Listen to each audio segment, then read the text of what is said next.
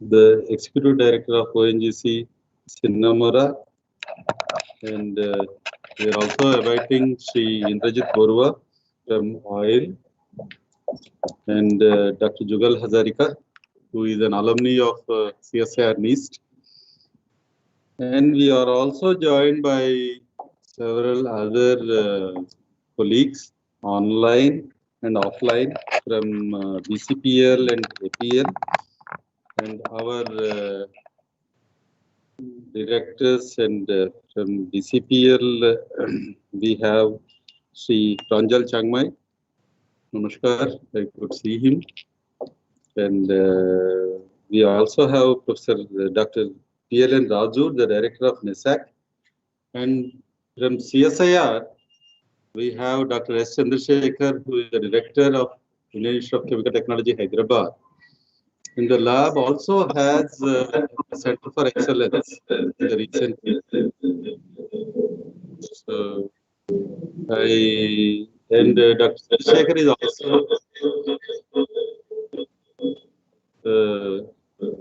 director of National Chemical Laboratories, the two largest chemistry laboratories of the CSIR. And our sister laboratory, Indian Institute of Petroleum, Anjan Ray. Can I go ahead? Okay. Dr. Anjan Ray, and laboratory at Nagpur for environmental research. Dr. Rakesh Kumar is also joining.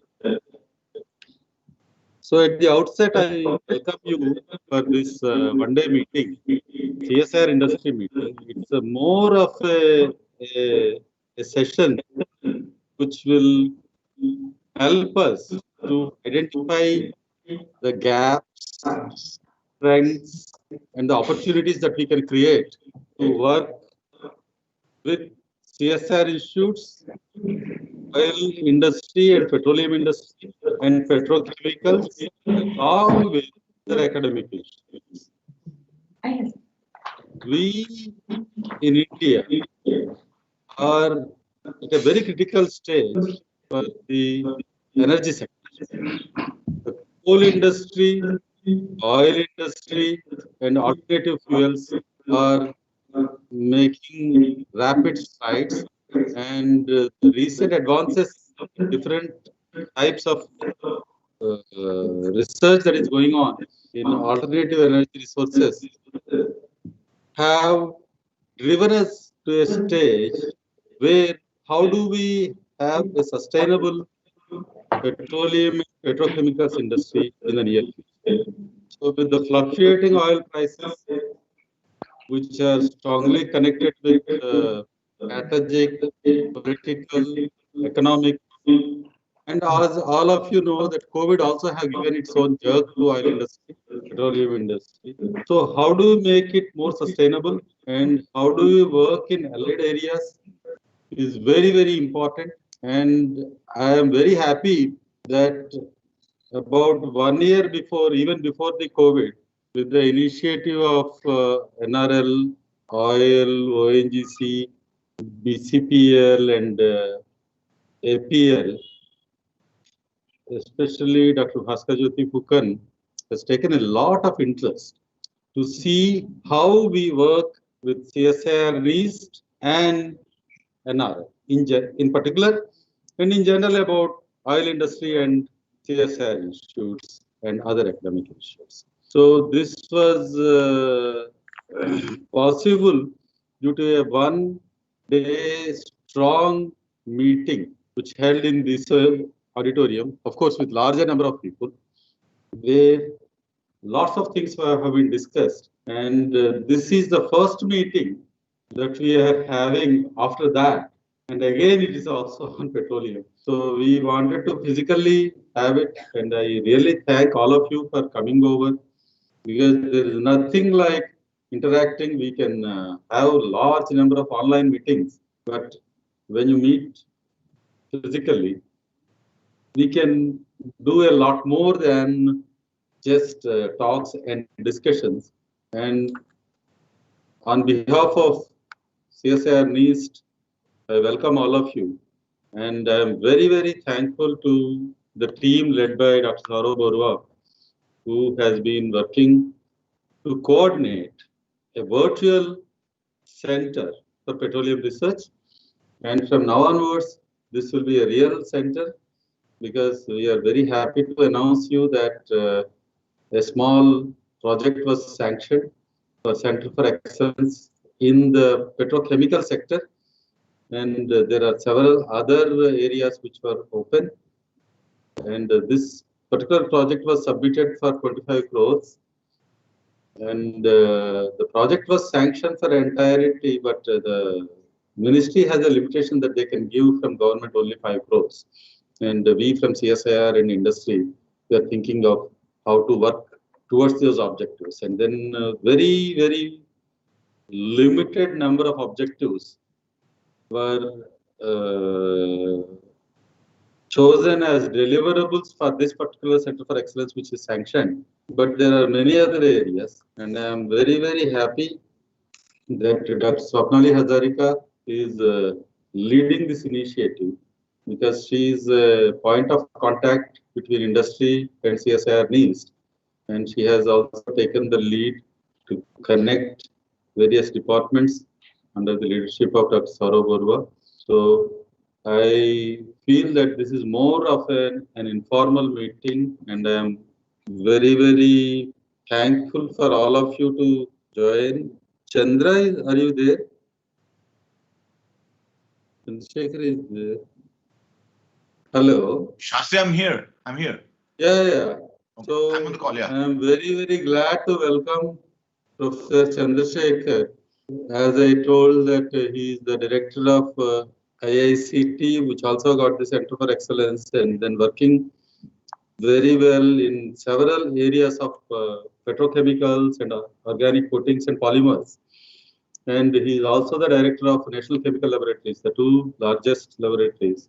And our DG is a little bit occupied, and Dr. Chandrasekhar has kindly agreed to give his time because he was a bit busy due to the Elur problem, and the Chief Minister of Andhra Pradesh has asked him to meet, and he had to go.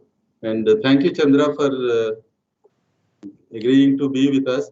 And I request you to give your welcome address to our people. Yeah, thanks, Narhari. Is it resounding? Yeah, this is, you are audible and you are also visible. Okay, super. So thank you again for your call. And I do believe that this event of recent trends in petroleum research would really be an important topic currently. I'm delighted that Narhari that you have taken this lead, and you also got a proposal granted for Center of Excellence, and you're going to build a capacity there. And many CSR lab colleagues are on the call today. And NIST, I think, being located strategically at a place where a lot of petroleum refineries are in place, I think your participation and your contributions are very essential today. But while we all look at petroleum research as a need for energy sector, but COVID has really taught us many lessons.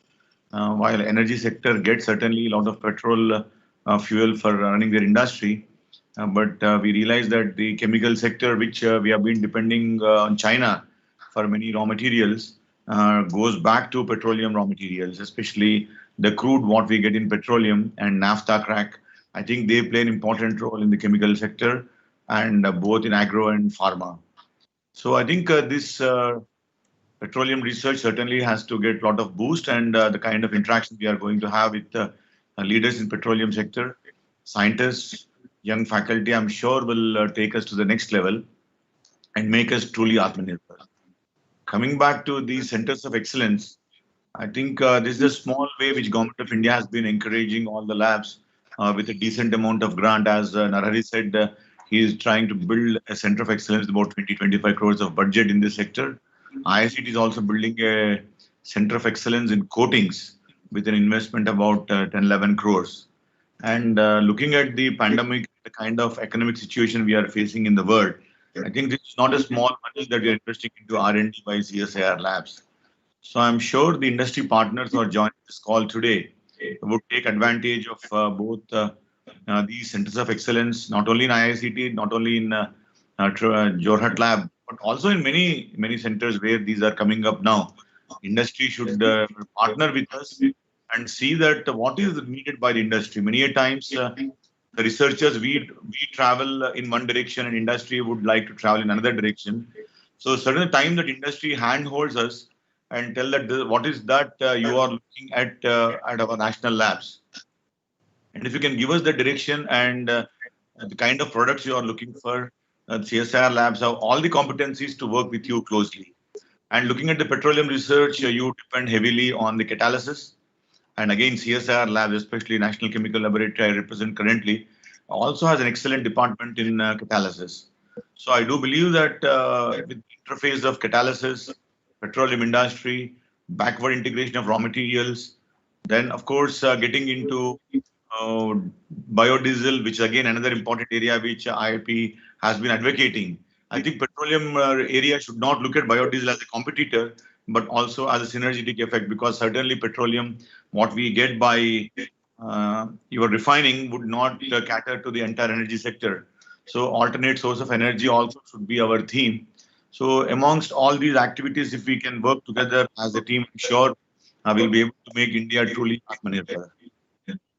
Also, when we were really mapping the chemicals required for our pharma sector, which IICT currently is engaged in, almost 70-80% of the pharmaceutical chemicals, the bulk chemicals and key starting materials heavily depend on the products like propylene, benzene, then naphthalene. So these chemicals again are sometimes not so useful in your sector. So if those sector also could align, pharma and fine chemicals, bulk chemical sector also aligns with petroleum industry, especially BPCL, HPCL, Reliance, I mean ONGC, all these sectors. I think if we can join hands together, I think whatever is a waste for you becomes a raw material for me. I think this synergy of building the activities of what is waste for you and what is wealth for me, and how we can make circular economy and also bring sustainability among this sector would take us in a long way to build this country truly Atmanirbhar. Again, I think I compliment Nice Jorhat for building and bringing actually a lot of very senior management into today's call. I'm sure deliberations today, and of course the memorandum of understanding which NIST is signing and is going to sign with many oil industries will bring CSIR and oil industry more closer than what we are today. And Anjan, who is going to talk in this event a little later of today's conference, I'm sure we all will connect to you and make sure that CSIR and petroleum industry work as closely as possible. Thank you, Jai Hind.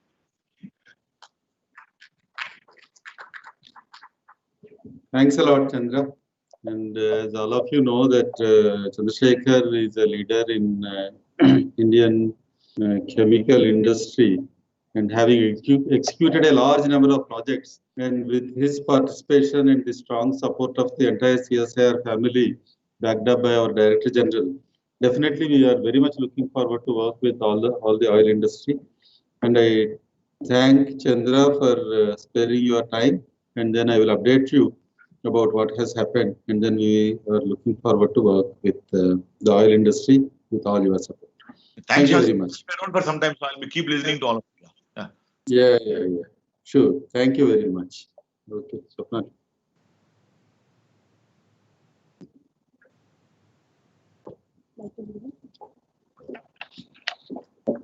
Thank you, sir. We're moving on to the next segment of today's program. I would request our Director, sir, to proceed to the stage for the felicitation ceremony.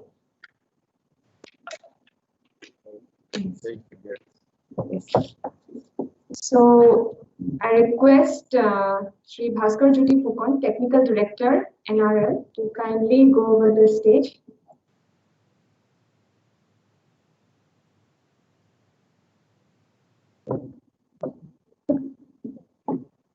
Next, Sri Puneet Suri.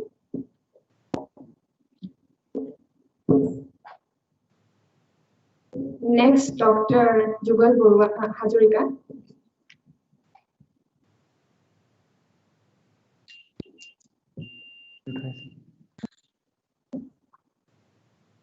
Dr. Saurav Barua.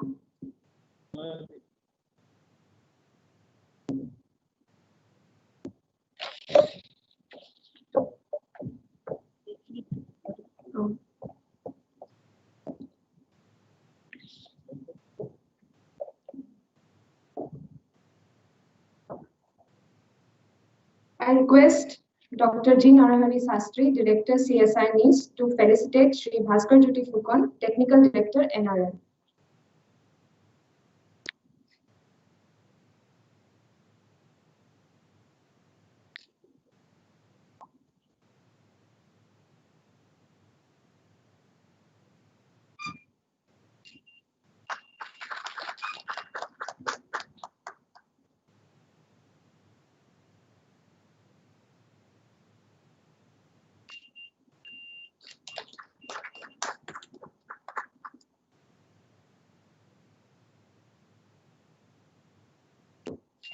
Next, I would like to request Dr. Saurav Barua, Chief Scientist, CSI NIS, to felicitate Sri Puneet Suri.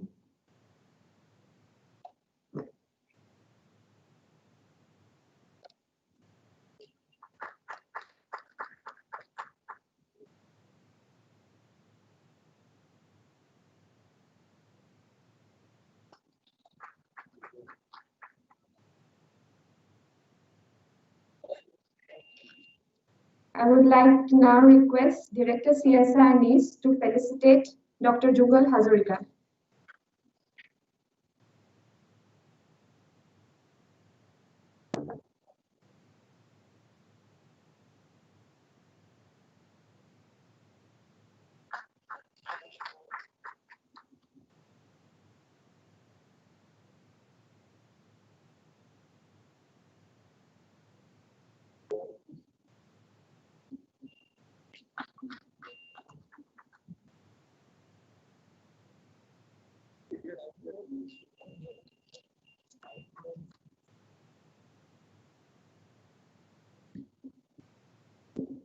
Thank you, sir. So we would like to begin the session 1 now, the lecture series. I would now request Dr. Sri Bhaskar Jyoti Phukon, Technical Director NRL, to kindly start his lecture.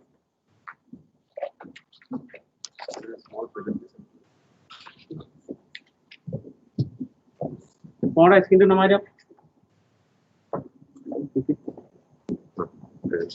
So you have to do this.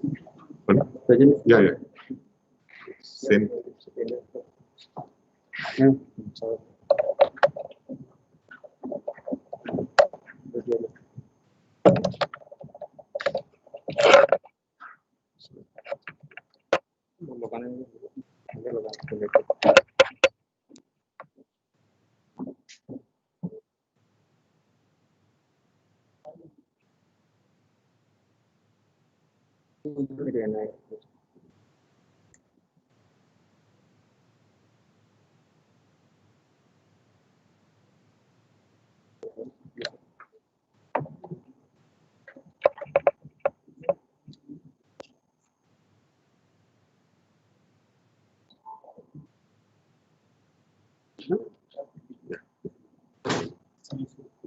Next is one.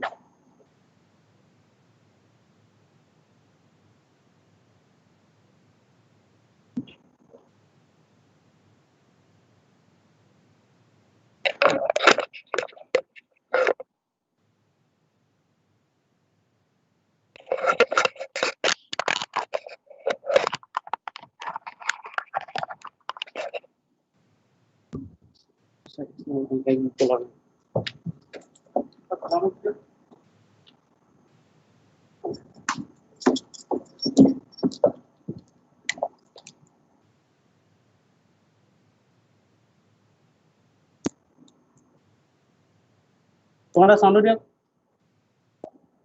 ना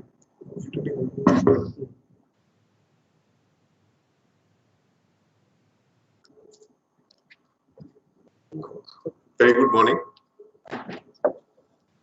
Dr. Sastry and other senior dignitaries and members present on physical meeting and on PC.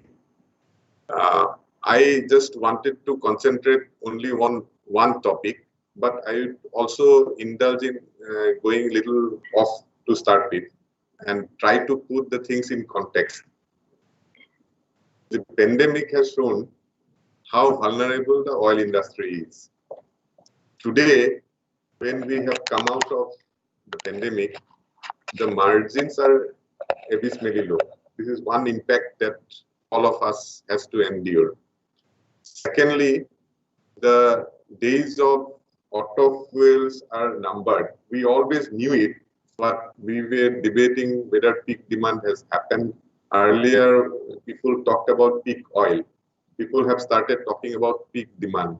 So people were debating whether peak demand will occur in 2030 or 2035, something like that. Nevertheless, some countries will continue to consume, but the end will come sooner than expected. This is one fact. One is margin. Second, the demand will peak earlier than expected. So these are the two things that has happened.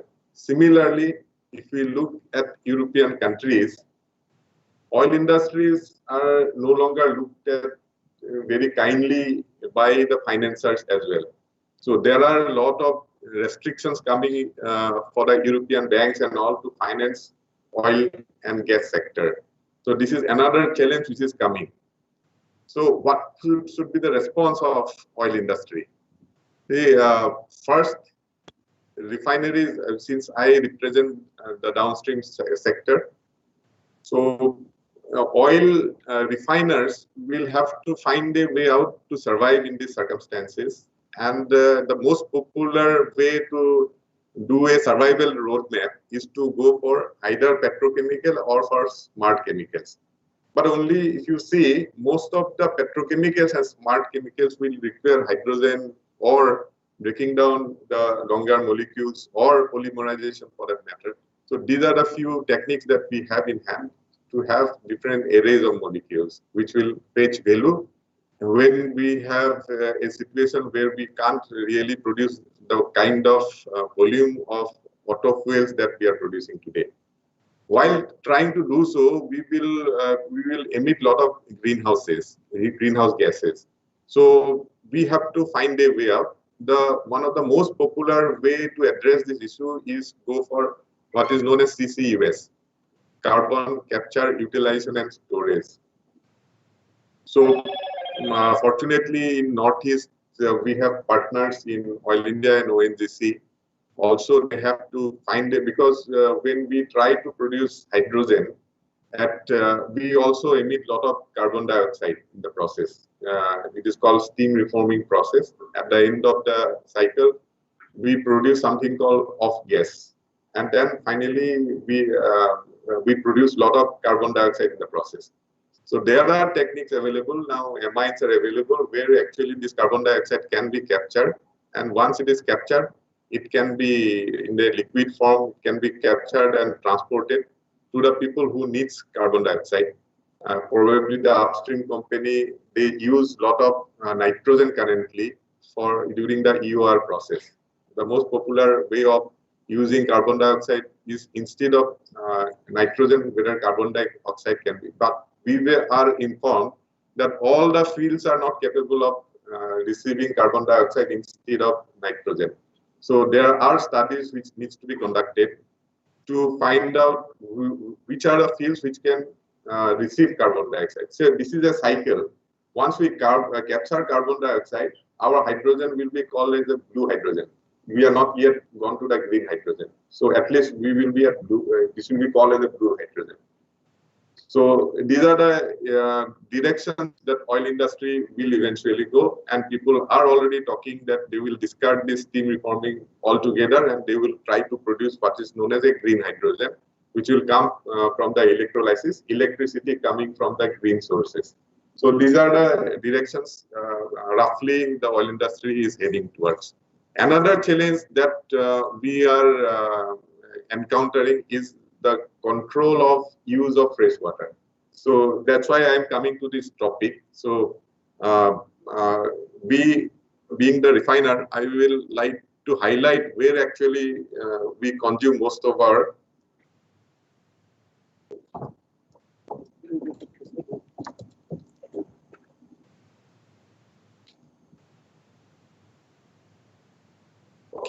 sorry.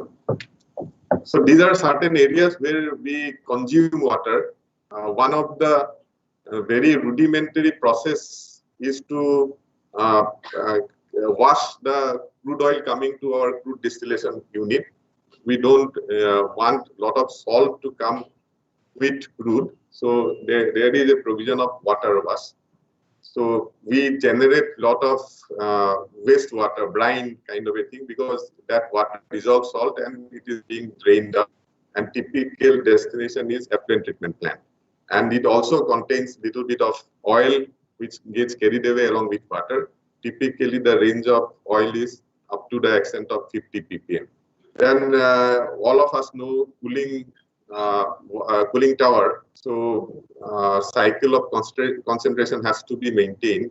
So that's why we intermittently have to resort to a process called blow down, so that we maintain the requisite concentration level of the chemicals that we dose in the cooling tower.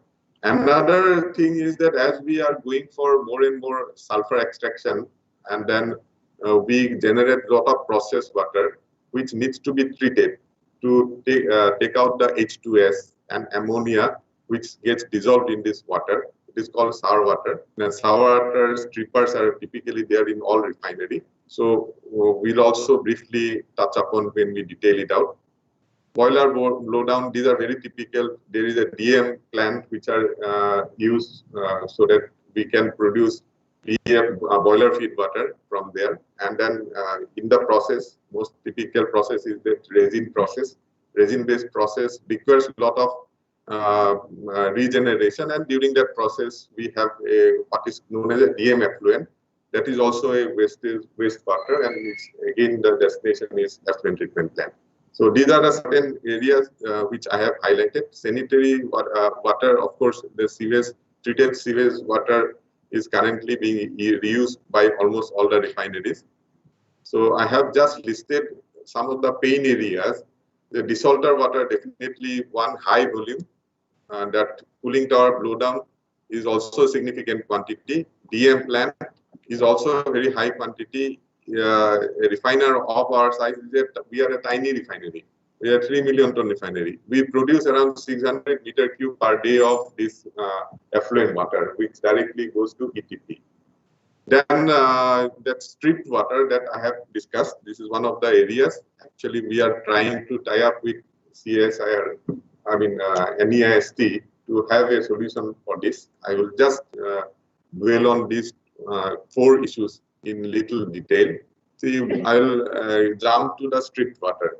I'll just go to the next slide so that people understand. Once the refinery tries to strip the H2S, and different processes will, and that H2S gets into the water. Water is used in many forms. One of the most popular forms is stripping steam, which is used in the columns, and we also use steam as a velocity steam, because inside the furnaces, if certain velocities are not maintained, and if these are very high temperature furnaces, coking will take place if the molecule is very large molecule. Typically, the vacuum residues are not. When we go for the vacuum column, is RCO is fed into the vacuum column. RCO being 360 plus of molecules.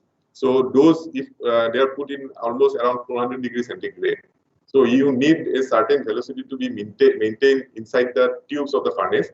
To have the requisite acceleration and velocity, you put steam there. So one, you put stripping stream in the columns. Second, you put velocity streams also. Similarly, because there is a huge steam addiction in the refinery process. And just to give a reference, Indian refiners are notorious for their steam addictions. So one of the foreign benchmarking experts, which were engaged consistently by Center for High Technology since 2010, and their doing a biannual benchmarking of Indian refiners with their ASEAN peers as well as the worldwide. So they were giving some benchmarks. They were repeatedly telling us, please do look at your steam systems. You consume a lot of steams as compared to your world base. So we started focusing, and I think newer refinery, I can vouch for our new expansion train, where the steam consumption will be extremely low as compared to. But all these steams eventually gets manifested as water in some form or of the other. But people are gradually getting smart. They are also resorting to what is known as a condensate recovery system and all. But this poor fellow called as sour water remains a headache for all refineries, because once sour water is stripped of its main contaminated, namely H2S, it's put in a column which is operated at 7 bar pressure, and the typical temperature is around 170 degree. You strip out hydrogen sulfide. Then it goes to a second column, and you put it at 120 degrees centigrade and 0.7 kg pressure, and ammonia gets extracted from there. But it is not possible to extract everything from there. So what remains in the stripped water, and I'll tell you, it's a large volume actually. In our case itself, it's I think 25 to 30 meter cube per hour. So we have H2S contamination there around 50 ppm, and ammonia 50 ppm, and notorious is the phenol. Actually, phenol gets contributed because people who are operating a delayed coker unit, that is the culprit. From there it comes. It is around 4 to 500 ppm. So with this phenol coming into the stripped water, that restrict the reuse of this stripped water. This phenol cannot go to the hydro processing, that hydrocracker plant or DSGT plant, which is used as a so that puts a lot of restriction for the reuse. So we were thinking whether it can be trapped and the balance water can be reused. So this is one of the projects that we have identified. Maybe we will find a worthwhile use for the phenol that we will isolate. So this is our desire actually as of now. So this is one issue. Second, desalter, I briefly touched. Desalter, it is this water quantity is as high as 4 to 5% of the crude that is processed. So this extracts and this dissolves the undesired salts in the crude, and that crude can be processed. But in the process, we generate a lot of wastewater. It goes to ETP. It also contains oil, so it has to go to that physical separation process like tilted plate interceptor, then DAF and all. Then cooling tower, again, this is one area. It is very high, 50 meter cube per day. So these are the 4 areas I have highlighted. So here, our desire is that we will get associated with NEISD, and they will definitely have some solution how we can go about it, how we can make it worthy of reuse. This wastewater definitely can be reused, and our freshwater draw will definitely go down. So this is our desire. So I just wanted to focus on this small area. So thank you all. Thank you.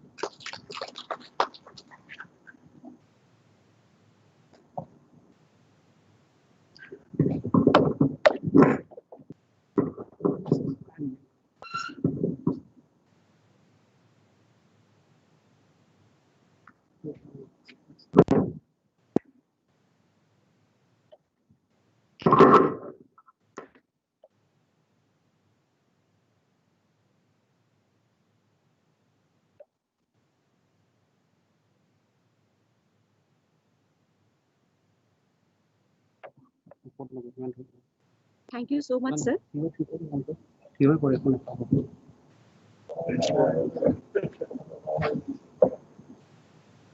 Thank you, sir, for your insightful presentation. So now the session is open for question and answer for 5 minutes.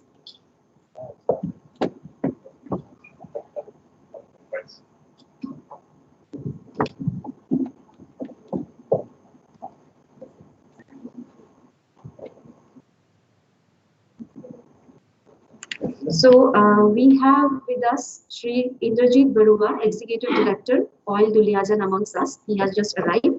So I would like to request Sri Indrajit Barua and Director CSR NAST, please come over to the dais for felicitation.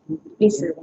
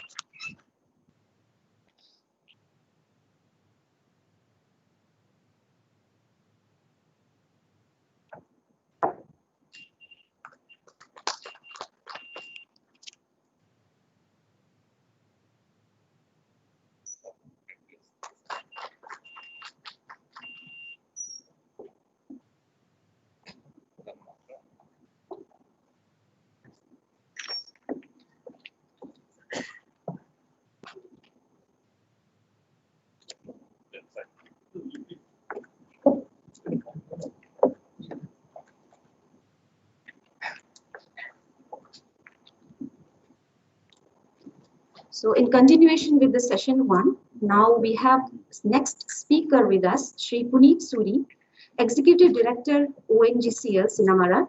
I request him to please deliver his lecture.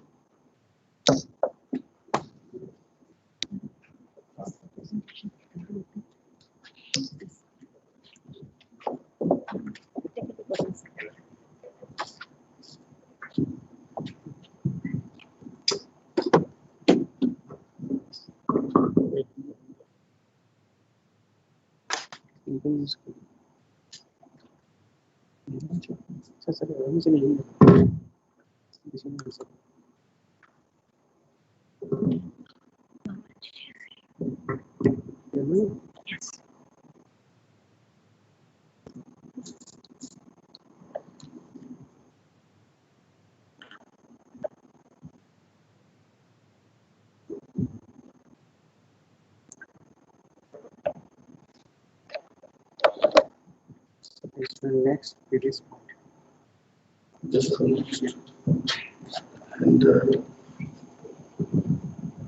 slideshow.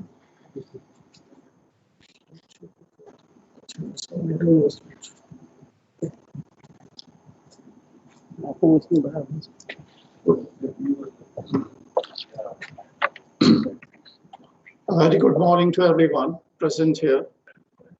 First of all, my thanks and appreciation to Dr. Shastri, and also my congratulations to the Institute for being recognized as Center of Excellence for Petroleum Research. We in the industry look forward to something like, now we have a facility, local facility only. I would like to inform everybody that we also have got an institute. It's called INBIX, Institute of Biotechnology and Geotechnology, which collaborates with academia. We are already having some projects with IIT Guwahati, IIT Roorkee, and also with the University. I look forward to a more interaction between this institute of ours with CSR. In fact, it's an opportunity.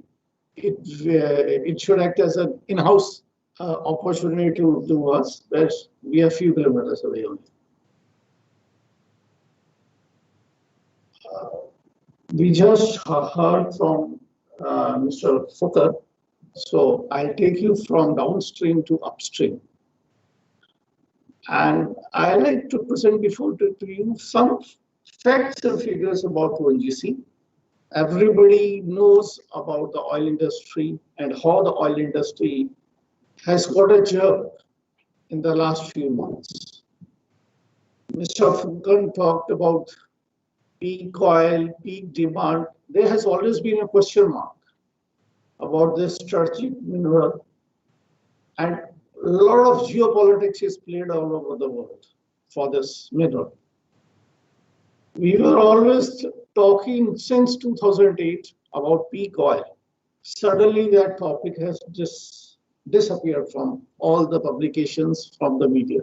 Now we are going to the new renewables, moving from oil to the renewables. However, the importance of this mineral will still stay for another maybe few decades, another 30, 40 years. It's not going to immediately become zero. The demand is going to rise to the other energy sources.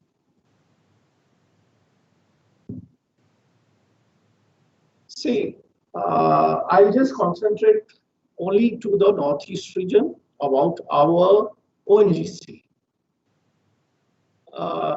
We are very proud to be associated with Northeast region ever since from the very early part of inception in 1950s. And I must highlight that this region, Northeast region, has around about 18% of country's total prognosticated hydrocarbon resources. This figure is slightly wrong about the annual oil production. It's slightly around 6 million tons. And we are also having around 4.64 BCM of annual natural gas production from Northeast region.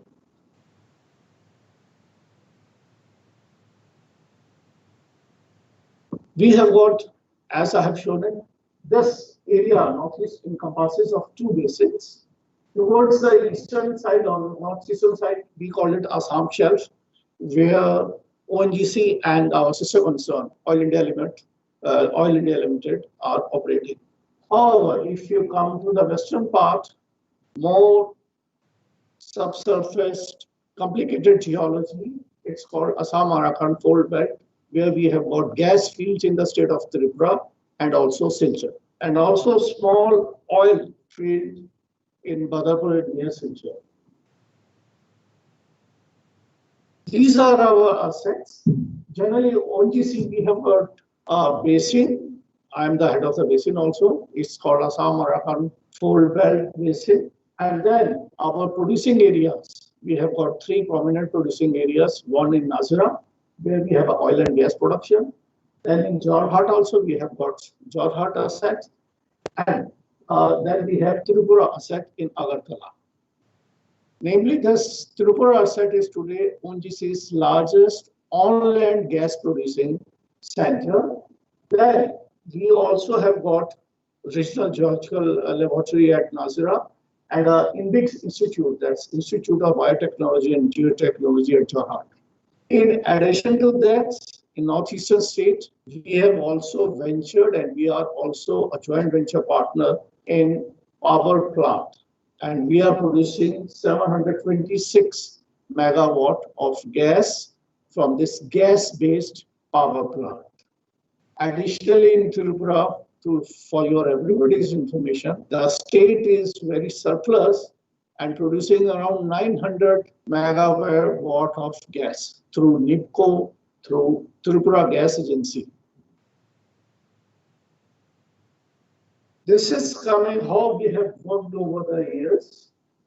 Out of the 130,000 square kilometer of area for the entire basin, geological area available, we are confined to around 12,000 square kilometer in the soil. For our oil exploration, initially we started in 1950s or 60s with surface geological mapping. Then with the advent of technology, we started carrying out two-dimensional seismic surveys, then followed by 3D. And now we are concentrating more on the three-dimensional seismic surveys. So we have already done more than 6,000 square kilometer of 3D and 40,000 line kilometers of 2D surveys. You can see we have drilled around more than 1,000 exploratory wells and more than 1,235 development wells. Exploratory wells are for the initial phase where we search for oil, and development are for producing and sustaining production of oil and gas. Our prognosticated resources for the entire basins is 7.5 billion tons, out of which ONGC's part is around 3.5 billion tons of oil and gas. We have established around 1 billion tons in this area of Northeastern. And if we go by these are the geological terms, we have established many plays. In Assam shelf, we from top, that is Girujan, Kipam, Bokabel, to the basement also, like in Jorhat, Borhola field, we produce from basement also. Similarly, in fold bed, that is Tripura and Silchar area, we have got Bokabels, Bhuvans, and also Rinji formations. That is Miocene. As I talked about our operations, how we are carrying out the operations, this slide shows about our performance of last 5 years. If you will see that we, as I said, with the advent of technology, we are concentrating more on three-dimensional seismics. If you see, in 2015, we had more of 2D. However, now we are concentrating more on 3D. This is how, and these are the areas also which shows how we have covered the states. In fact, our seismic is dependent upon the availability of our acreages also. Regarding drilling of the exploratory wells, we have already drilled more than 1,000 exploratory wells. If you see in the last 5 years, our exploration drilling has been going up. It is more to the accrete reserves or to establish new reserves. Even for this year also, our target is to drill around 26 exploratory wells in the different regions of Northeast. And our in-place accretion target is of the tune of 16 million tons of oil equivalent gas. Coming to the development drilling is mainly, I said, for producing more or sustaining production. On this front also, we have been drilling increase in Assam also. We have a target of more than 35 wells this year. Coming to the production, over the period of last 10 years, this is around 2010-11, we were producing equivalent to 2.23 million tons of oil. And last year, 2018, we went up to more than 3 million tons of oil. There was a small drop in 2019-20.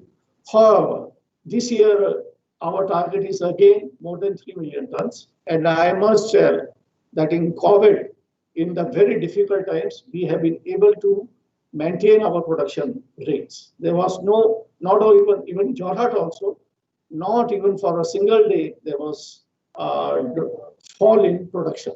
We were able to maintain our operations. There, I have divided into two parts. The shelf, the dark color is the shelf, that is which falls in the Assam, and the pink color is for Assam Arakan Fold Belt Basin, which is mainly a gas producing area.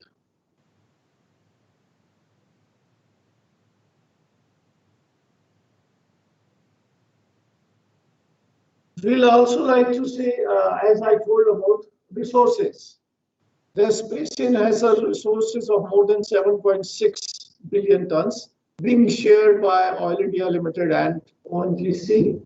Out of that, ONGC is around half of that. We have already established to the tune of 923, and yet we have a big yet to find potential. We have a lot of work to do, especially, in fact, recently, 2 years back, Government of India had carried out a reassessment study in which yet to find potential has been reserved. So we have still a long way to go. On the right, you can see how much we have produced. In Azira sector, we have already produced around more than 90 million tons of oil equivalent gas. Jorhat also, we have produced 6 million tons of oil and gas. Kachar is not that very prospective. However, in Tripura, we have already produced more than 17 BCM of gas. We have a potential new frontier also in the state of Nagaland. In fact, the gray color, if you see, that's a boundary Assam and Nagaland. It's called a Shupen Belt area. And in Brigade, northeast, southwest running thrust belt, it is highly prospective. We have found oil there, and we were producing oil there till 1994. We have a plans to drill in this area. And I understand Oil India also has got a plans in the area southeast of us. This is, we like to inform the House what is our contributions to the state. Last year, we have contributed around more than 1,000 crore rupees to the state of Assam and Tripura. This is mainly in the form of royalty for oil and gas and also VAT.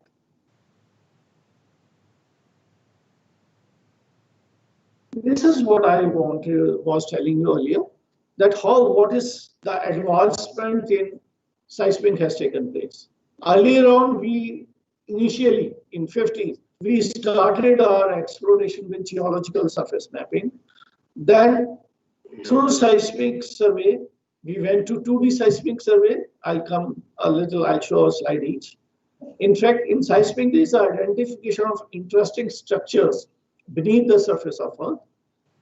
Then, subsequent to that, we carry out drilling, exploratory drilling, followed by appraisal and development drilling. This is how we create a charge, we create waves, sound waves, through a dynamite, and the waves are created, sound waves are created, and then they are in 2D. They are recorded through geophysics. Then we carry out processing of the data which we obtain in our processing centers and look out for our prospective area. This was very prevalent in 1970s, 80s, and earlier part of 90s. However, subsequently, we switched over to three-dimensional 2D seismic, in which geophones, there are receiver layouts, there are short lines. It is more intensive. They are very higher fold, smaller inside and wide azimuth.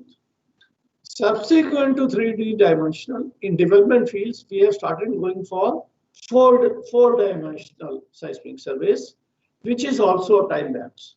What we generally do is we keep on every year keep on recording our seismic 3D seismics.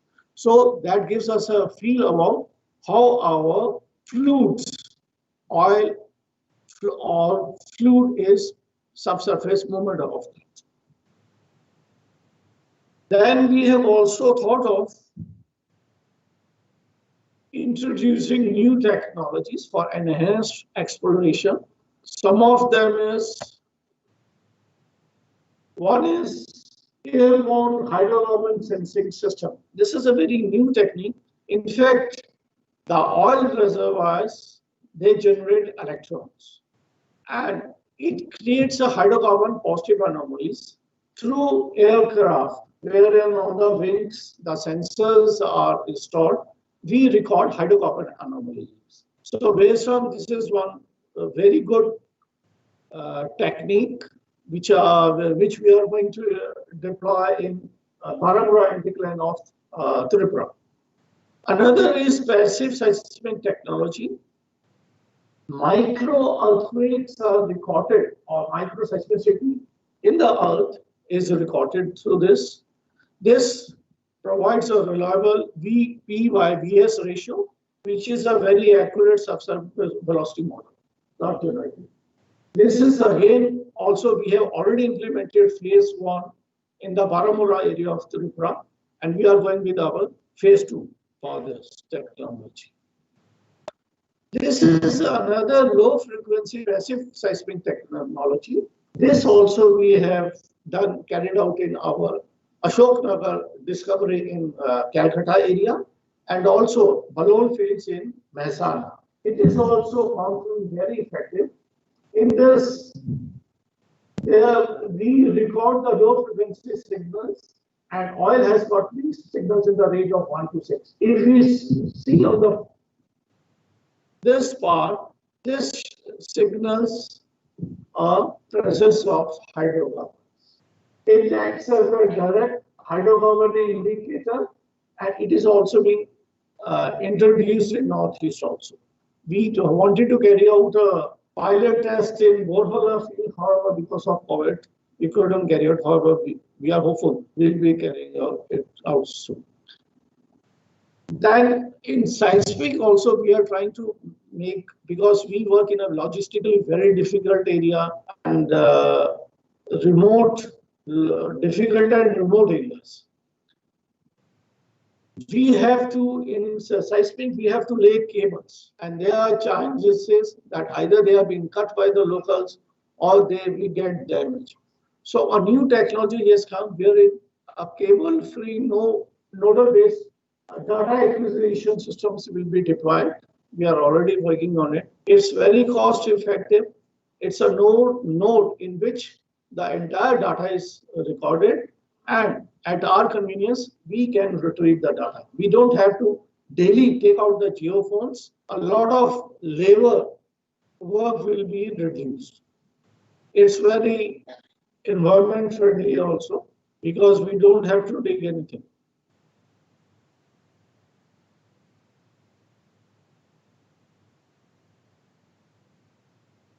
So in continuation of that, we also have a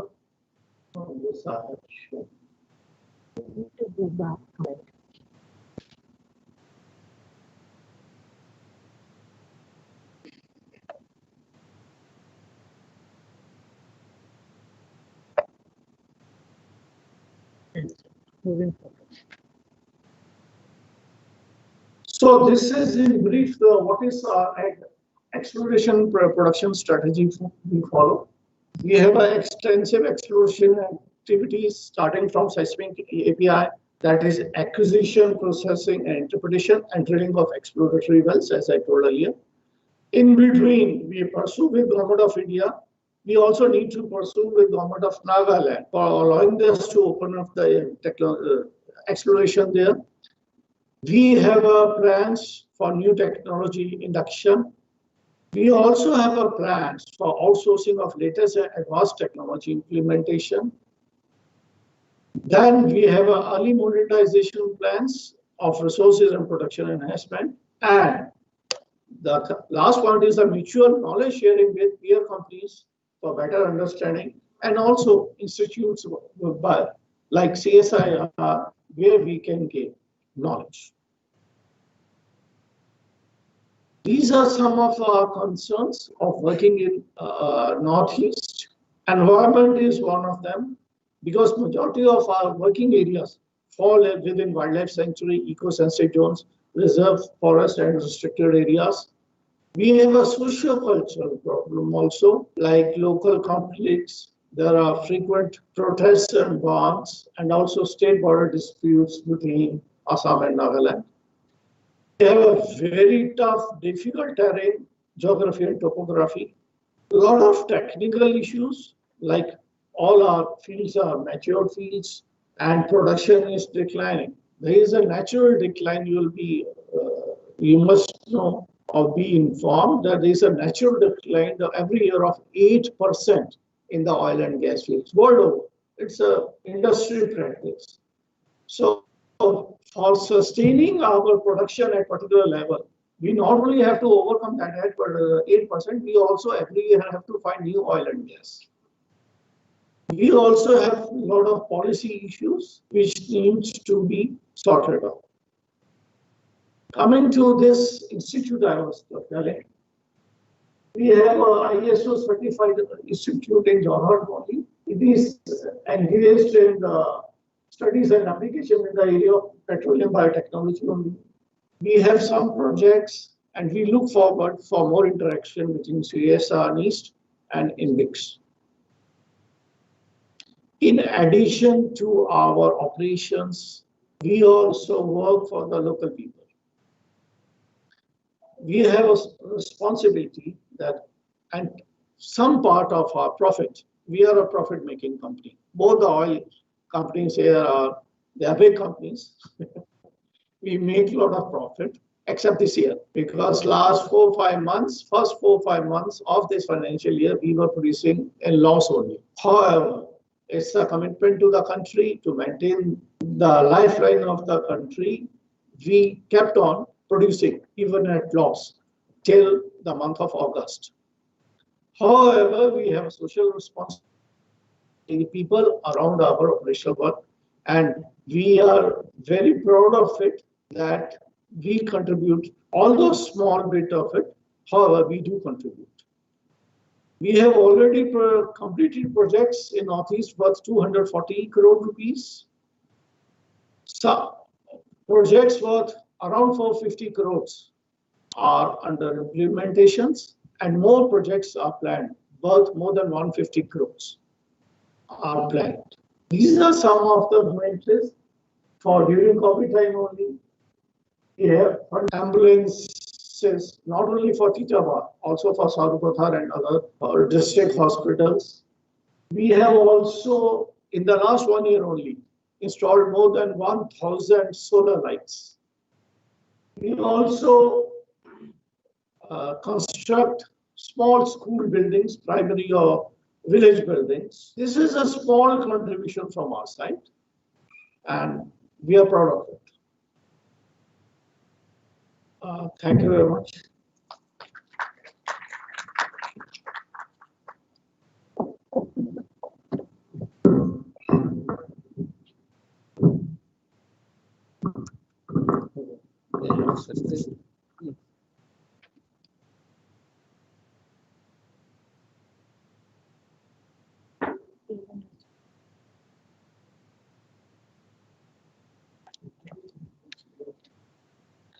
Thank you, sir, for your exemplary presentation. The session is now open for questions.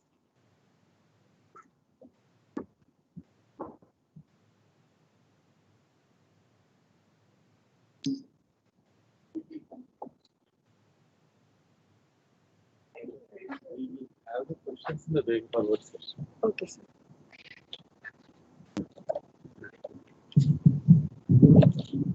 So next we have Shri PLN Raju, Director NISAC Meghalaya, online with us. So we would like to request him to kindly deliver his talk.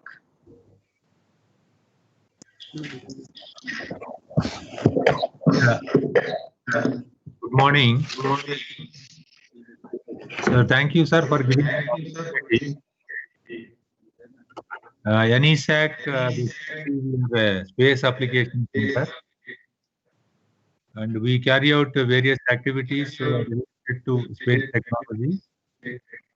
I know the petroleum industry then mainly works on exploration of petroleum and gas based on the seismic studies. Even when I was there at Dehradun, so one of my friend is expert in 3D seismic studies. So, but our thing is we explore basically what is available on the ground. And recently we are also discussing with ONGC and Oil India Limited. So there are some reminiscence or some marks which are identified on the ground, some gas leakage and oil which is coming out. So these type of things, whichever is surfacial manifestation which happens, so this satellite data is really helpful in basically to knowing that what is on the ground. And then when these leakages also interact with the vegetation, and those vegetations because of this also their health and their photosynthesis and then stress levels also changes. So those type of changes, anything are there, we use also spectral analysis And then if you wanted to know the extent of that which is coming and which is coming on the surface, so those details normally we work out. And then it is also related to the underground features. And then we also prepare a groundwater prospective mapping, so that groundwater also is under the ground, but the surfacial geological geomorphological features help us to map the extent of all those things. So all these things, even my colleague Dr. K.K. Sharma is also joined, and Dr. Kuntala Bhushan. So she also make some proposal.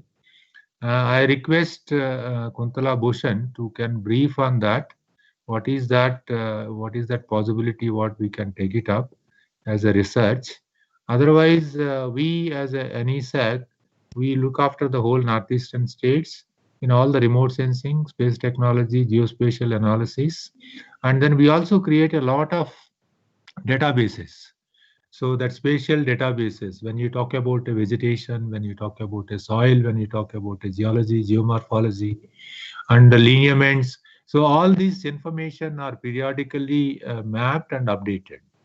And then we maintain through web portals, all those portals. The latest web portal, what we call it is a Northeastern Spatial Data Repository. So that information we put it at the portal, and the database is made available for the users. And also a lot of dashboard applications we generate, and then do some of the analytics, and also public health, and then animal health, health related, malaria related, and vector-borne diseases information, and then put it in a dashboard and use it. And also do a lot of project monitoring activities. What are all the project activities which are going on the field, to put into the portal, and to continuously monitor those things. So these are the brief remarks from my side. And I thank Director NEAST Shastri sir for giving an opportunity. And also I request Kuntala Bhushan and Sharma ji, if they wanted any other point, they can also quickly point out. Yeah, Dr. Sharma ji.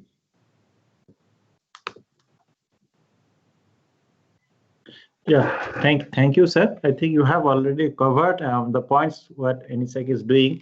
Myself and Dr. Kuntala, we have been discussing that on some of the activities what we can highlight during the discussions, because already this presentation is the presentation will be very specific to NESAC.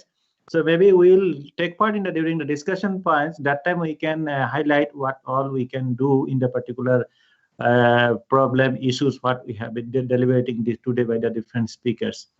That's all from my side. I will not speak anything right now, but Dr. Kuntala may add something. Dr. Kuntala is there?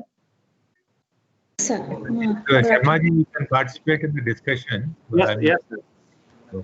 We will participate in the discussion. Okay, sir.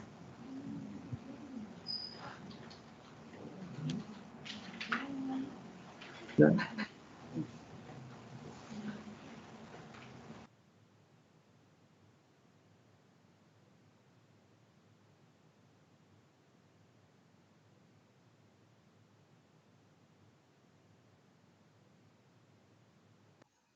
I think that's all from NESAC side right now.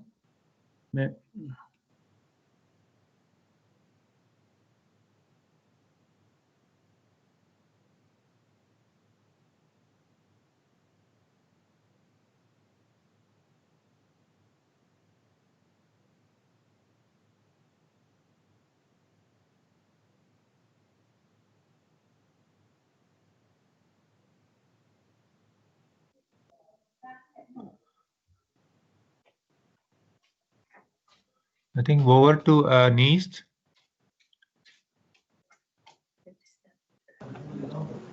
I think it needs just to unmute.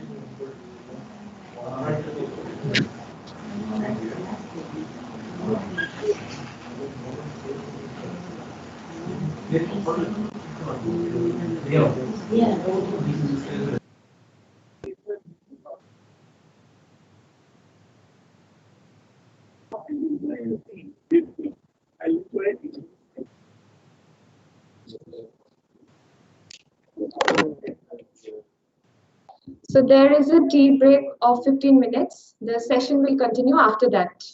Thank you, everyone.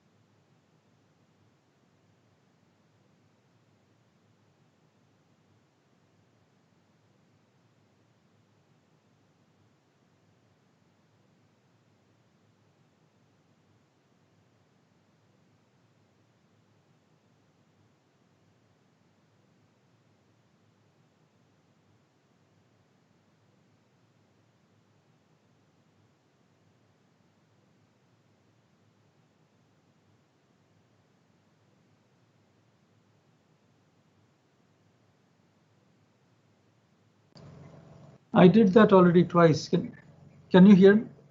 Can you hear me now? All right, because I cannot hear you at all. I cannot hear anything from your side. Coming. So now you can hear, sir? Yes, thank you. Welcome, sir. I logged it. I'm so sorry. I didn't mean to keep anybody waiting. I was in from 12:15. Yes, sir.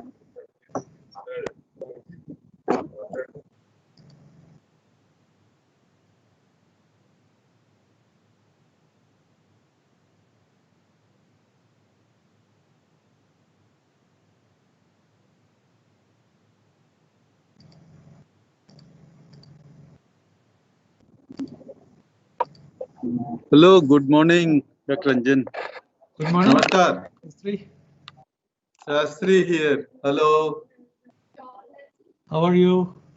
Fine, fine. So our people will be starting the session.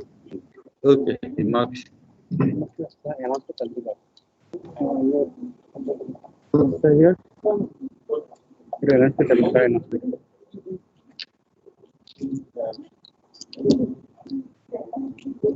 Oh, we found one key here.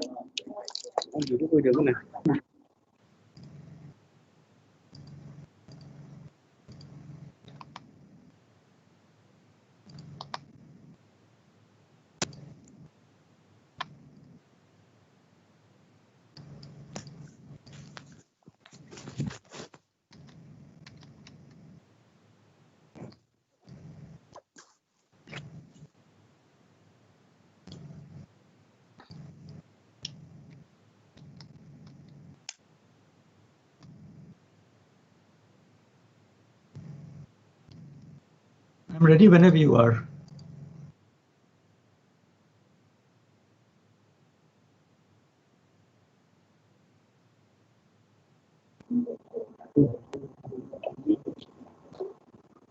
Good afternoon, everyone present here. So we will, in continuation with the session 1, we have with us next speaker, Dr. Anjan Ray, Director CSR IIP Dehradun. I request him to kindly deliver his lecture. Sir, over to you. Thank you so much. And I apologize again for the connectivity issue. I hope you can see the presentation. Yes, sir. Yes, sir. Yes, sir. Thank you. First of all, my congratulations to NEIST and to the Department of Chemicals and Petrochemicals for this exciting day and a new COE in the Northeast, in the heartland of India's oil production. Dr. Shastri, I do not know if you have yourself had a chance to visit Digboy and see India's first oil well, which is only a couple of hours from, maybe about 4 hours from where you are. I strongly encourage you to do that because back then, it was as far back as 130 years ago almost when that first well was sunk. And if we had looked at this graph back then, it would have been very close to zero, but it would have been a finite number more than zero. And unfortunately, or maybe fortunately, because our country has been growing, our demand for energy has been growing and production has not caught up, which led us to today close to 80% net import dependence on crude oil. And 2020 is an aberration, so let us take 2019 as a reference point.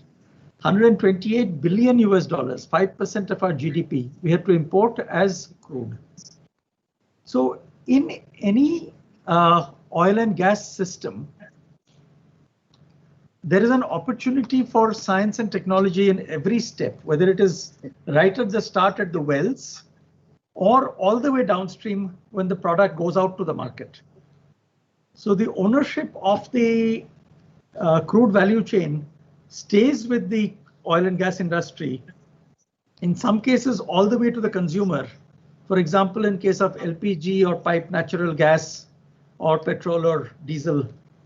And this ownership is a very complex and challenging economic, socioeconomic, and sometimes geopolitical consideration for the concerned industries. If we were to look at a barrel of crude oil, a barrel meaning roughly 42 gallons, and that 42 gallons being US gallons adds up to about 160 liters of crude oil. This barrel of crude oil gives us all the necessary products that we are used to today, whether it's petrol, diesel, or distillate, which is basically diesel or jet fuel, and other products like asphalt. But with each of these, there is also an associated issue of refinery wastewater, air emission. In the case of pipeline pigging, there is solid waste and a number of other considerations that need to be looked at. So as scientists and technologists, our job is to ensure that each of these products is produced at the lowest possible cost and the lowest possible environmental impact. So with that why as a context, if we look at the what we have to do as a country and as scientists and technologists, we can simply look at our fuel carbon imports and look at the carbon atoms that we import. And we see we have 350 million tons of carbon atoms roughly being imported every year. To reduce this dependence, we can either reduce energy requirement, which we know is easier said than done. Even in our own houses, it is hard to switch off light bulbs or to switch off the AC when you're not in the room, which are all energy saving opportunities. The other thing we can do is we can reduce the carbon atom requirement and go to non-carbon energy like solar, wind, or geothermal. But if none of those are getting us far enough, then our next best option is to find domestic carbon atoms to replace our fuel carbon. Sir और ये जो जितने लोग आया है यहाँ पे 4-5 रहेगा, उसके साथ तो कोई ना कोई आया होगा, अकेले तो आएगा नहीं। डायरेक्टर तो असिस्टेंट डायरेक्टर है, एग्जीक्यूटिव डायरेक्टर है, साथ में कोई ना कोई तो रहेगा। सब लेके वही 15-20। I'm sorry. There is... Okay. Oh. Dr. Ranjan, sorry for the interview. You can please go ahead. All right, sorry about that. No, I just paused because I thought something else was going on.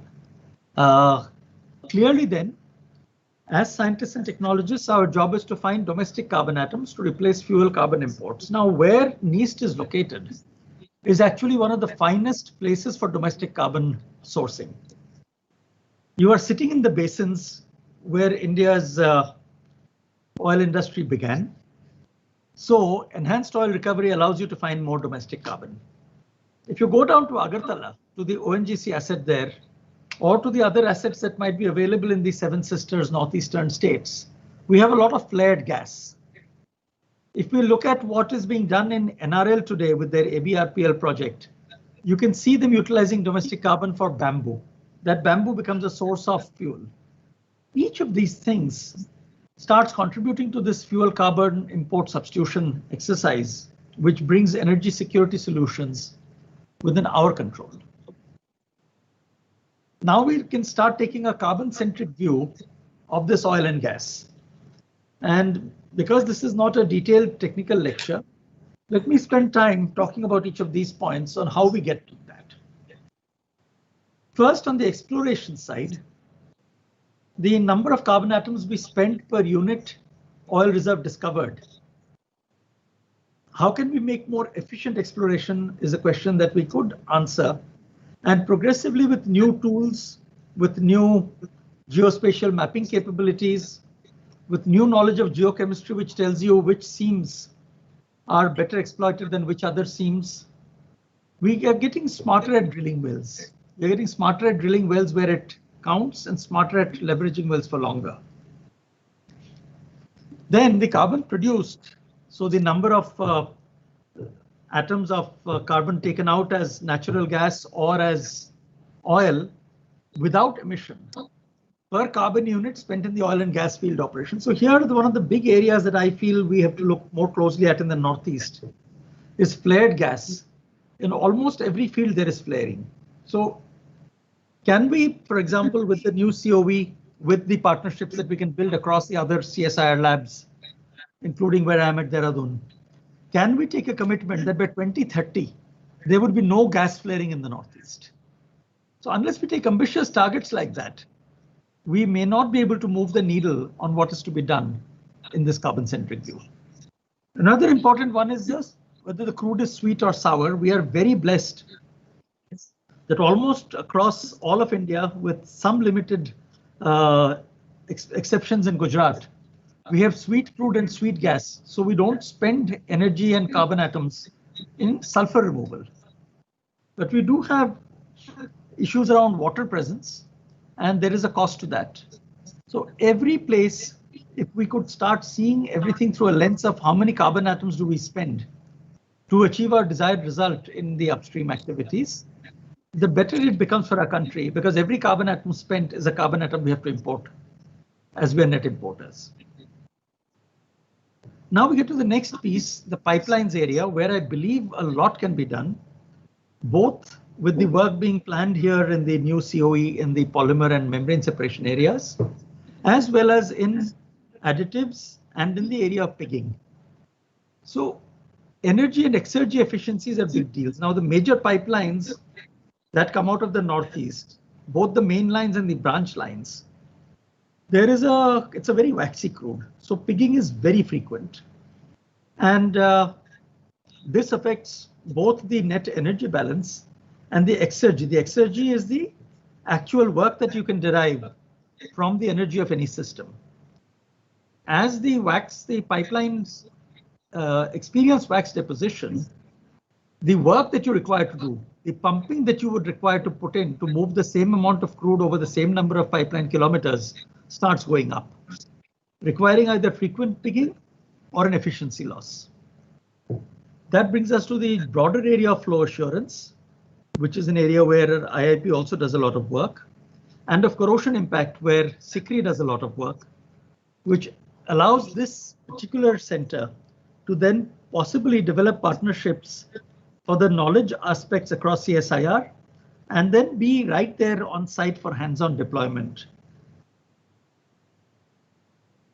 Even the recent incident, not very far from where NEAST is located in Bagjan, where an oil well had a blowout and it burned for a long time, causing a huge amount of CO2 impact. Potentially there are learnings from that for preventive measures as well as faster response measures, if God forbid such an incident were to happen again. Now we come to the last part of this, which is downstream. Again, the Northeast is rich in downstream activities, whether it is Brahmaputra cracker or Digboy, our oldest refinery, or NRL, our largest refinery, which is expanding to 3x its size and adding this humongous biorefinery on top of that. Again, to Professor Shastri particularly, I encourage you to go see the Digboy Refinery Museum. It is humbling in its understanding of how much has happened in this sector in the last 100 years. But I have a close link to Digboy. Digboy was the world's longest running Dubs cracker, which was decommissioned as recently as 1999. It was installed in 1932 by my former employer, UOP. UOP has a funny story linked to that Dubs cracker. The gentleman who invented the cracker, it was the first device for taking out more oil from crude than pure straight run distillation. The gentleman's name was J.C. Dubs. And he was so passionate about his subject that when he had his son was born, he named his son Carbon Petroleum Dubs. When the son went to school, he was so embarrassed about his name, he forever wrote CP Dubs as his full name. He went through life known as CP Dubs, not as Carbon Petroleum Dubs. But that is the link of carbon and petroleum to Digboy and to the Dubs cracker that was out there. So on the downstream side, there are a very large number of opportunities for carbon saving, as well as for better carbon yields. I'm not going to read through this list, but what it tells us that there are a number of how, which is how is a research problem or a research question, which leads to a solution or a research project. So there are a number of downstream areas, not only today in classical refining, but also in biorefining, that will become core to the Northeast. And we are very excited by the opportunity to see much more CSIR presence in this sector through this new COE. So with that, I will pause and maybe I will take questions. But on behalf of my team at CSIR IIP, we wish this COE much success in finding house for these watts to answer the why of why should India import so much carbon. Thank you.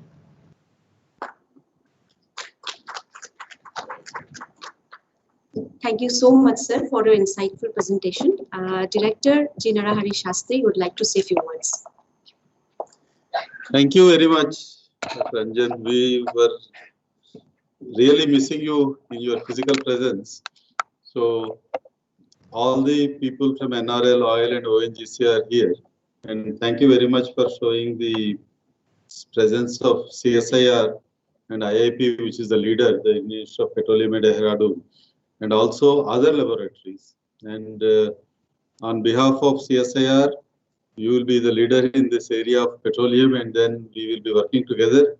And then I assured them that CSIR will work with them. And in the morning, Dr. Chandra was there, and our DGCSIR, Dr. Shekhar Mande, also have conveyed that Dr. Ranjan Ray and all the CSIR fraternity will work with NEAST. And I am very, very thankful to Dr. Ranjan Ray that he is planning to establish a small extension center here with a couple of scientists to help the oil industry. And then if any of you, because he is really busy, as most of you know, that this meeting was called with a 2 or 3 day notice. And if any of you have any questions, maybe I can put it to Dr. Ranjan Ray. Otherwise, I will update you what is happening. And really, it was very insightful, and thank you very much. The CP dub is a very interesting story. And I will again visit Digboy. I visited some time back, but a revisit is in order after taking over. I will follow your advice and then get in touch with you. Thank you very much. Thank you, Dr. Shastri. I will stay on for a while. I have to drop off around 1:30 for our research council. But my greetings to all the oil industry leaders who I see on the screen, and best wishes again. Thank you, sir. Thank you, Shastri sir, for your valuable remarks. Now, next speaker we have with us, Shri Indrajit Barua, Executive Director, Oil Duliajan. I request, sir, please deliver your lecture.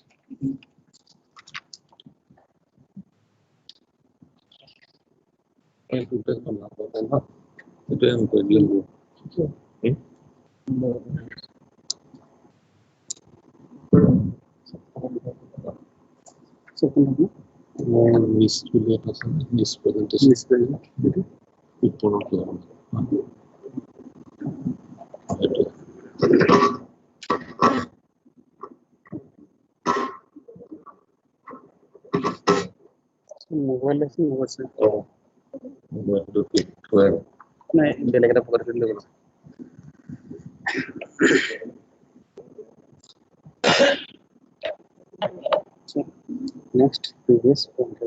Next, Kuntu. Next. Next, it will be yes.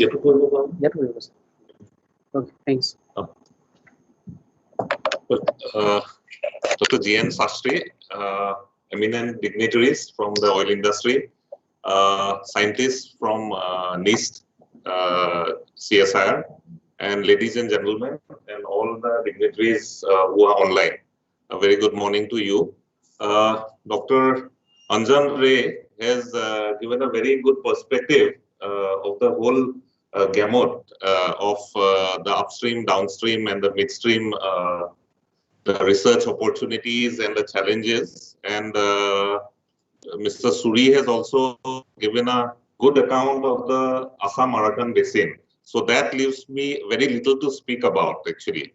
So what I'd like to do is I'd like to share some of the experience of Oil India Limited in research, which has gone about in making some huge changes in the oil and gas story for Oil India Limited. So it will be mostly a upstream perspective. So the first question which comes to mind is that is petroleum research today really required? There is the discussion in the streets is that oil is being phased out. Should we sort of giving so much energy and financial resources to oil and gas? But then, if you look at the statistics across the world, though there is a dip in the oil and gas share in the energy mix, it still occupies 33% of the energy mix. While and together with gas, it occupies around maybe 50%. There is an increase in the renewables. There is a upward movement in the upward trend in the renewables, but it has a lot to catch up with. But in this scenario, we do have there's a rapid deployment and falling cost of the clean energy of the renewables. Then a growing electrification of the energy, a shift to a more service-oriented economy and a cleaner energy mix, and the resilience of the shale gas and the tight oil in United States.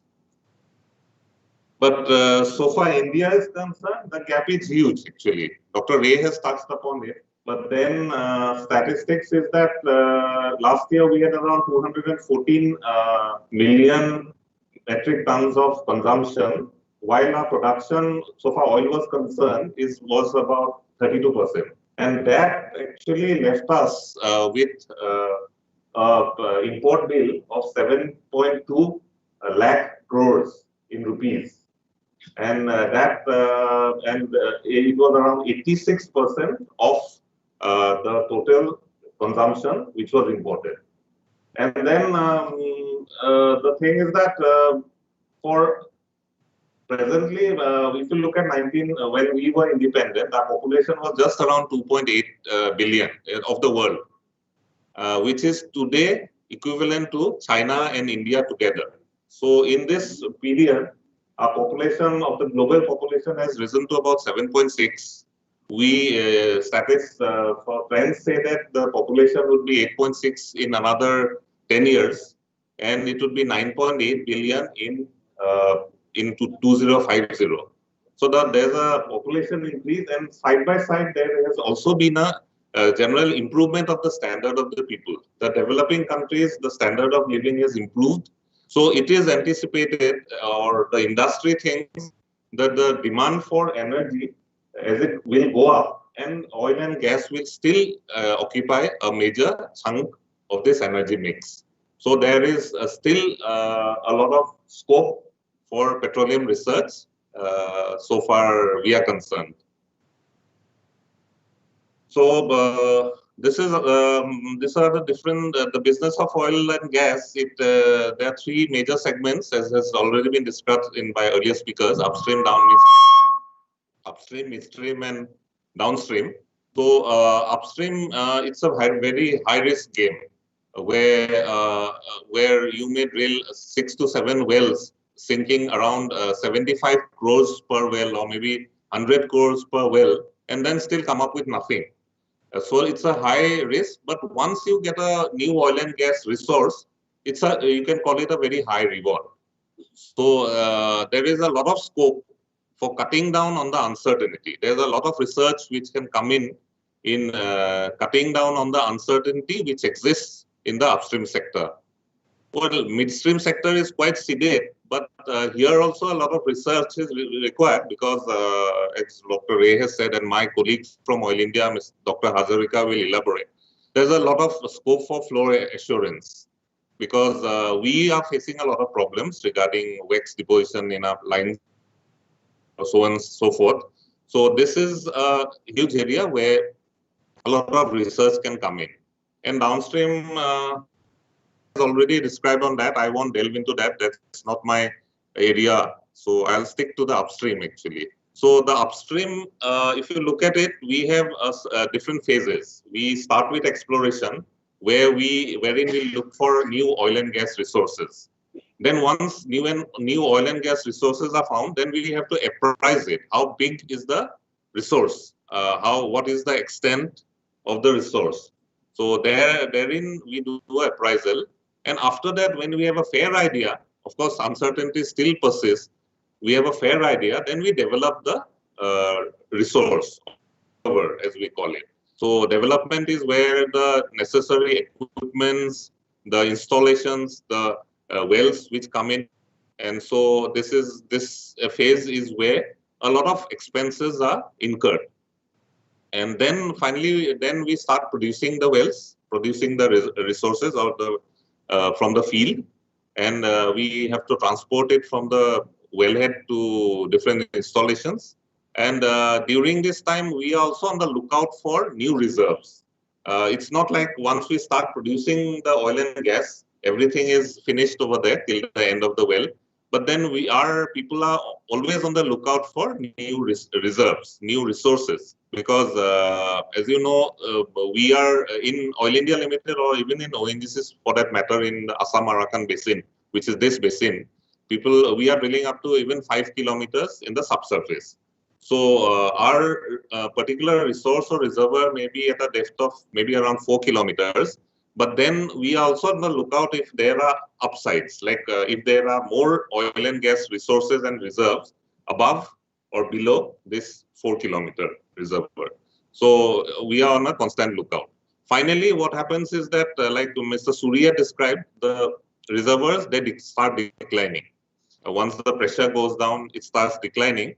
So here we have to take a judicious decision whether we abandon the field and sort of decommission everything by taking suitable measures, or we can also revitalize the field. Here, the role of EOR, the role of secondary recovery, tertiary recovery, all this comes in. And these are areas, particularly in the enhanced oil recovery, where a lot of research is possible. Because EOR, as of now, is a very high cost-intensive thing, methodology or technique. So even a dollar saved on such a technology, or a few dollars saved, would reap huge dividends for the companies, for the country as a whole. So just two graphs shown. So as you can see over there, till the production, midpoint of the production, our cash flow is negative. So once the production starts and it takes off well, then only cash starts flowing in. But after some time, then the decline starts, and we have to go for revitalization. And so far production is concerned, the production is the actual oil and gas which is we get. That is also only after the development phase is over. So this is how we go about it. So you can see the curves over there. Again, a decline starting, and then again we revitalize the field. Again, there's a peak, and again the decline. So I think most of you know about it, but only there may be a few people who are not who are uninitiated. What exactly are we looking for? So oil and gas, it exists as of today, apart from Digboy, it exists at maybe 2 to 5 kilometers below the surface. They are concealed below the surface. And what do we look for? We look for a source rock wherein the oil is generated, oil or gas is generated. We require a reservoir where the oil and gas is trapped, and we require a seal, top seal and a side seal, which sort of, because the buoyancy of the oil or the hydrocarbon, it has a tendency of going up. So we need a seal. So these are the elements which are looking for. Anyone doing research in geology related to petroleum would be looking for indications or evidences for all these petroleum elements. Because there's another thing that the oil source from the source rock, the oil has to migrate. So all this, the processes and the ingredients of we call it a petroleum system, they have to be present for the oil to get an oil and gas resource. And so then the major tools in looking for this oil and gas is, like Surya mentioned, is seismic and drilling. So seismic is a non-invasive. We can call it a non-invasive sort of technology, because you do not penetrate below the ground physically. So you just send sound waves and try to record the shape of the subsurface or the reservoir. But it is the drilling which goes down, and then it actually touches the reservoir. Initially its job is to, or its utility is to probe for the hydrocarbon, whether there is hydrocarbon in the subsurface or not. And then once we prove it, it can also be used as a drain hole to bring the oil and gas to the surface. So these are two very important tools of the oil and gas, upstream oil and gas industries. And when you look at it, actually, there are a lot of opportunities over here because for research, because we are learning every day actually. So because when you start producing, you put in a casing actually. So the integrity of the casing with the formation or with the rocks is very important. And so we have not been able to find the ideal solution for this. We often, what happens in wells is that we cannot, because the bonding is not good, integrity is not good, we generally cannot produce to the optimum quantity. So this is an area where a lot of work can be done. And another thing is that because oil prices, as it is, because the oil and gas industry, as it is being challenged by different energy resources, so the costs have sort of stabilized at a particular level. We had $100 to $120, $30 at one point of time, but now it's stabilized at a particular level. And so accordingly, we have to also reduce the cost and also the risk of not finding oil. So these are things where a lot of research can be done to cut down on the uncertainties so that we can drill a well with a minimum of risk. So then there are also examples where stabilization of, because while drilling through different rock formations, the clays tend to create a lot of problems. So stabilization of the water sensitive clays is also important. Then well stimulation services, because for example, we have been drilling in Mizoram. Mizoram, the rocks are so strong, highly compressive. The strength is so much that we have not been even when we sort of penetrate those formations, we've not been able to get a drop of oil, drop of gas, or drop of water. They are so compact. So stimulation is required for such formations. They are on the verge of conventional and unconventional, but we still consider them as conventional oil and gas resources. But then a lot of work is required over there. Then, so this time already, this is what I had said, just to sum up. The conventional drilling industry is using a very complex and therefore expensive way to drill wells. In many cases, the effort to drill a well is unnecessarily high, which makes projects uneconomic or even not feasible. The industry is looking for more cost-effective but safe ways to construct the wells. So cheaper wells and smaller environmental and logistic footprints would make projects feasible, which are now uneconomic or impossible to realize. And that applies to drilling. And seismic, though the cost of seismic is much less than drilling, but then once upon a time, we've been drilling with formations which are flat. There was absolutely no problem in imaging those formations. But today, we have gone into very complex areas where imaging and mapping is a major problem. So technology, on the technology front and on the new ideas front, we need a lot of inputs to be coming in. And this applies to the lab work, which my colleague, Dr. Adurika, will be elaborating on. So here also a lot of work is being done. And this is more related to the water which is being produced. We are very, the industry, the world, everyone is very sensitive about the produced water and things like that. So we need a lot of work on this front. Then again, for sustaining the pressure of the reservoir, we need to inject water sometimes. So there, the quality of the water, a lot of improvement is required over there. And so on and so forth. A lot of work, there are a lot of scopes to be done in the lab front also, particularly related to recovery and the produced water. And as earlier speakers have elaborated, EOR methods are now, because now a lot of fields are sort of maturing. So EOR is a method EOR is a technology which has naturally to come in. But then what happens is that it's very cost intensive. It's very costly. So an area of research could be sort of to devise ways and means to cut down on this ER cost, or even make it more effective. So it would do injustice if I do not tell you about my company. I come from Oil India Limited, and so this is a sort of a balance sheet of a company, not on the financial side, of course.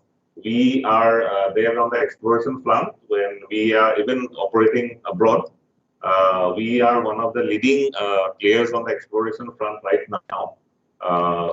Then on the production, we have been producing oil and gas in Upper Assam Basin of course, through our legacy companies since 1889.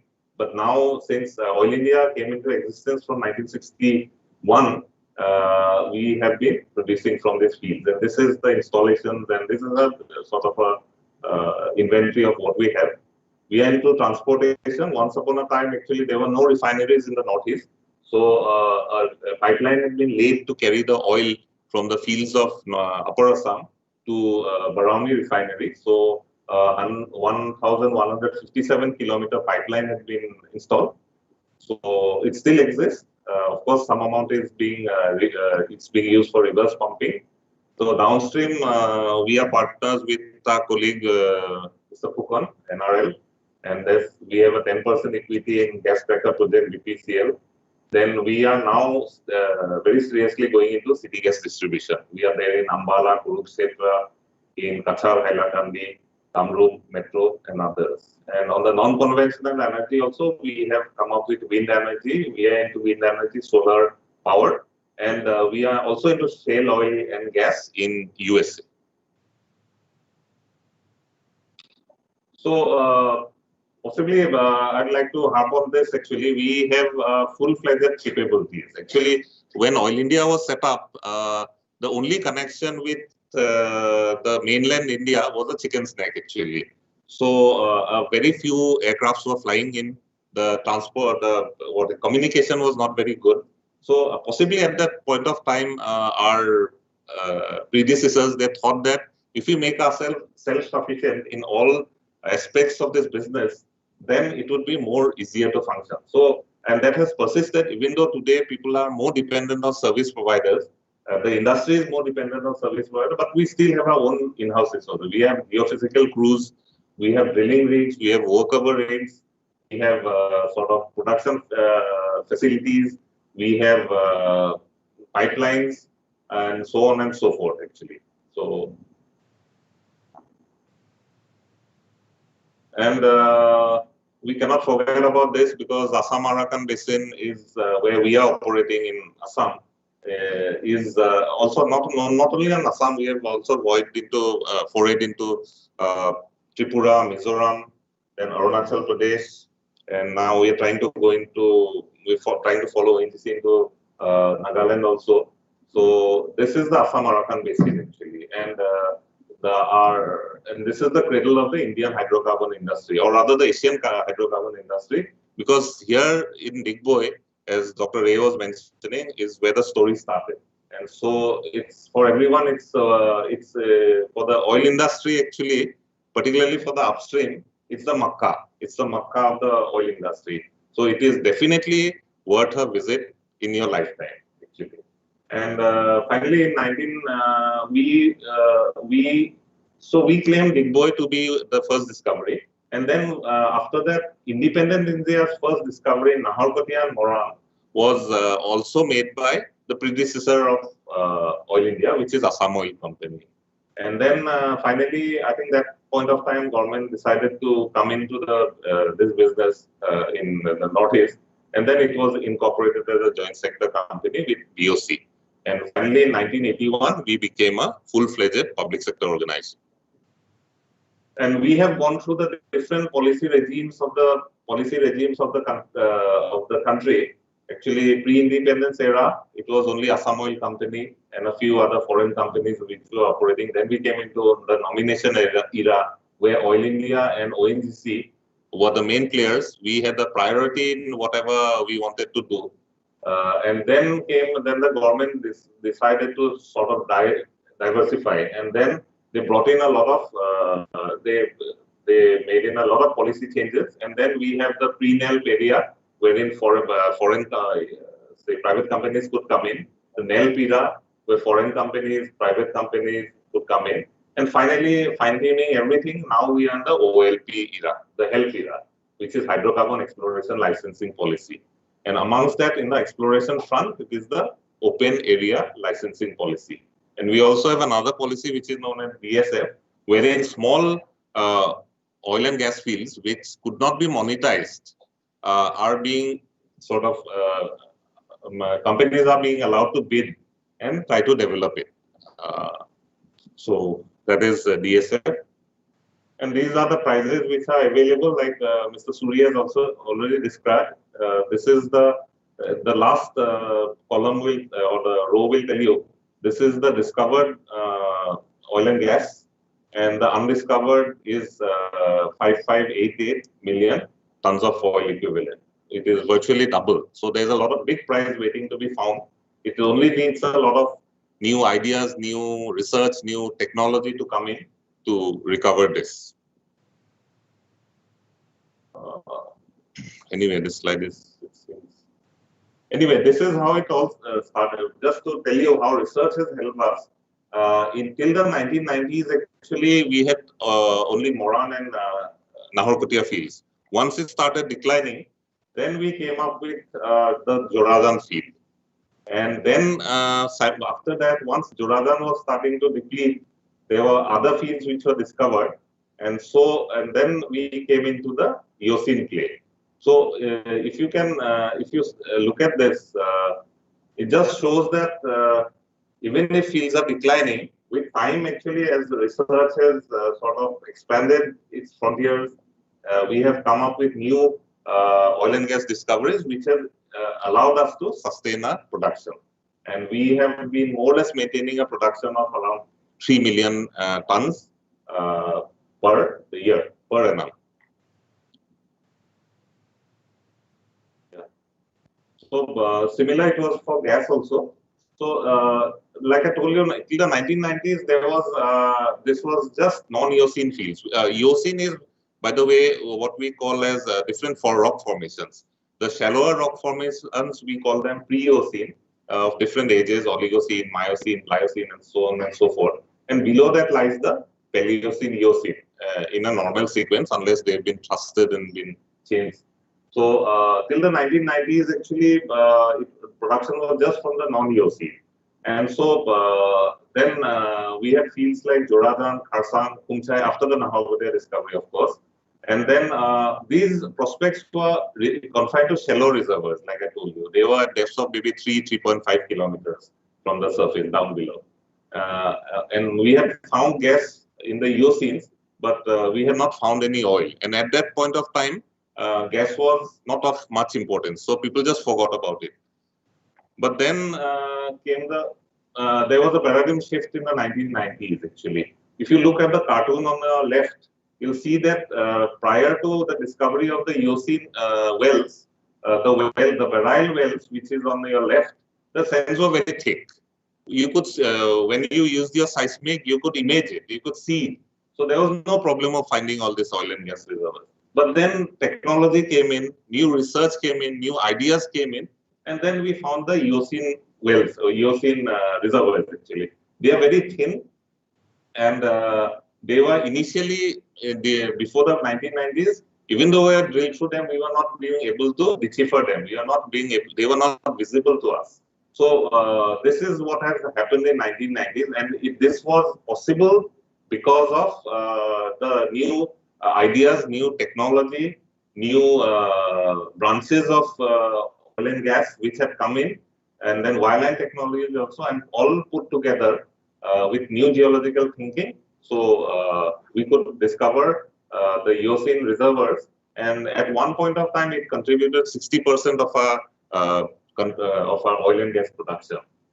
And they were initially we found the Eocene reservoirs at depths of around 4 kilometers, but subsequently in a place called Mechaki, where we are now planning to drill further wells, there we found the oil and gas, oil at around 5.6 kilometers below the surface. So this is what has happened to us. This is how research has helped us a lot. And this has added to the country's oil and gas production also.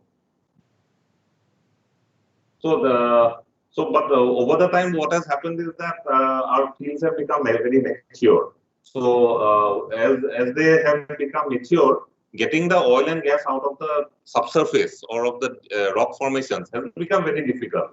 But because what happens is that, as per statistics, around 40%, it's the maximum. Is the maximum 40% of oil and gas, of the total oil and gas, which can be recovered by primary, which is by the natural energy, which pushes up the oil and gas, and by secondary methods, which is like injecting oil, injecting gas. That is around 40% can only be recovered. So we're still leaving 60% oil and gas below. And as the fields become mature, it becomes even more difficult to extract the oil and gas. So here is an area, even if you can sort of produce 1% extra of that oil and gas, which it will pay huge dividends actually. So far, oil production and gas production is concerned, and also the financial figures attached with it. And this is the frontier exploration in the frontier areas, because the old areas, like I said, mature areas, there's no new oil and gas to be discovered. It's only the old oil and gas which has to be pushed to the surface and exploited. But then the exploration is now moving into the frontier areas, like Mr. Puri was mentioning, to Nagaland. We have gone into Mizoram. Then Tripura can also be considered a frontier area, which, like he said, was Assam-Arakan fold belt. Then we have gone into Mizoram, where surfaces are not plain, like maybe in Jorhat, it's unrelated surface. So this is where we are looking for oil and gas. And finally, without taking much of your time, it's of paramount importance that not only the industry take themselves forward, but we need support from academia, we need from government agencies or government agencies like you all, and then private organizations also with their pool of knowledge. We should pool all our thoughts and resources together, and then try to find out more oil and gas actually, or extract more oil and gas. And Center of Petroleum Research, which has come in, can take a lead, sort of a major role in this direction. So we are very happy about that. And so if you look at it, actually, there have been major game changers in the industry. For example, shale oil and gas has revolutionized the oil and gas industry in the last 10 years. And prior to that, coming of 3D seismic, then a very good wireline technology has changed the entire industry. So we are now waiting for the next sort of revolutionary thing to come in. So thank you very much. Thank you for your time.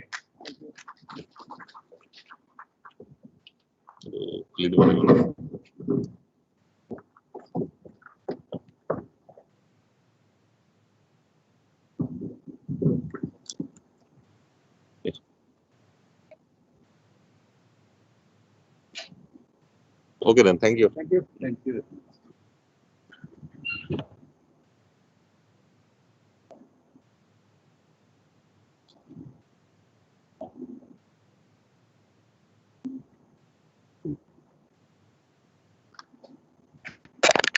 Thank you, sir, for your insight. Thank you so much, sir, for your insightful and wonderful lecture. So if there is any question, that will be addressed in way forward session.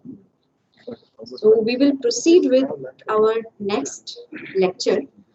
Next speaker we have with us Dr. Rakesh Kumar, Director CSIR NEERI Nagpur. He will be joining virtually.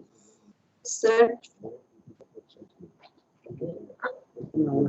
Yeah. So I request Dr. Rakesh Kumar, please deliver his lecture. So please, sir.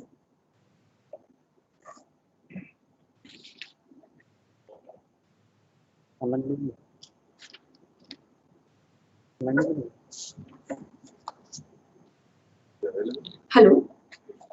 Rakesh Kumar, available. Yeah. Good afternoon. Can you hear? Yes, sir. We can hear you, sir. Thank you. So I'll share my slides and then I'll start. Just 1 second.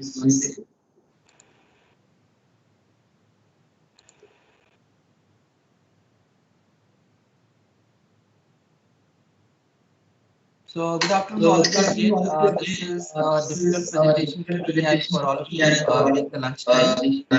I won't take very long time with this presentation. The whole idea of this discussion and discourse or conversation that we wanted to have was to share with you the kind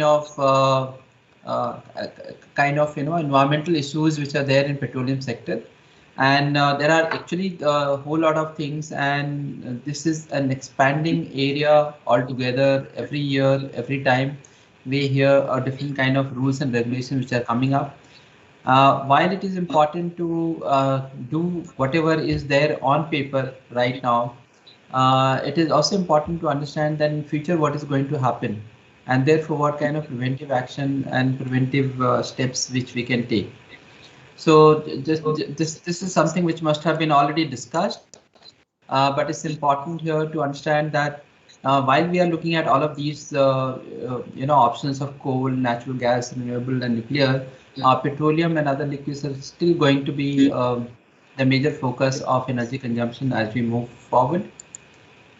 As we know further, when we look at energy consumption per capita, 2019-20, per capita, India has been now climbing. Earlier, it used to be 10th and 12th country, but now, as you can see here, is climbing. So we are just behind some of the major industry. It's also important. It's not a bad thing to have more energy consumption with regard to our growth, because we have a large population and we need to do something about energy consumption because that's directly related to the growth. So when we look at petroleum refinery, which is one of the major sector which actually gives us all the crude oil, which is processed and given it to us in various ways and transported from one place to another. There are various separation techniques which are used, physical and chemical techniques. And while doing it, most of you who are joining today must be also aware that we have multiple techniques which are used, like fractionation, cracking, hydrotreating, combination of these two blending processes and other activities, including the transport. Why we are making this statement, it's very important to know that at each of these spaces, each of these processes and each of these steps, we would have some kind of environmental implications, which are locally important and nationally also very, very important. And therefore, when we look at all the petroleum product, we have to think of environmental issues in each of these processes. So I will not go into detail, but broadly speaking, we have separation processes, conversion processes, petroleum treating processes, which takes into account of such as hydrotreating, desalting, gas removal, desalting, etc. Blending and combination is another major process which take place, and there are auxiliary processes, and all of these actually keep changing over a period of time, a little bit here and there depending upon the technologies that we have. But each of these will actually lead to some kind of air, water, and soil related issues or solid waste related issues. So while we understand this, it's very important to also identify the locations from where we call it, in our terminology, we call it aspects and impacts.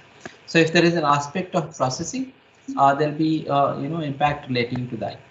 And for each of these impacts, if we can identify in the beginning, chances are that we'll do a good job of moving forward in this direction. So if you take one by one type of air emission which can come to the environment from refineries, like we get sulfur dioxide, nitrogen oxides, carbon monoxide, volatile organic compounds have become very, very important in current times. You must have all heard about cases where some of the leaks and some of the normal operations also lead to high volatile organic compounds in the atmosphere, and where National Green Tribunal has taken a big note on that. Across India, as far as I remember, 4 or 5 locations UCs have been taken up as a major issue. particulate matter, which also includes multiple metals and everything else relating to that. And then there are some compounds which could possibly be carcinogenic. We know benzene is known as class A carcinogenic compound, so we don't want them to be in the atmosphere for normal public to be around where this process takes place. So for each of these pollutants, there are major sources within the refinery. So you have like for sulfur dioxide, it comes from process furnaces, boilers, gas turbines, for fluidized catalytic cracking unit generators, sulfur recovering units, and flare system. Oxides of nitrogen mostly come from process furnaces, boilers, gas turbines, where we do a lot of high temperature heating and cracking. That's where we get the hydroxide of nitrogen. Particulates are not one of the major component of air pollutants which comes from refinery, but they need not be also neglected. They need to be considered while we are planning for anything that is happening within the premises. So each of these, as I talked about air quality, we also have wastewater issues, pollutants and their sources. So BOD, COD and oil, which are the parameters are of concern, which is also given as permission parameters for most of the refineries, primarily come from process wastewater, cooling tower, tank drainage, blast water, spent caustic, as well as organic waste. Phenolic and sulfides come from cracking units and spent caustics and crude storage tanks. Suspended solids come from all of these locations: process wastewater, cooling tower blowdown, blast water, chemical treatment plants. Ammonia and H2S specifically comes from wastewater where the cracking units are there, and wherever we have hydro desulfurization units, we get H2S there. Heavy metals are primarily from tank drainages and very small quantity from wastewater. But otherwise, heavy metals are not too much of a concern unless until we have catalytic processes where some metals are being used. In addition to the air and water, we also have soil contamination and pollution, which happens, which is something which is not very common, but it can happen.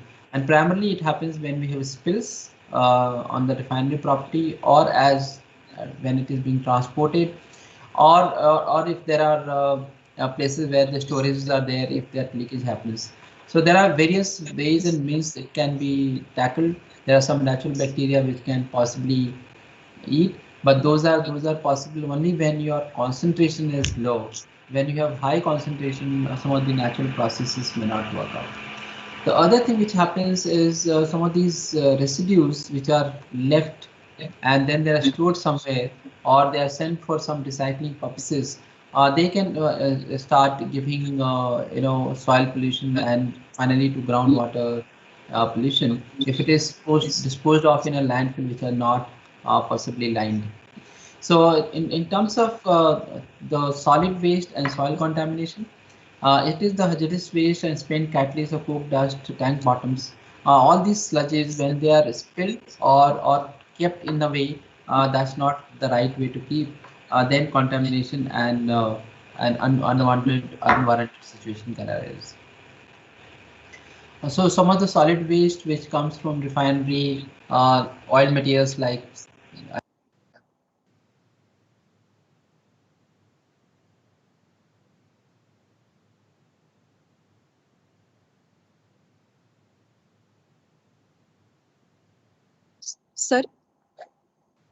Sir, please unmute yourself.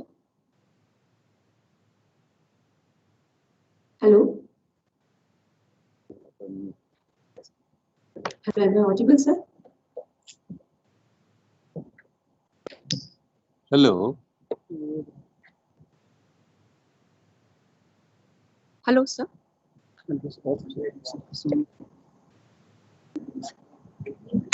Hello, sir. Sir, please unmute yourself. We are not able to hear you.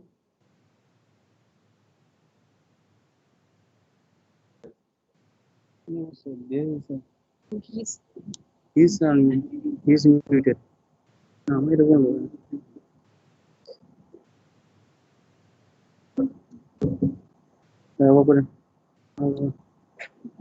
Sir call मैं call कर number से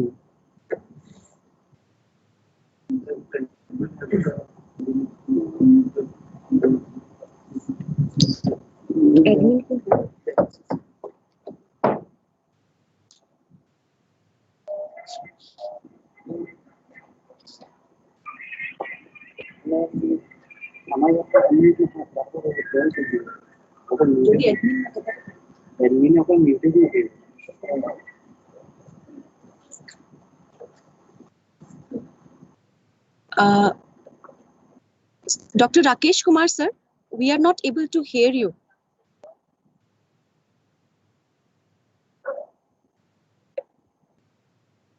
hello sir, उनका unmute कर सकते हैं क्या sir? Rakesh Kumar का unmute कर सकते हैं क्या सर? वो अनम्यूट करके रखे हैं सर। हाँ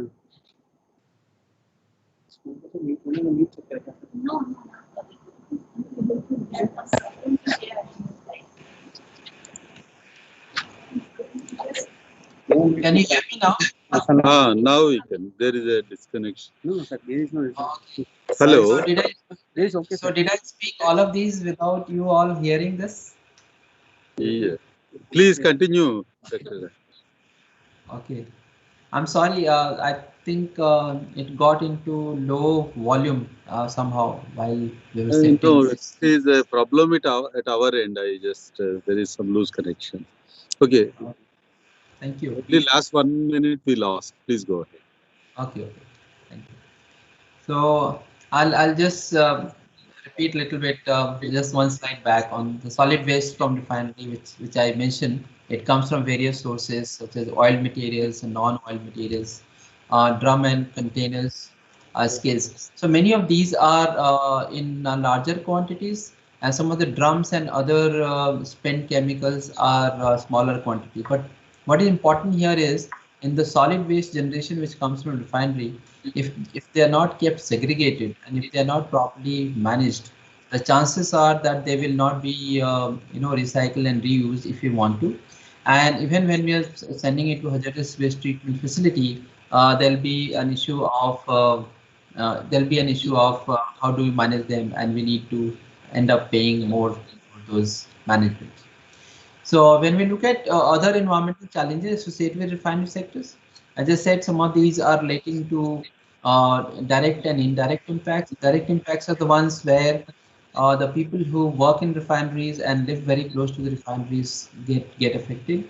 And indirect impacts are the ones which can possibly be on the forest, wildlife, on the soil nearby, or water bodies, if there is some kind of oil spillage or any toxic release happens in the environment. So it's very important to understand that all of these environmental challenges can be categorized in two. One is a regular operation of refinery, and the second one is when you have failures and or some kind of sabotage or theft which happens. And then in that case there could be a major impact on coastal vegetation if it is in coastal areas, ground and surface water pollution, and some of the other regional issues. Other environmental impact associated with heavy crude oil processing includes noise pollution, depending upon what kind of processing that we do from producing wells, interference in ecological resources, and release of hazardous material which will possibly be harmful to the health of the people in that area. So it is pertinent that petroleum sector adopt procedures on a reasonable degree of protection to the environment. And if sometime when we are not aware of it, or sometime when we are not sensitive towards it, we create a very catastrophic situation, which has happened in some of the locations within India as well as across the world. So this slide is very busy. It's not necessary for all of you to read it.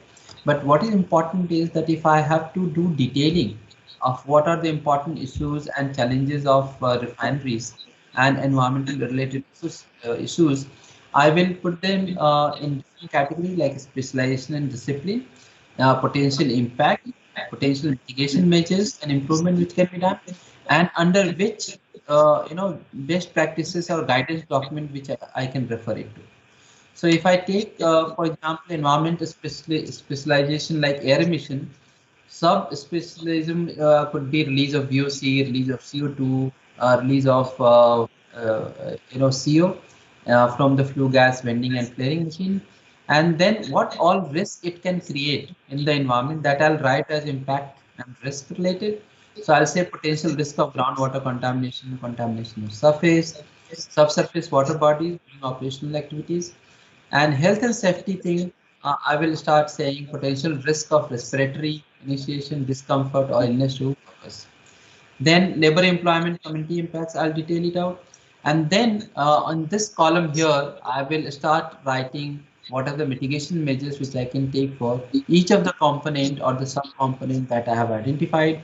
And in the last column here, you will be glad to know that in petroleum sector, a whole lot of guidance documents, very good documents are available, which actually can be used to manage the risk of environmental toxicity or anything which gets in the atmosphere. So what are the kind of pollution control strategy which can be used? There are various management tools which are being used now, and these are not only limited to petroleum sector. It's being used in most of the industries sector as well. So for example, environmental management system ISO 14001 is another management based tools.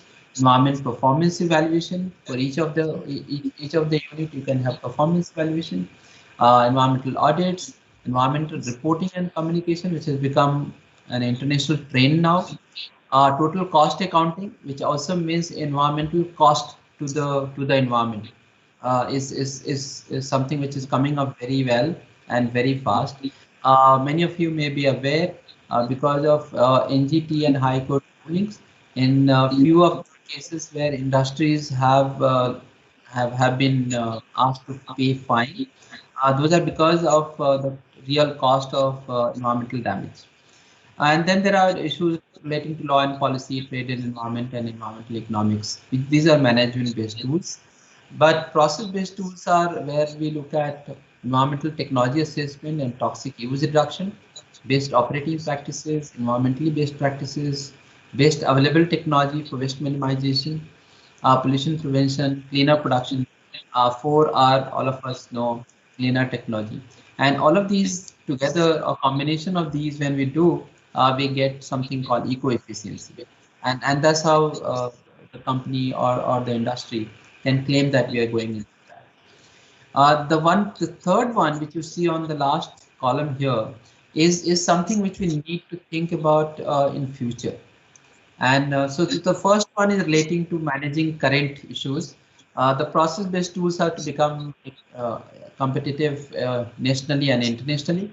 The third one is we are looking at 10 years, 20 years, 30 years from now, and where we need start to think about industrial ecological principle, extended production responsibility. Some countries have implemented already. India has just started.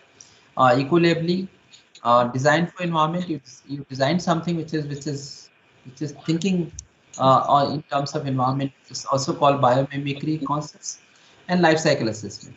So these are the ones which can provide the competitive edge to refiners. So all of these are the same thing here. I don't need to repeat here. But what is important here, that if you see at the bottom here, tools of communication. If refineries or for that matter any industry, if they start communicating what is that they do inside and what is that they do, in which way environment can get affected or environment is getting managed or environment is being improved, that reporting is something very, very important. So corporate environment reporting is something which refineries can start thinking about. When we look at environmental protection options in petroleum sectors, these are some of the tools. I discussed about all of them together. But yes, when we look at this inverted pyramid, we need to start looking like this one. So we need to be looking at any air pollution, water, wastewater, solid waste, or hazardous waste.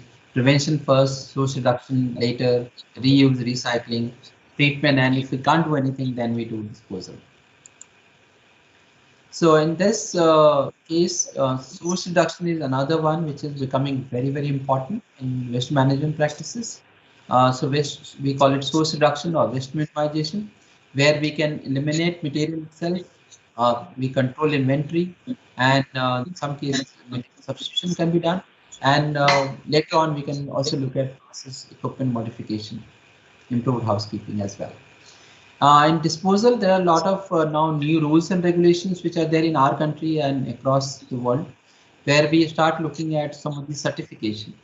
And these certification are for offsite disposal facilities. So if I have generated any solid waste and if I'm sending it somewhere, my responsibility doesn't go away, but I take responsibility with that operator, and then I get such certain certification for doing that exercise. Similarly, when I'm transporting that waste to that facility, similarly, when I'm doing some topographical and geographical features changes, and finally, if I'm disposing it myself, then I should be looking at current and future liabilities for management. So at the end, I would say that the today's chemical sector, the way it has been doing is it is looking at this small, I would say, circularity, right? With this, we have kept it open. But tomorrow's chemical sector, refinery sector, we will have to start looking at every aspect of it becoming circular, so that we are able to show our effectiveness in terms of managing environment while running the industry. Earlier, there was a concept of thinking about environment first or think of industry. So it was either or. But now that whole paradigm, whole thinking process has changed. Right now, we have to think about environment and development, environment and industry together.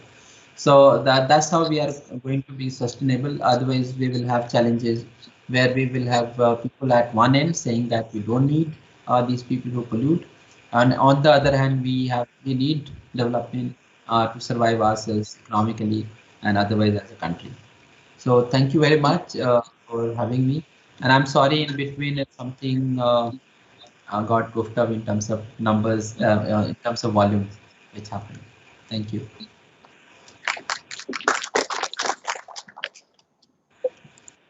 Thank you, sir, for your informative lecture. Next, we would like to invite Sri Jugal Hazarika, DGM Oil Duliajan, to deliver his lecture.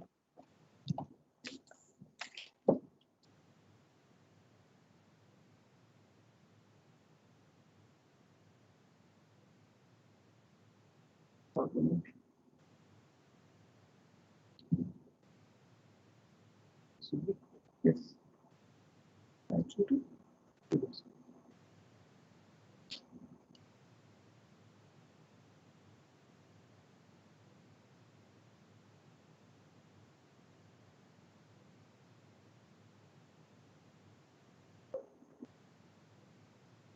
Yes. That's all. Next. Yes.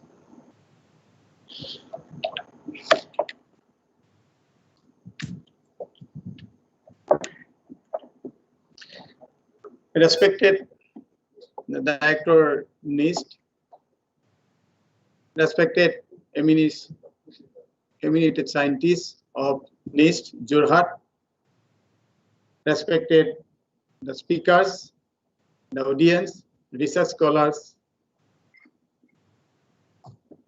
and all the audience.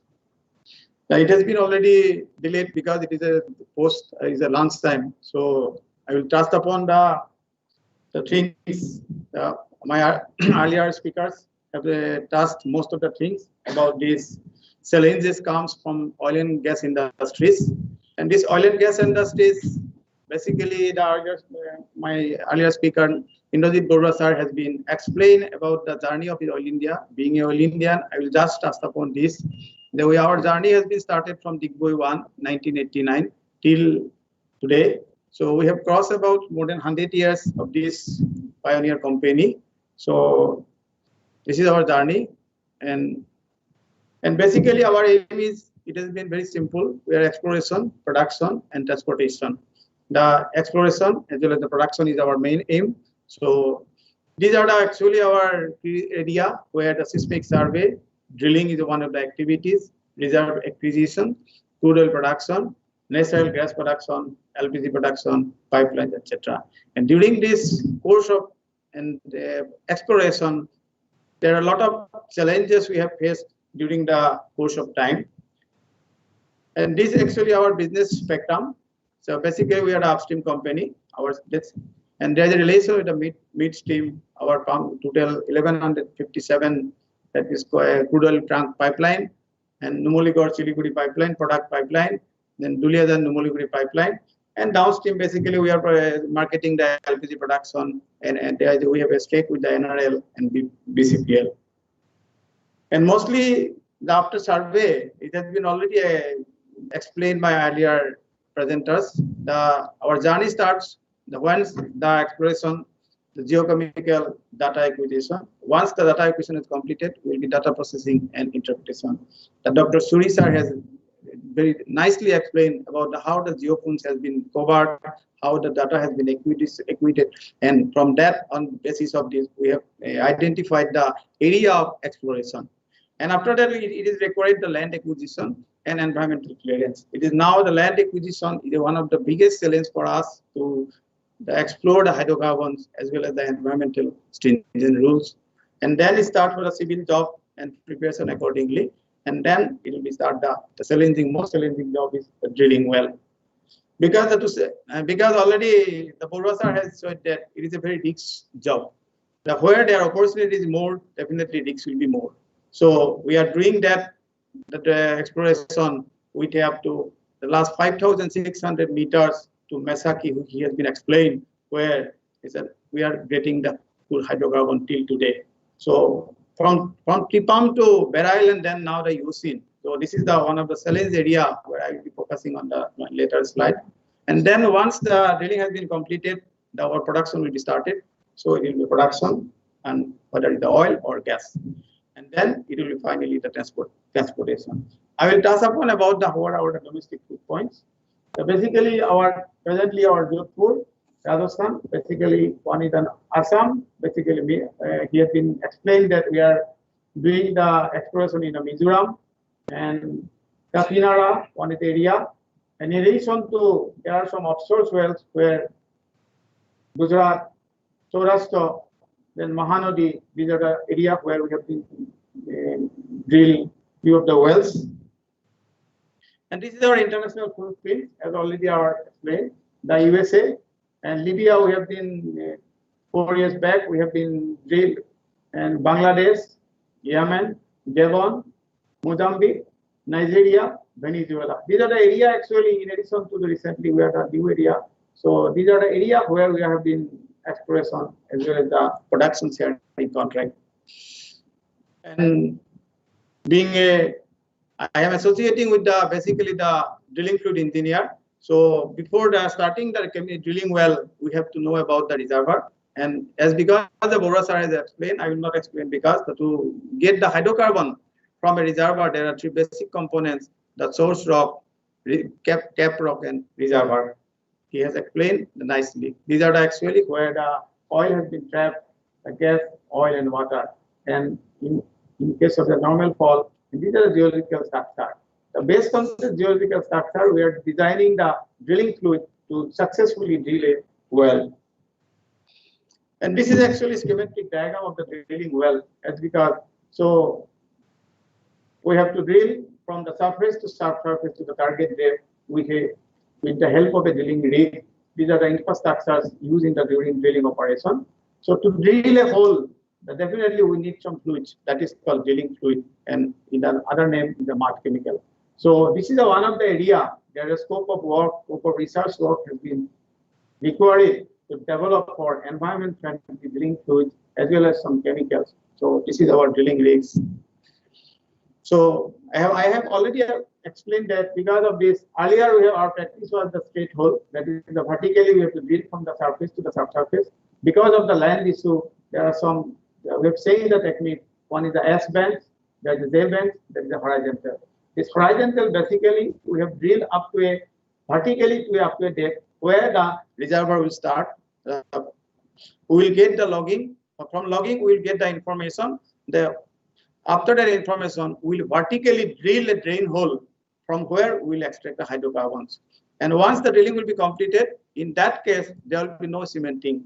That is a barefoot completion. We will put some slotted liner and we will extract the hydrocarbons in a maximum rate. So basically in Makum Horizon area, we have started this horizontal because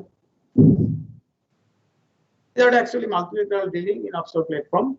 From one plinth, we can drill the number of wells for extracting hydrocarbons. And this is our offshore platform that I want to show you. But this is how the drilling has been.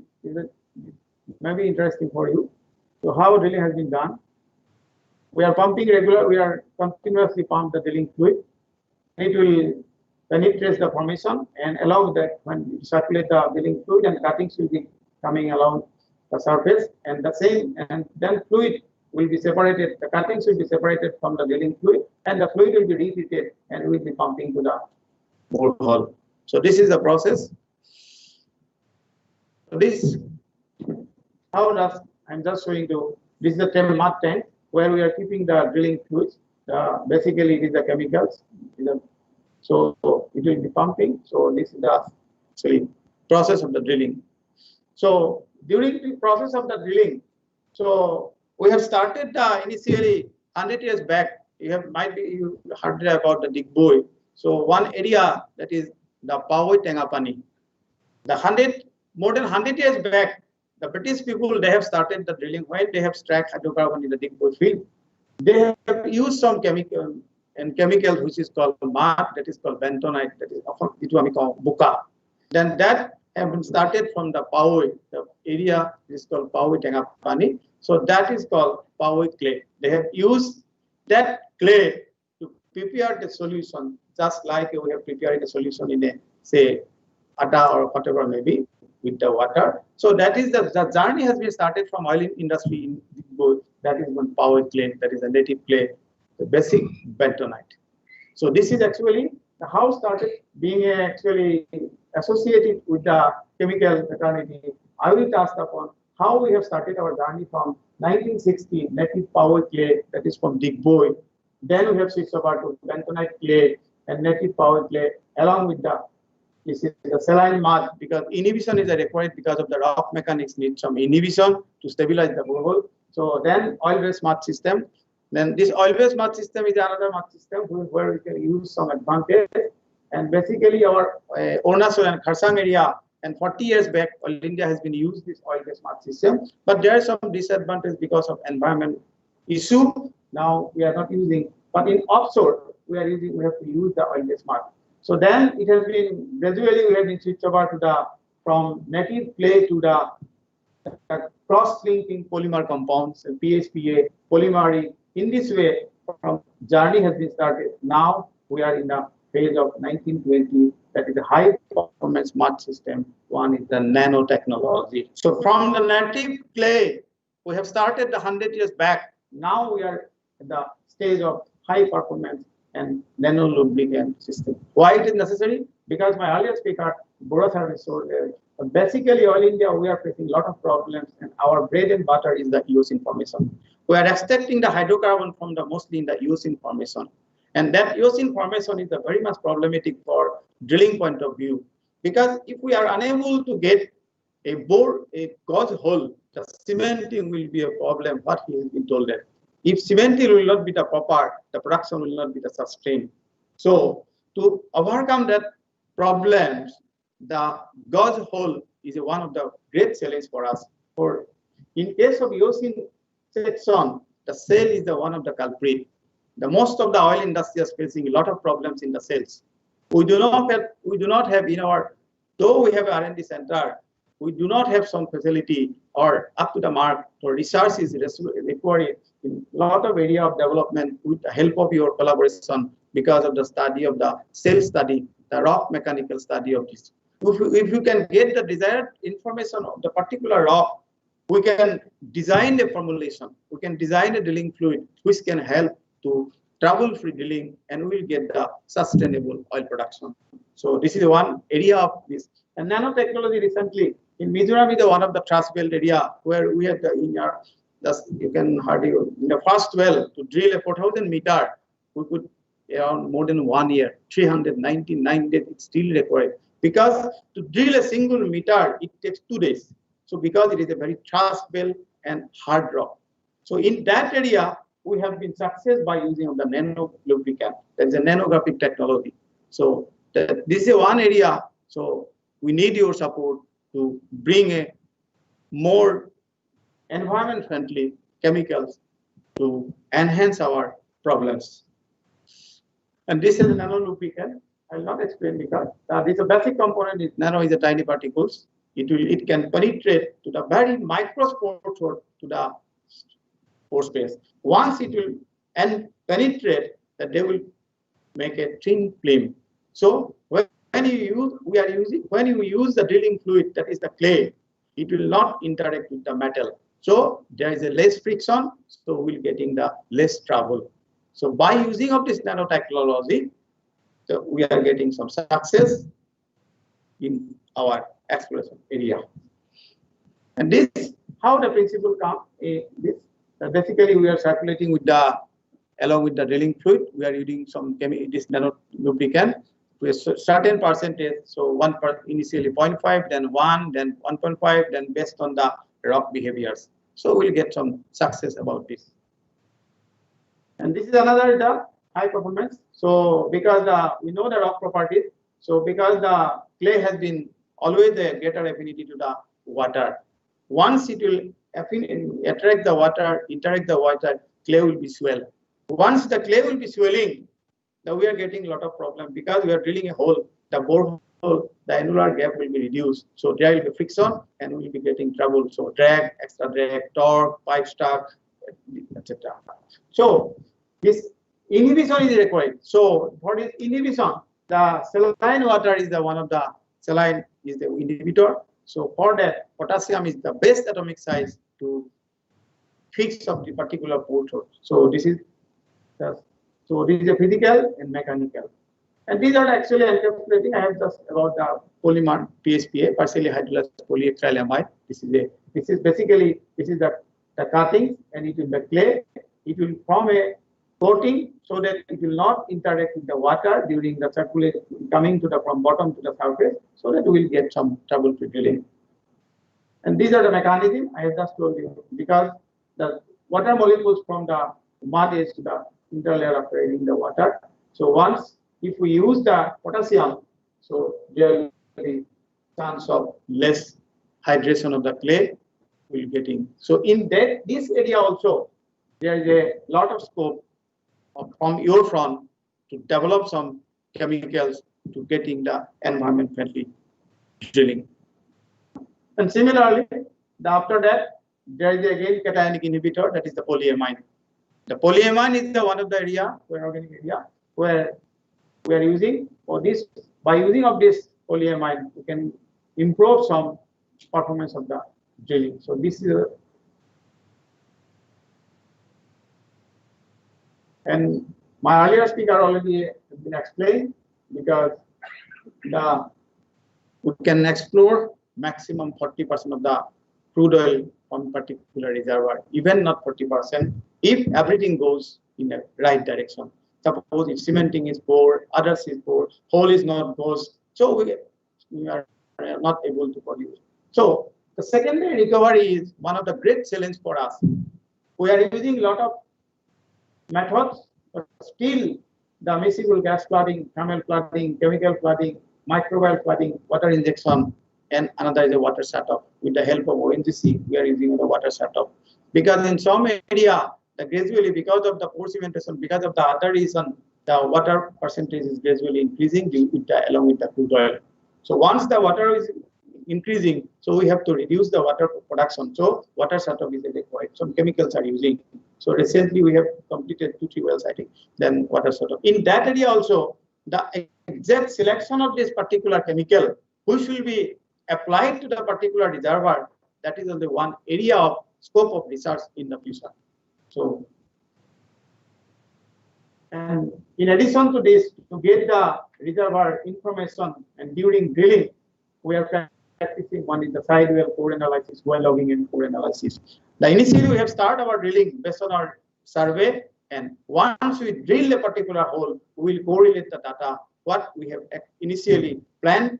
Suppose our use information will be 3000 meter. When you drill, we will be correlating whether it is the 3000 meter or it is below or up. So during the drilling, that is another one technique, that is a well logging. By running the well line, we are taking the log, we are taking the information from the formation.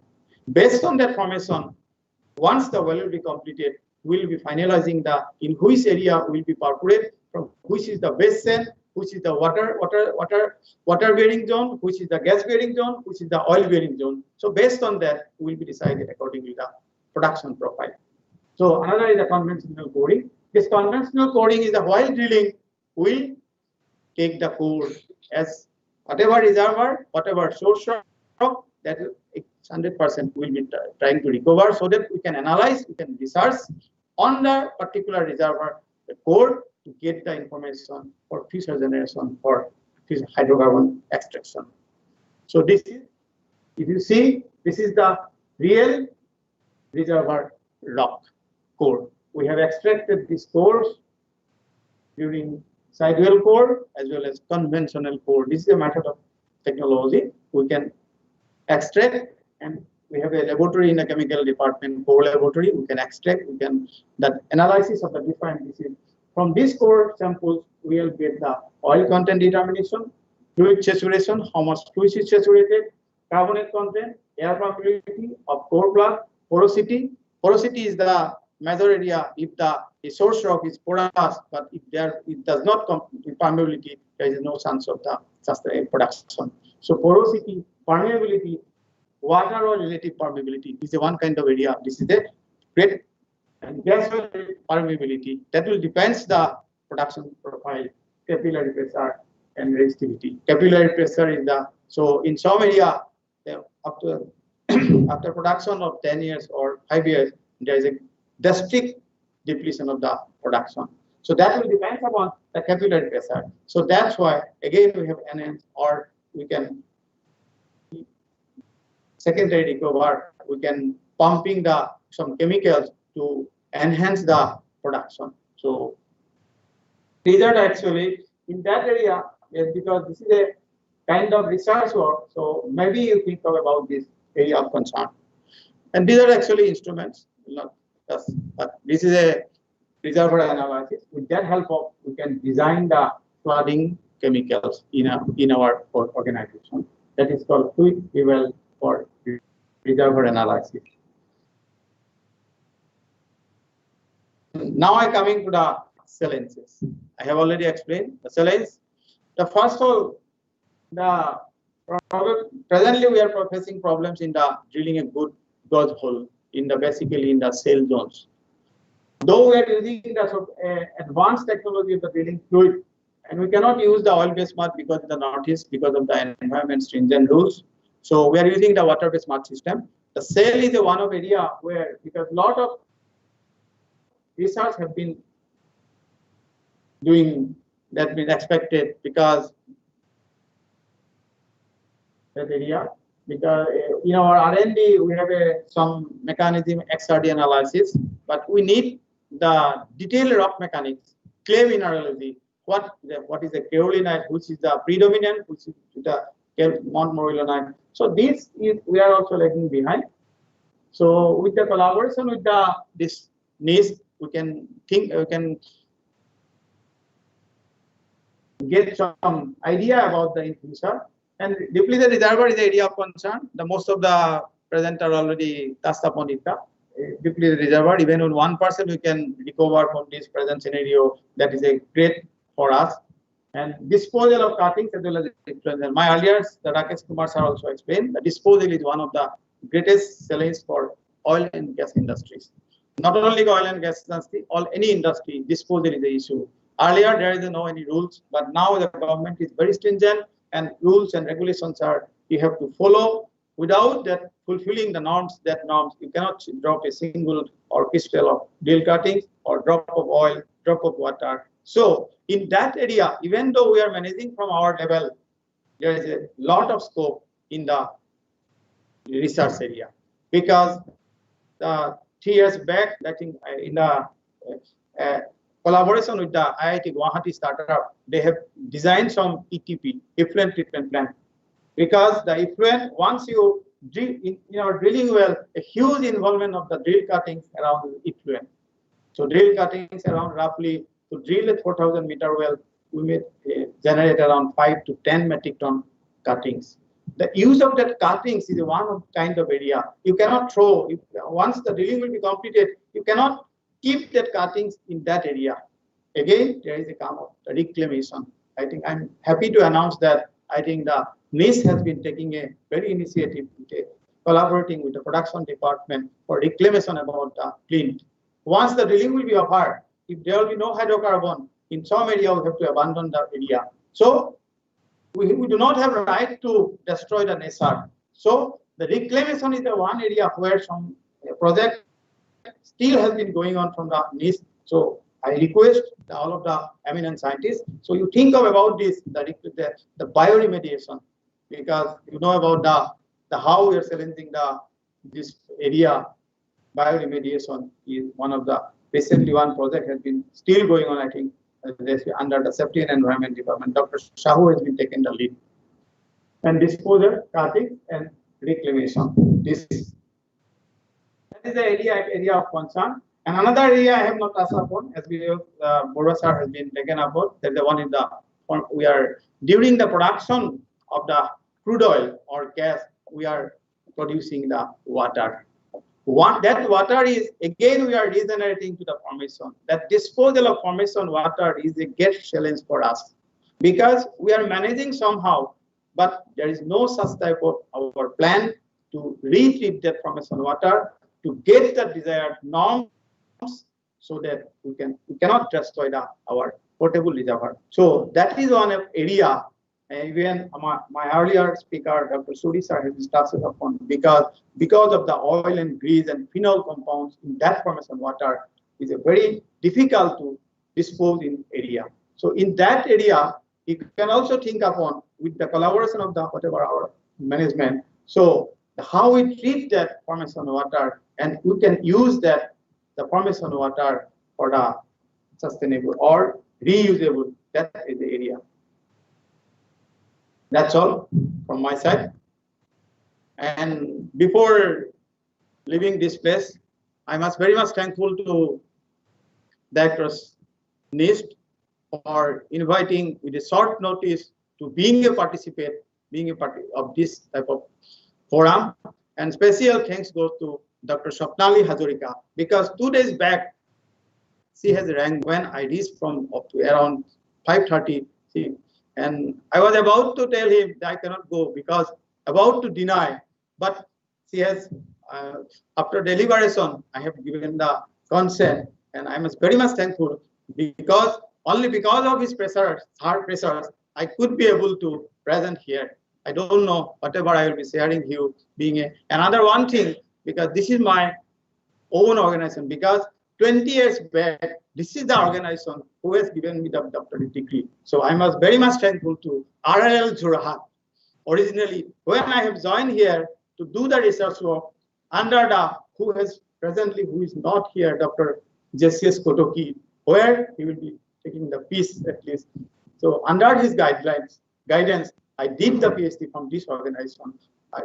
Once again, I will be very much thankful to this organization. Thank you.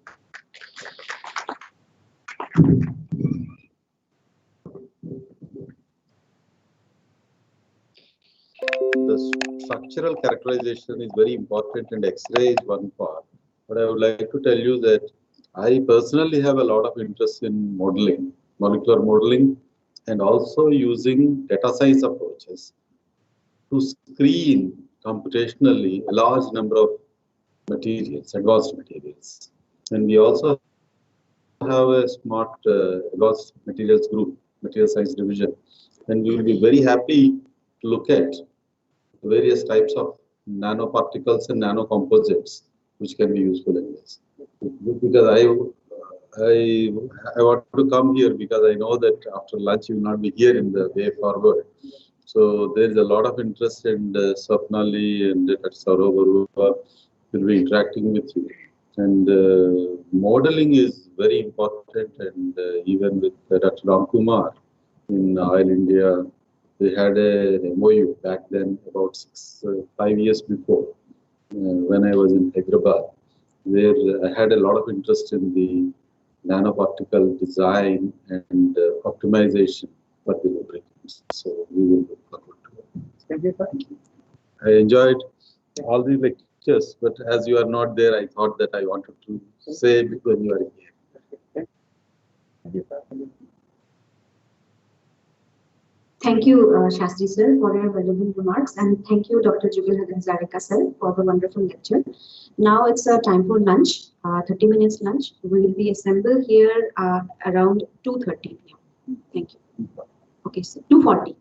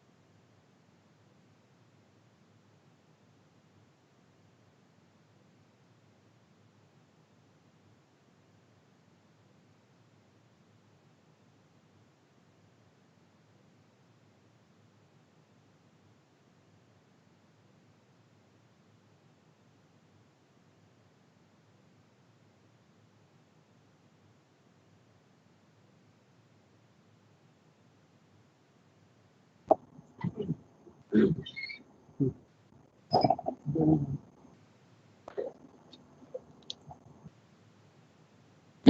afternoon, everyone, once again. Welcome to the second session. So now, next speaker we have with us, who is joining us virtually, Sri Pranjal Changmai, GM Production, BCPL Developer. Sir, I request you to please deliver your lecture. Thank you. Okay, am I audible? Yes, sir, you are audible, sir. Okay.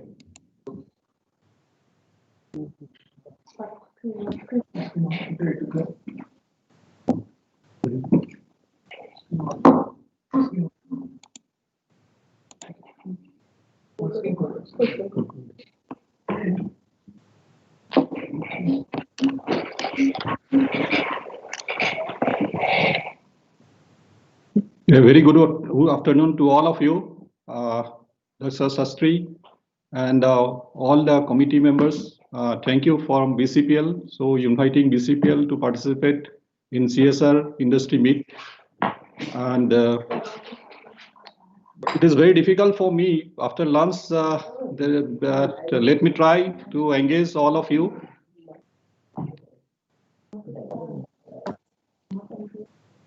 Today I am going to cover these are the areas. I think all the industry people are together in the same umbrella. So I think not going to directly to the polymer area sector. So I think this will be fruitful for us to discuss some of the common area where everybody having some interest. And first of all, crude and natural gas availability in North region and the future scope. That I will going to cover. Basically, it's today what our requirement is to the raw material availability we have to ensure in the Northeast region. Basically, any industry setup, we require the availability of our main feedstock. And so that is area I'm going to touch. And definitely polymer business in Northeast region means before BCPL and after BCPL. That area I just going to touch upon. And growth of petrochemical based industry in Northeast region. What is the future of the petrochemical business in Northeast, and how and the way forward for this business, and advancement of technology in petrochemical industry. What are the advancement in our industry and in the BC? Just I'm going to touch upon the BCPL technology and how we going to select this technology. And in future, suppose if expansion come in any industry, not only BCPL and what are the area we have to think before setup of any industry. And integration of refinery and petrochemical sector. And it is very much important because refinery people with us.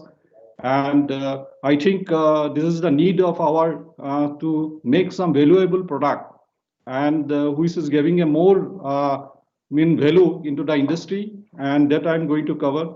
And definitely recent advancement in the field of petroleum research, and I'm covering something related to the polymer and nanotechnology basically. So,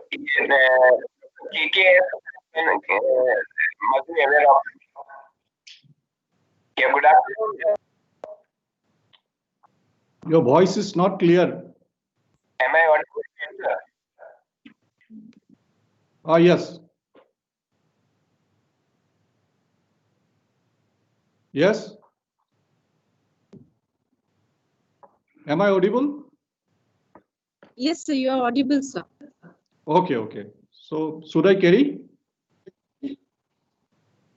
Okay. Yes, sir, yes. Yeah, the energy scenario, and today if you see that all are here together just to discuss about the energy mainly. So what energy we are consuming in India, if you see our per capita consumption of energy, hardly we are using 0.6 ton of equivalent oil. So if you see the world over your average energy consumption is 1.6. So we are far behind of using the energy. So and the main feedstock of petrochemical industry definitely natural gas and naphtha. So we are in the BCPL using both natural gas and naphtha. And if you consider in terms of energy, India is the third consumer of energy globally. and we are expecting the growth 4.2% for the next 21 years. So there is a continuous growth in the energy sector, and India is targeting to increase share of gas from 6.2% to 15% to transfer into gas-based economy. Why it is important of gas-based economy? Because gas-based is a very clean fuel, and our that it is a very cheap one, and also it is a environment friendly. So all are interested going for the gas-based technology. And if you see the trend worldwide and India in 2016 and India 2040, this oil almost it has remained same, and in 2016 is 29%, and 2040 it will be 23%.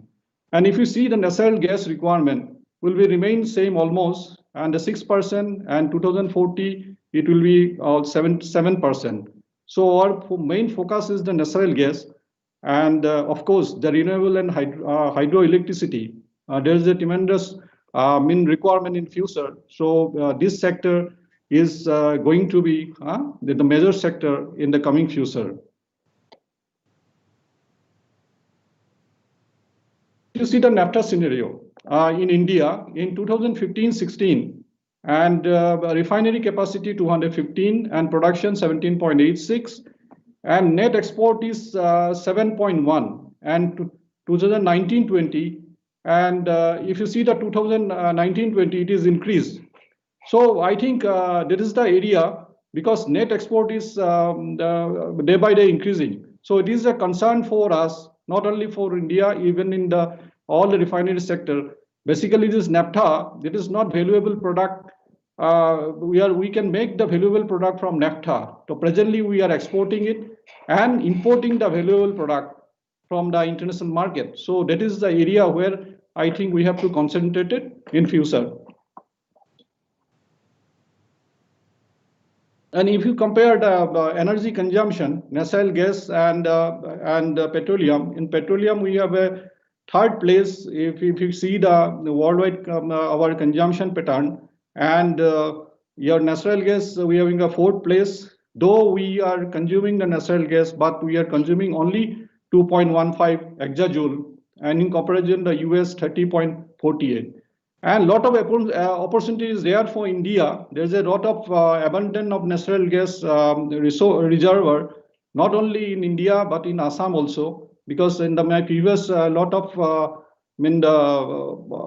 discussion was already carried out on this topic, because lot of unexplored area is available in Northeast.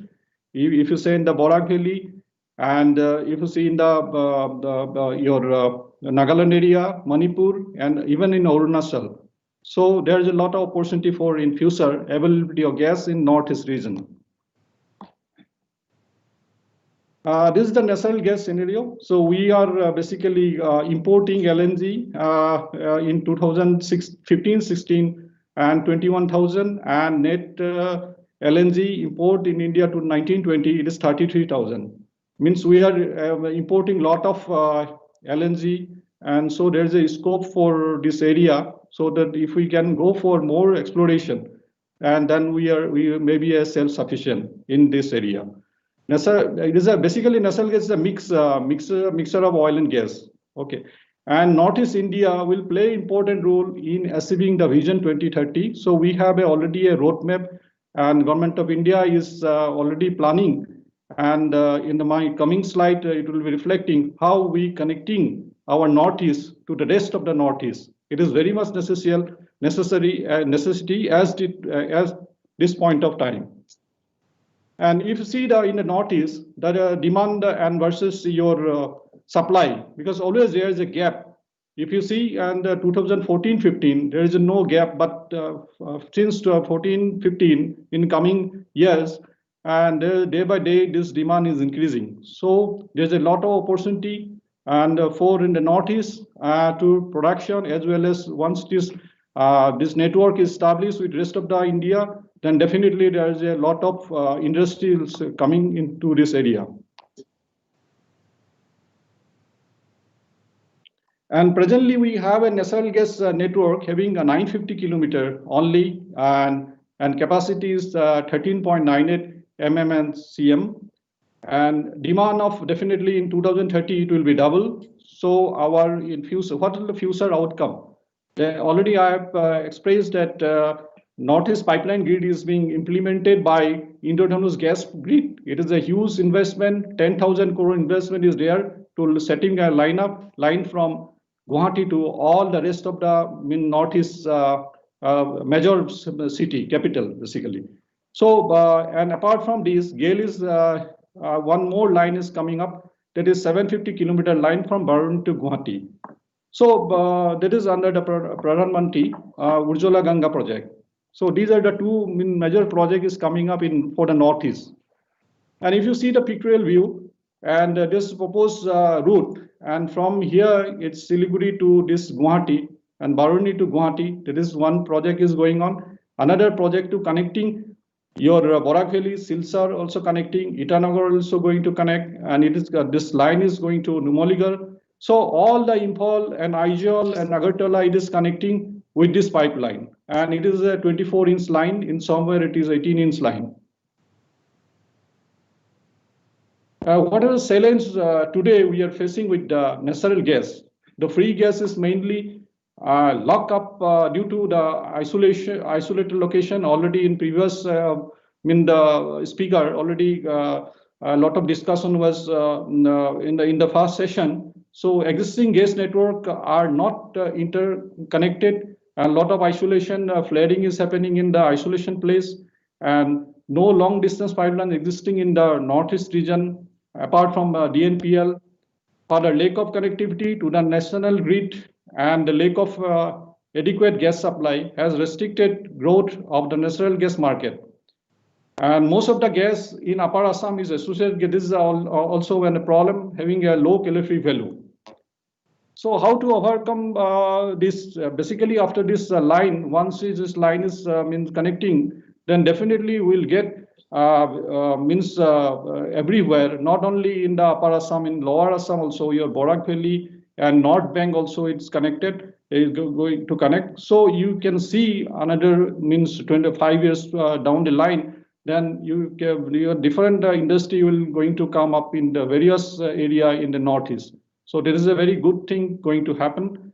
And if you see the downstream consumption, because in right now the BCPL is 220 KTA and 60 KTA plant, you are using the natural gas, and 6 million out of 6 million, 1.45 billion is required in the BCPL, and the lean gas basically again going back 4.5 million. BPCL also having a capacity of ammonia and urea, and NRL also using 1 million gas presently as a fuel they are using in their furnaces. And a lot of power plant is there in this Upper Assam area, so where gas is required. And then apart from this, and the tea garden is consuming 0.6 million gas. So if you see in the scenario, suppose tea garden is always they are suffering because of non-availability of gas in all the time. So they are using the coal instead of gas because of non-availability. So and then a lot of tea garden is not covered by the connectivity also.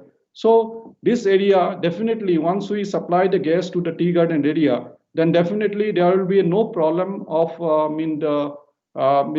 will get the realization. So it is this area we have to take care.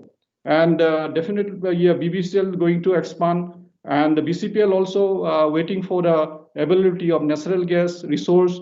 And so once this gas is available at our doorstep, definitely we can expand. NRL is already going to expand 9 million, and they are going to take additional 1 million. So a lot of scenario is very clear. So only way waiting for the gas basically. If you see now I coming to the main area where we have some expertise at BCPL, and we are producing the polymer. We are producing the different grade of polymer, LLDP and PP. And if you see the per capita consumption, India having 11.5, and your worldwide average is 28. So we are far behind from your worldwide average. And Northeast we are consuming only 3%. So before coming BCPL, so it was 2.5. Right now it is 3 to 3.5. And if you see, suppose 1 kg increase in per capita consumption, there will be a requirement of additional 1,300 KTA plant. Means every year we have to set up 5 times of BCPL capacity. So there is a lot of potential in this area. And then integration, refinery and petrochemical. And why this integration is required? Because this final product, your chemical, having a more value-added product, you will get more market value and better realization. So at this point of requirement is that, so we have to integrate our all this refinery with the petrochemical. And if you see the refinery and the intermediate product and aromatics and refinery and aromatics, other petrochemical and final product, when we go for the chemical, then it will the polyethylene, polypropylene, and other product. In subsequent slide, I'm going to show you. And if you see the ethylene value chain, from ethylene we can make more valuable product, polyethylene, and polyester also we can make, polyvinyl chloride, PVC also we can make, VCM also we can make, and EDC also we can make. These are the more valuable product than what we are producing today. And from propylene also we can make polypropylene, acrylic fiber, and these are the other product also we can make valuable product. And then also we can make glycol and phenol and acetone. These are the main valuable product from the propylene.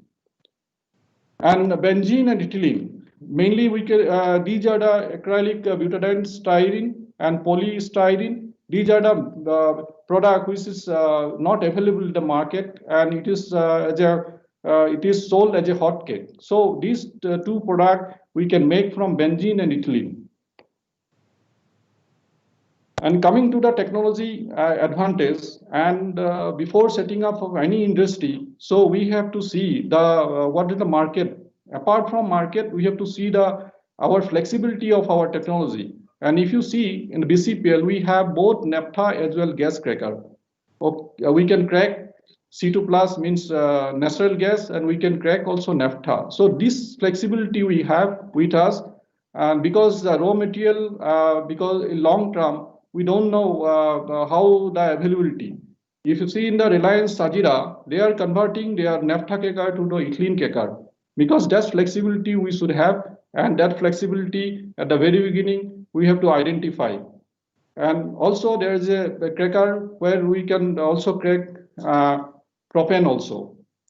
And if you see our technology, InnovinG technology, and there is a gas-based technology for the polymer. So it is a very user-friendly, safe and environment clean.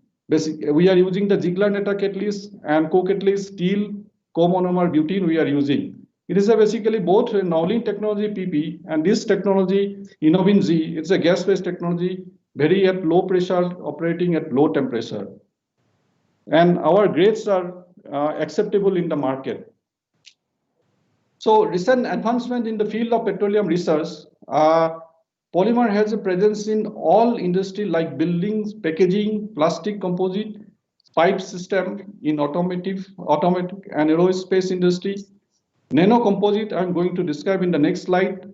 And the advantage of nano composite are the mechanical strength, getting more tensile strength, and also distortion temperature, HDT, and biodegradable polymer. That is also, we can make. So if you see the nano composite in automotive industry, and everywhere today we are seeing these products and outcome of the product. So it is an innovation, and day by day there is a lot of scope for improvement in this sector. And if you compare your this automotive industry today, means if you compare with the 10-year back, that a lot of changes happen because of nanotechnology, and it is having an inherent property of this nanotechnology and in combination with the polymer. So I'm not going to say, because it is already everybody aware about it, what is the advantage we have in automotive industry by using this type of material. And it is a very simple example in the film grade development. And because in the decade ago, we cannot see such type of packaging material and India. So if say your edible oil and your food packaging, there is a multi-layer. If you see here, we are using a more than 9 layer we are using. So every layer have different property, and your inner layer have the property that it is compatible with your nitrogen atmosphere, is compatible with your inside, and your middle layer has to be there so that there it is a moisture free, because it is not penetrating the moisture and ingress into the material. So that property we have. And also we have to they have the quality of the material, your tensile strength, your dart impacts would be there, so that at certain height, if it falls, it will remain in that in the intake position. So a lot of in the top layer, definitely we have to make such a way that the printing is possible at the top layer. So a lot of development is taking place in this sector. This is the plastic geomembrane in road construction. So these are the material we can make with the polymer. And the blow molding HDB floating solar photovoltaic solar panel. So these are the things we are using in the current in the market. So the more advantage is that, and resistance to UV and corrosion, basically safe mounting and maintenance, extreme wind assistance, and drinking water combined system, and cost effective and environment benefit. So we can place this material in the pond or in the lake, and then above that we can put our solar system. So it give more efficient than in the normal in the land, because if you have a cooling effect, this water having some cooling effect, so that you will get the more efficient one the solar energy conversion. And just I would like to conclude what will be the forward part, because if you see in the large scope of petroleum-based industry in India and Northeast region, because we are waiting for this gas grid. Once this gas grid is connected with the rest of the India, then definitely it will available at our doorstep, and we can go for think about the new industry in the coming up, not only in Upper Assam, in everywhere in the Northeast. And maximum refinery to petrochemical in synergy. This is required, because if you see in the BCPL, and we are in the Dibrugarh, and our naphtha is coming from Vizag and Haldia. So there is a lot of transportation cost adding upon our cost part. So it can be avoided. Not only avoided, our butane is coming from Gujarat, and so it is a transportation hazard also. So minimum the hazard and wastage. So it is very much required to refinery and petrochemical integration. And a lot of scope is there for research in the polymer sector, because a lot of new things are coming up. So I think we together along with NIS, we can formalize some of the area, so that in the future we can go together and help each other, and make a healthy situation in industry, to win-win situation for both the organization, industrial organization, and the education institute. So I like to conclude with this. Thank you once again to NIS for giving us the opportunity, BCPL, to sharing our thought. Thank you.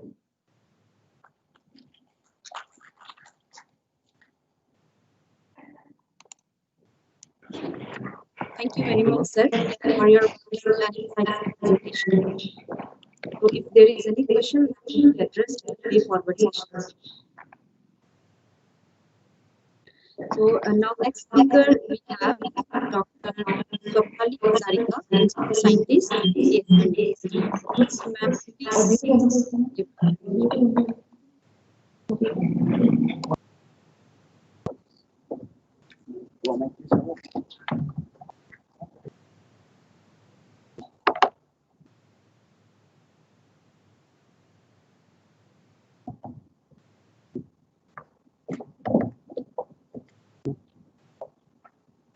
Share.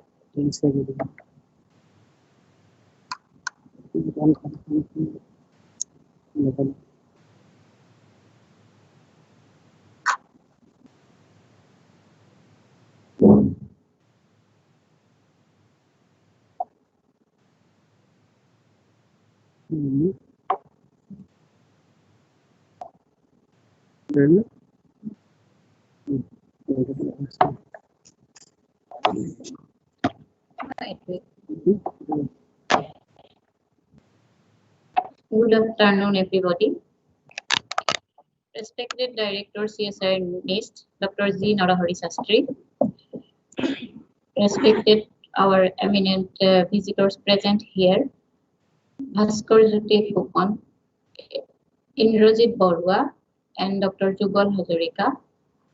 All the guests present online, Mr. Punit Suri, Dr. S. Chandra Shekhar, Dr. Anjan Roy, and Dr. Rakesh Kumar. All audience present here and all participants present online. Actually, I am very glad that Dr. Z. Narahari Sastry, Director CSR NIST, has given me this opportunity to present CSR NIST on behalf of him. I am very much thankful to Dr. Sastry. We have a center for petroleum research at CSR NIST. This center is established in 2019 immediate after joining of our present director, Dr. G. Narahari Sastry, who is the PI and mentor of the center. And our HOD is Dr. Saurabh Barua, Chief Scientist, and coordinator is myself is the coordinator. So we have 8 members under this center with different expertise. These are the names with their expert areas. Actually, this center, when established, this center is the brainchild of Dr. G. Narahari Sastry. And if we are looking back in 2020 February 20 to 22nd, we organized one international conference, that is Engineering Sciences and Technologies for Environmental Care, under the guidance of Dr. G. Narahari Sastry. And in that conference, we had one industry session. In that session, all oil and petrochemical industries from Northeast India participated actively, and we discussed there what should we do for this region for petroleum research. We know we have discussed in lot of forums what are the problems faced by the oil and petrochemical industry. So on that conference, we discussed about the areas of possible areas of collaboration with CSIR. Then after that, we have initiated some work, and also we have initiated discussion for signing MOU and MOU for collaborative research. So that was the turning point for this center for petroleum research. This CSI NIST Center for Petroleum Research, we have some objectives to create state-of-art research and development and testing infrastructure to engage with the problems and challenges of the oil and petrochemical industry, especially of Northeast India. Then work proactively with the oil, petroleum and petrochemical industries with such as NRL, oil, BCPL, APL, ONGCL, IOCL, etc., and identify problems which can be tackled by CSIR so as to upgrade their products and processes to compete globally. And CSR NIST will coordinate the activities in the Northeast petrochemical and oil sector by taking technical R&D and logistic help from other CSR institutes like IIP Dehradun, IICT Hyderabad, NIRI Nagpur, NCL Pune, IITR Lucknow sector.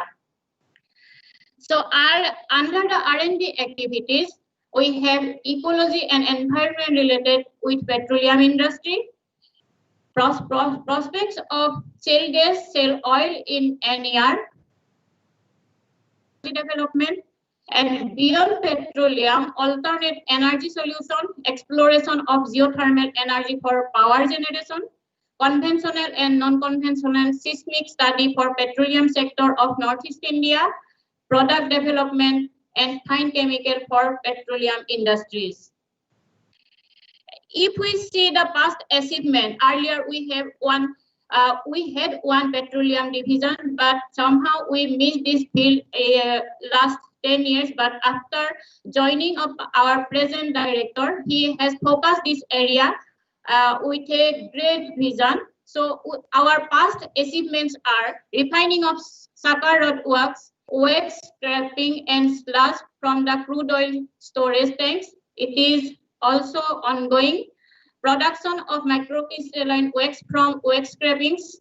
It is our product and process, and development of flow improver for pipeline transportation, geomicrobiological studies for petroleum prospecting, and we have developed sulfonates for tertiary recovery of crude oil, developed and commercialized a host of crude additives like SOT 104, SOT 106, FIRG, AB, etc., and developed many successful technologies related to specialty chemicals like chrome lignite, chrome-free lignite, polyelectrolyte for de-oiler, etc., and microbioremedial measures of oil-contaminated soil that is ongoing.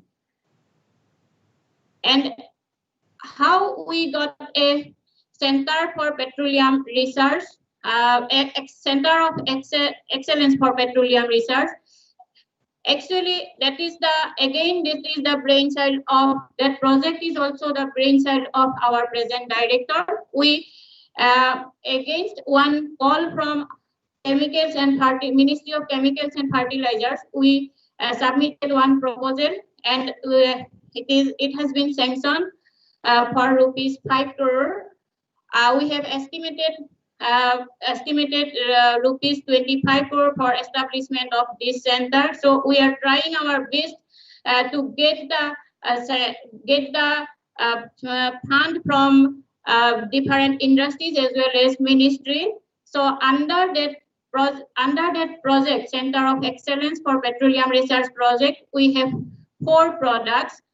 Namely food-grade packaging materials, membrane for recovery of acetic acid, membranes and membrane-based process for recovery of oil, and some basic ongoing works are there under the project. These are the project under the project. First one is to facilitate increased demand of barrier-enhanced polymer-based packaging material. We have developed some packaging material that is in TRL level 4. And also we have developed some indigenous membrane, carbon nanomaterial based membrane. We can fabricate membrane modules, spiral wound and hollow fiber membrane module for treatment of wastewater towards recovery of oil, organics, heavy metals and biological impurities using our innovative technologies. And alkyl acrylate-based flow improver, northeastern waxy crude or northeastern waxy crude oil.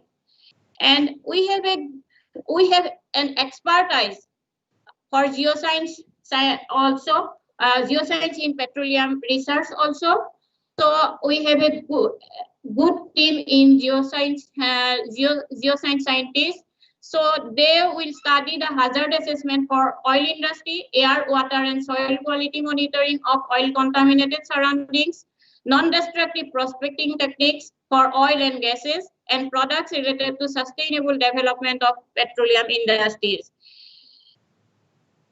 Again, geoscience scientists, they also give an emphasis for disaster management, for seismic hazard assessment through engineering demand parameters, peak ground acceleration, estimation of hazard curve, and prediction of imminent hazard in oil installations through surface displacement and subsidence, and of course mitigation and disaster management. We have a computational area leading by Dr. G. Narahari Sastry. In that division also we have expertise in the area of artificial intelligence and machine learning, and we can develop mathematical models as well as computational approaches in oil, petroleum, and polymers products. As you all know about the bioremediation project, we have expertise in that area also. So we have ongoing projects with Oil India Limited Duliajan, that is for eco-restoration of polluted environment. And this is our another success story. That is actually that work was assigned by Assam government. You all know about the oil well blowout at Baksan. So we have given our emphasis. We have tried our best to solve this problem, and we have studied seismological survey with 6 broadband accelerograph stations, and geophysical survey we have done for proton precision magnetometer, resistivity meter, and VLF. This is actually turning point for that area, because after this, successfully completing this project, we have received appreciation from our state government as well as central government. After the successful completion of this work, Central Pollution Control Board has signed MOU with us and given another project for assessment of quality of air, water, and soil in Baksan blowout site as per request by NGT New Delhi, and that is sponsored by CPCB. And under that project, we are monitoring the ambient air quality, analysis of ground and surface water, and analysis of soil samples, and application of GIS software to avail the database of fingerprint. That is project is going on. And our future activities for next 5 years, those are non-destructive prospecting techniques for oil and gases, hazard assessment for oil industry, air, water, and soil quality monitoring of soil contaminated surroundings, polymer and smart materials, of course, related to nanotechnology, and extensive collaboration with oil industries. We have a plan, and shortly we are planning to start our MTech course in petroleum technology on polymer engineering, petroleum reservoir engineering, petroleum refinery engineering, advanced welding process, fluid power application, fluid dynamics, separation processes, structural dynamics, chemical processes, process safety, and AI and machine learning under the Academy of Scientific and Innovative Research, that's called ACSIR. And from its inception till date, we have achieved something. We have signed MOU with academic institutes like IIT Guwahati and also petroleum industries. Already with NRL we have signed an MOU, and with BCPL we will sign MOU. We will go for signing the MOU on 18th of this month. Then APL, we are that MOU signing is under process. We will have a meeting on next Monday. And we have signed MOU with CPCB also. And also project sanctioned from Ministry of Chemicals and Fertilizers, CPCB, private and public sectors, etc. What rupees 25 crores approximately. And this is the industry meet. And also in ESTEC, we had that one industry session. And for coming days, we will have a lot of interactions with industry partners. So these are our partners. And thank you.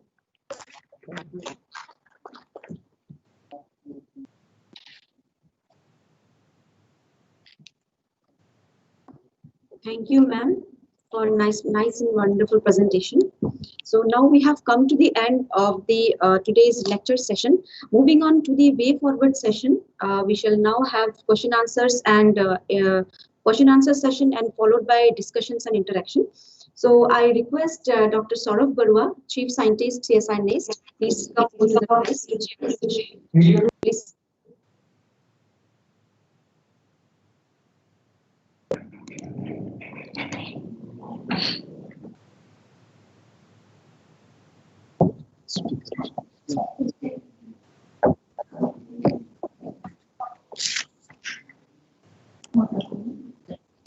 Very good afternoon to everyone. Honorable Director CSI NEST Dr. G. Narahari Sastry, Sri Bhaskar Jyoti Fukan from Numaligarh Refinery,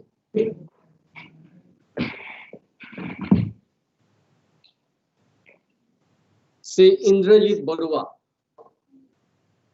from Oil India Duliajan, along with his colleague Dr. Hajarika and Buragohai, and all other my senior colleagues and colleagues present here.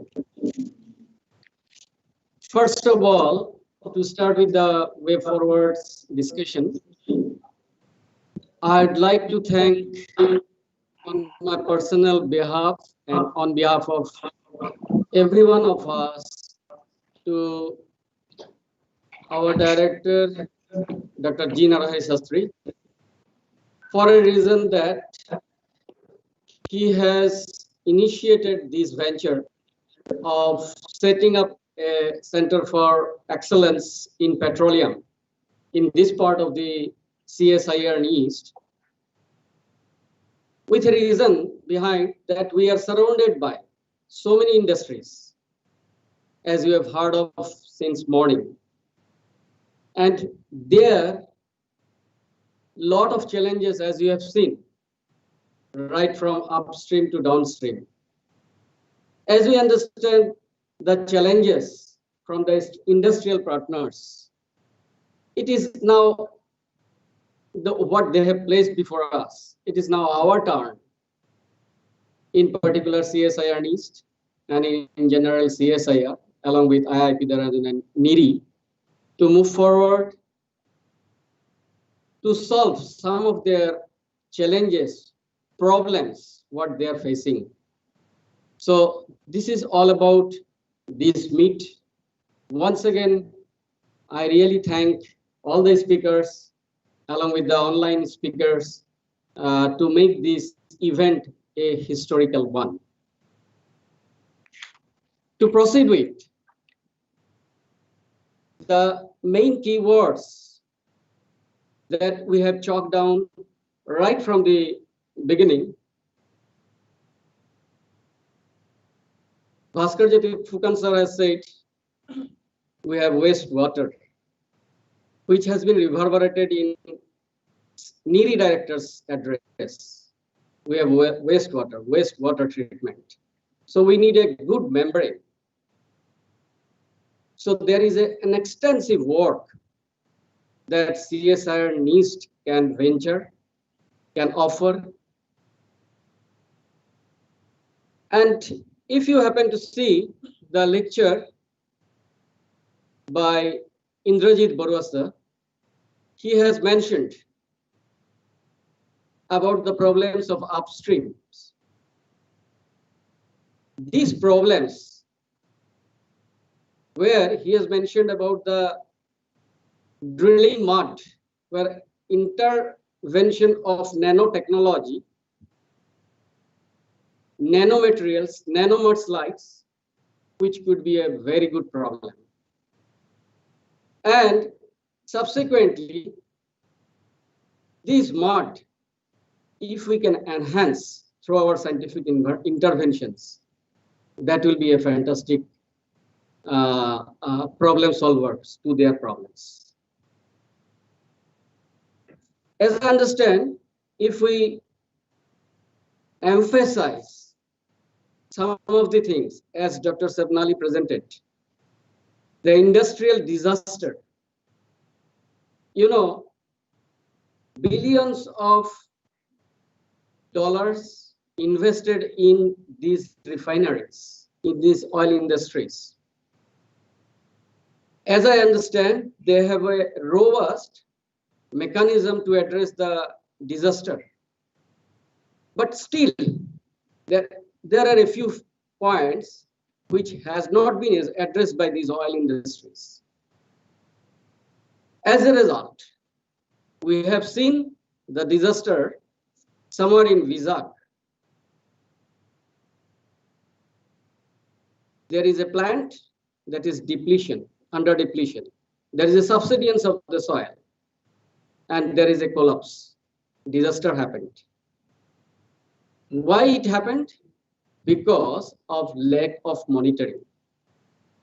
So this is another problem where we have problem solving utility, where CSI NIST can offer to skip the help to skip this disaster. And you are investing billions of dollars. Just a minor percentage, if we can invest in this forum with CSI NIST, I think you are going to save a major chunk of your investment through that process.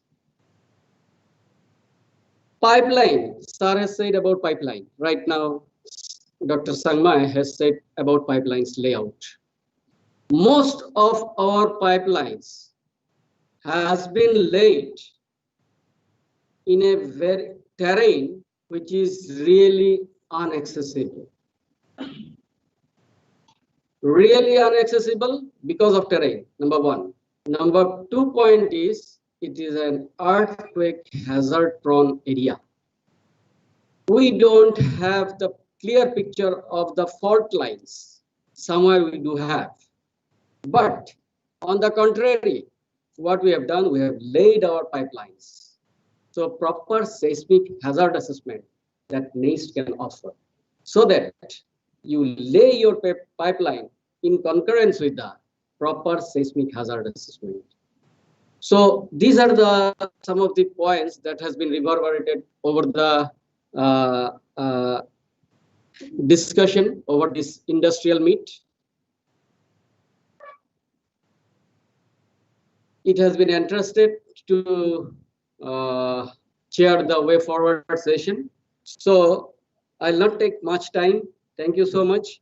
And I invite question answer session.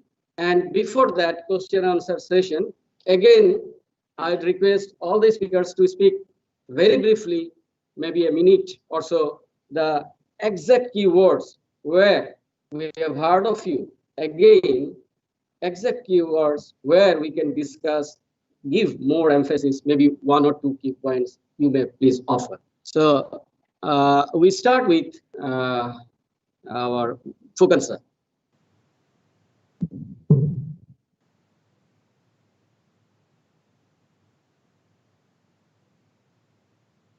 Very good afternoon.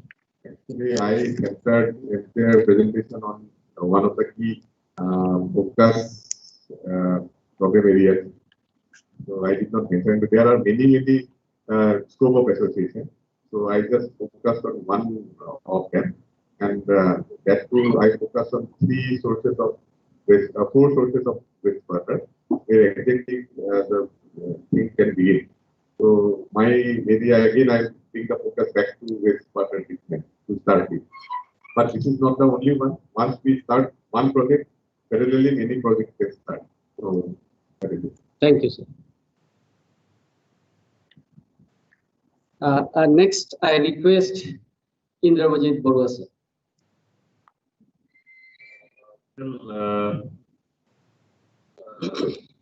I've been dealing with the upstream, and I don't think the topics which I covered were very relevant. Now I understand it. But then environment is a really concern. So this is one area, protection of the environment.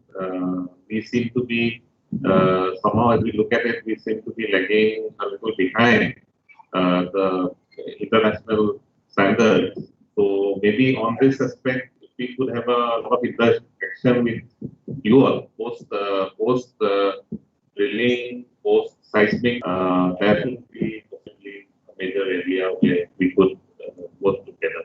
Thank you, sir. I request our directors. It's a very long day, covering topics of very important. I would like to take 2 minutes. Yes. The thing is, we have to worry about the capacity to do things and capability to do things. And the capacity and capability is largely underestimated in our country. Where in oil industry, we are trying to depend on some other people, and developing local capacity and capability is very, very important. And more than the capacity and capability, it is the confidence that makes a big difference. And I am very, very thankful that now we have the confidence after working together that in India we can do things, but in Northeast also we can do things. So there are 4 areas. One is the geoscience and seismicity, wherein we have a reasonable expertise of something which can be compared with the best in the world. And we also have the possibility to collaborate with others. The CSI list can be. The other vertical where your stream is also covered, definitely these areas are not very far.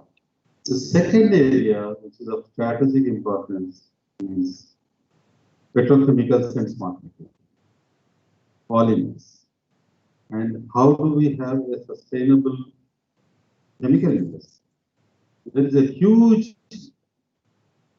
connect with chemistry, catalysis, nanotechnology, polymers, and CSIR needs is very, very capable to carry out. And these downstream areas that we have taken some work with NRL, and some things are in pipeline with your own oil, as Zarika has mentioned, and particularly BCP. And maybe some of the work that ONGC is also. This particular area, smart materials, is very important. The third area that we have is very high relevance is the bioremediation, where CSIR needs has a proven technology, and there is a big need, and we have a unique capability that our engineers, civil engineering, mechanical engineering, and chemical engineering are working very actively with the biotechnologies for biotransformation and microbiology. And also we have a rural development and big group which is working on agronomy and agrotech. And we may try to look at some specialized crop which can be cultivated on this recaptured land. So these are the 3 areas where we have a lot of confidence. I would like to humbly submit to you the 4th area which none of us can forget. And I am personally very, very interested in modeling and post-planning. Database creation, which you have repeatedly talked, and we also talked about. This is of strategic importance, and we will have to work on artificial intelligence, machine learning, database creation, data mining, IoT, image processing, which are so much twinned with our disaster management and seismicity and many others. So we feel that we have definitely a very, very good platform, but we have the capability, but we don't have the capacity. Capacity building requires an incremental push over a few years to come to a state where we can do it. So this is what we are trying to do. And as we have been discussing, we have a very strong resolve to make this particular lab as having a focus on environmental care, where in oil industry will be an integral part of it. And I would like to announce on this occasion that within a year, we will have at least 10,000 SFT space dedicated for Center for Excellence. And second thing that I would like to request is my earlier offer about 1 year before, not offer, request, that we would like to create Board of Governors for our Center for Excellence in Petroleum Research, and I request you to be a part of it, whether with your names or ex officio with your office. Saurav Barua and Swapnali will discuss, and we would like to have Board of Governors who will advise us on which areas that we have to work. We are not interested in publishing some more papers and getting some of our own things to reach a particular stage. Of course, this is a part of it. But the main focus of the Center for Petroleum Research is to work very closely with industry and identify problems, and we would like you to be the advisors for us. From NRL, oil, BCPL, ONGC, APL, we would like them to tell us, yes, this is what we want to do, what we can. And we would like to have periodic meetings with the Board of Advisors who will tell us what are the contemporary challenges, what is it we have to do in 10 years from now, and how do we go about. And I'm also very happy to say that within the next 4 months, we are going to have a state-of-the-art training session, which is, you can see the engineering first course section. I'm sure that you will be very happy to see it. This is almost 6,000 to 7,000 SFT area, one of the long corridors where we will have a huge training facilities with virtual classrooms and most modern smart classrooms.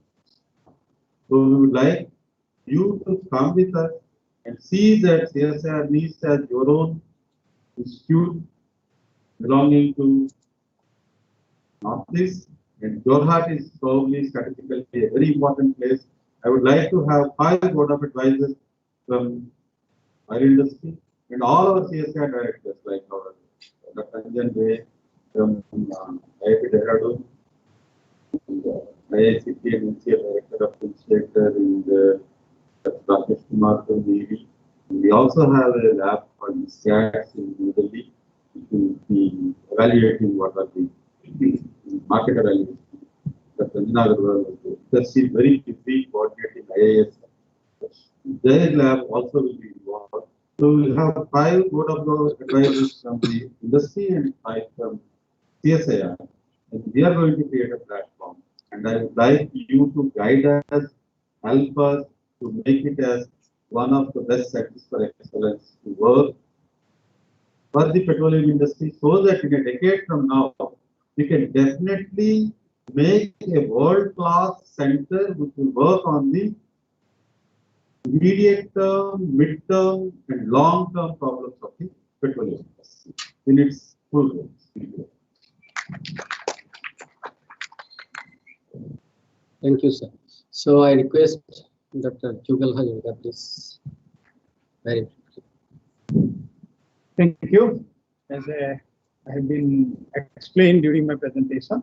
Lastly, I just want to say, being associated with the chemical point of view, because we are facing a lot of downhole problems basically due to the insufficient data about the rock mechanics. So my keyword will be the detailed study analysis of the cell rock mechanism study, by which we can get some information. Because still we are having some disease, we are changing the doctors, we are taking the different medicine. Still, there's a lot of scope of improvement. So if we get the detailed rock mechanical analysis data, we can design a drilling fluid, and which will enhance the production, and which will create the society, get help to the society. And thank you once again, because I have decided to not to present this closing session, because so nicely you have organized this session, I could change my decision. Once again, I thank you all, Director Director Sir, and all dignitaries, all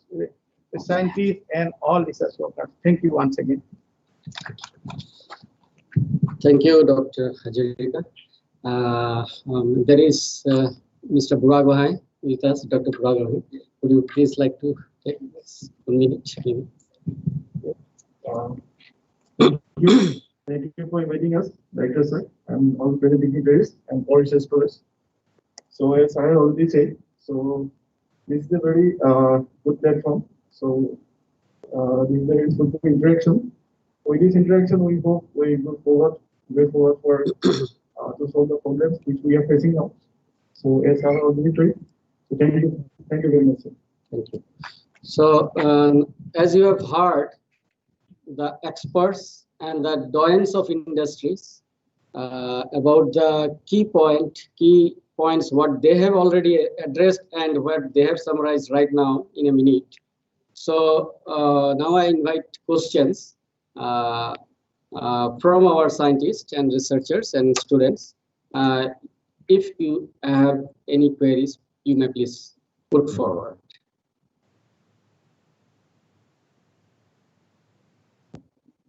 And also mention your questions to which sir, respective sir.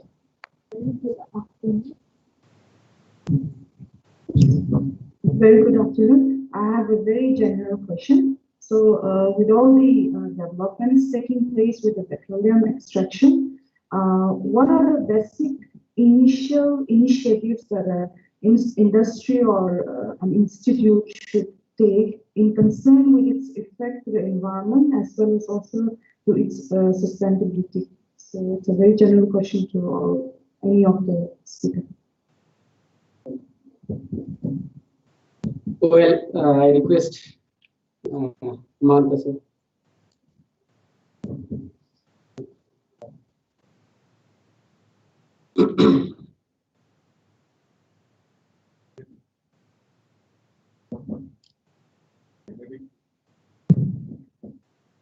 Generic picture. So, environment is a very vast subject. I think one of the speakers has elaborately said what effect is an industry, particularly a oil industry, can have. So, it can be some impact on the land environment, water environment, air pollution, soil. So, there are many our job is to with that effective minimum. You may not be able to eliminate all that. People talk about our interaction of mentioned about. So people are talking about carbon neutral. Announced their net zero target. Somebody is saying 2006 up by 2003 they will be net zero. So like that target setting has already taken place. This all talk about that we need to do something about the environment. So those mainly talk about the greenhouse gas emissions. So I will briefly touch upon that oil industry should embark upon that CC event, that carbon capture, utilization and storage. So this is one way of remaining in hydrocarbon yet becoming a net zero kind of a situation. So it's one of the new topics which are extensively being deliberated in all the forums across the world. So, and I think the Scandinavian countries are taking a lead on that. Hopefully, India also will follow.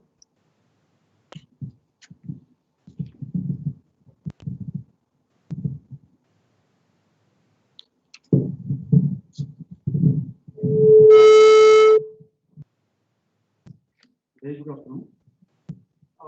Actually, I have a very general question regarding we are researching, we are doing work in different areas.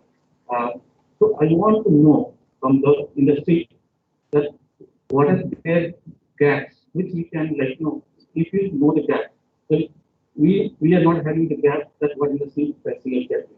So once we have the gap, we can think of providing solutions for them. So can we have some flavor?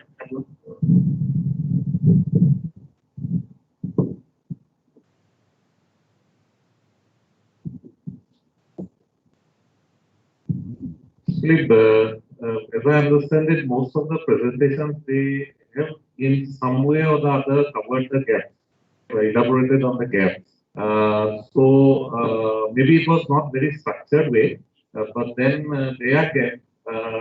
Like for example, in the upstream, like I told you, for us, EOR is a major challenge.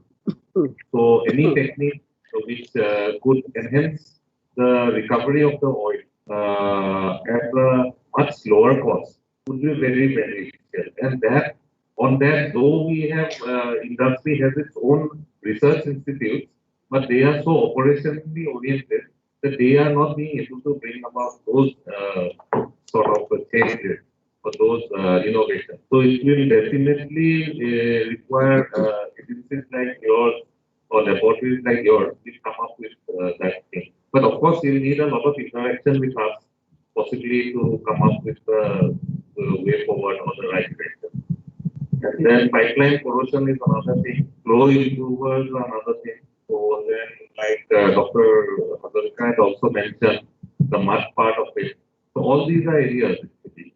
Everything has been, many things have been spoken about, but possibly not in a structured way. So that's the thing. That is true, sir. What will you say? Those are the problems generally people talk about. But just now actually from this year, they have presented that they have technology, and they're mostly whatever they are using the technology, those are not from India. I think, but I can understand they are import.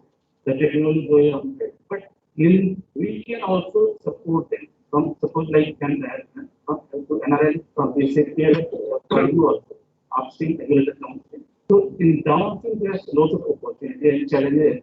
Of course there upstream there's challenges, but downstream there's more challenges. So if suppose like talking about the downstream different products, value addition, there are some products which are having low value. So how to add value on that one in people like final value, even by 80.5%, 1% value, like huge contribution in that. So I'm talking about in that how we can, because okay, whatever you said, I'm very true, but there are so many. So one-to-one discussion within that, like there is some common forum. Okay, we can go and talk with industry.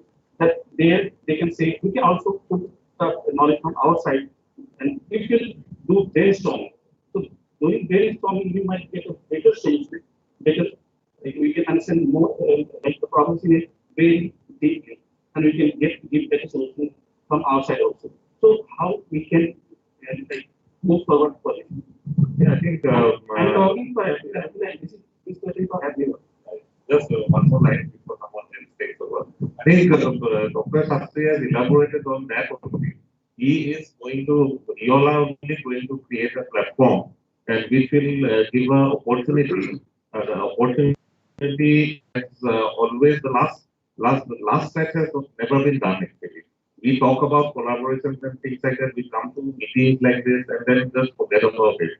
But Dr. Sastry has it should be applauded actually. He has visioned the platform in which whatever you are saying could be possible actually. I am not saying that it will be 100% possible, but it will be the first step to such a collaboration. Actually. That is my understanding. If someone else could add something on this. This is the idea. Yeah, this is the reality and the idea are very, very far. You cannot have more one-to-one discussions than what you have today. Each of these days, whether it is Dr. or to get their time, it's not easy. They have come down for a full day. This is the maximum that you can expect. And I have made this program today because tomorrow onwards, for 1 month, it's impossible to get reset. And Vijay Gurua, with lots of difficulties, would get. Yes, because he developed love and affection towards these. The point here is there are so many open challenges. They are there for people to solve. We can write, Swapnali and Saurabh, you write open challenges. There are 10. Anybody makes a challenge, another ideation fund. You give an idea. There are so many open challenges. It's not one. Why do you ask anybody to have a problem? Anybody who has an idea, they know that there are challenges. Why the industry will come to an organization? They can buy 10 scientists if they want to have a problem. That are the days in 50s. The industry in a country like India wanted to come to a government lab because they don't have the capacity. Now, these people have all the facilities that we have. That's what is mentioned also in the talks. They can buy an MR machine. They can buy Mars. They can buy any machine. They can buy seismometer. But the question is it possible for us to think a slightly different because we can do a different perspective? There is an open challenge like a holy grail, like methane oxidation. Can you convert methane to methanol? Or you try to take CO and convert that into formaldehyde. Simple problem. To take acetylene, make a catalyst, and then try to see. There are so many open challenges that are there. Hundreds of papers are there on methane to methanol. 1,000. Still, it is not solved. How many? Many of them are in nature, science, jobs, language chemistry, or engineering. And there are many processes which are there in the lab. When it comes to the chemical plant, there are lots of problems. So it will be very difficult for us to even think about the upstream and downstream problems of the industry without their support. That's the reason why I requested that we will also have to learn.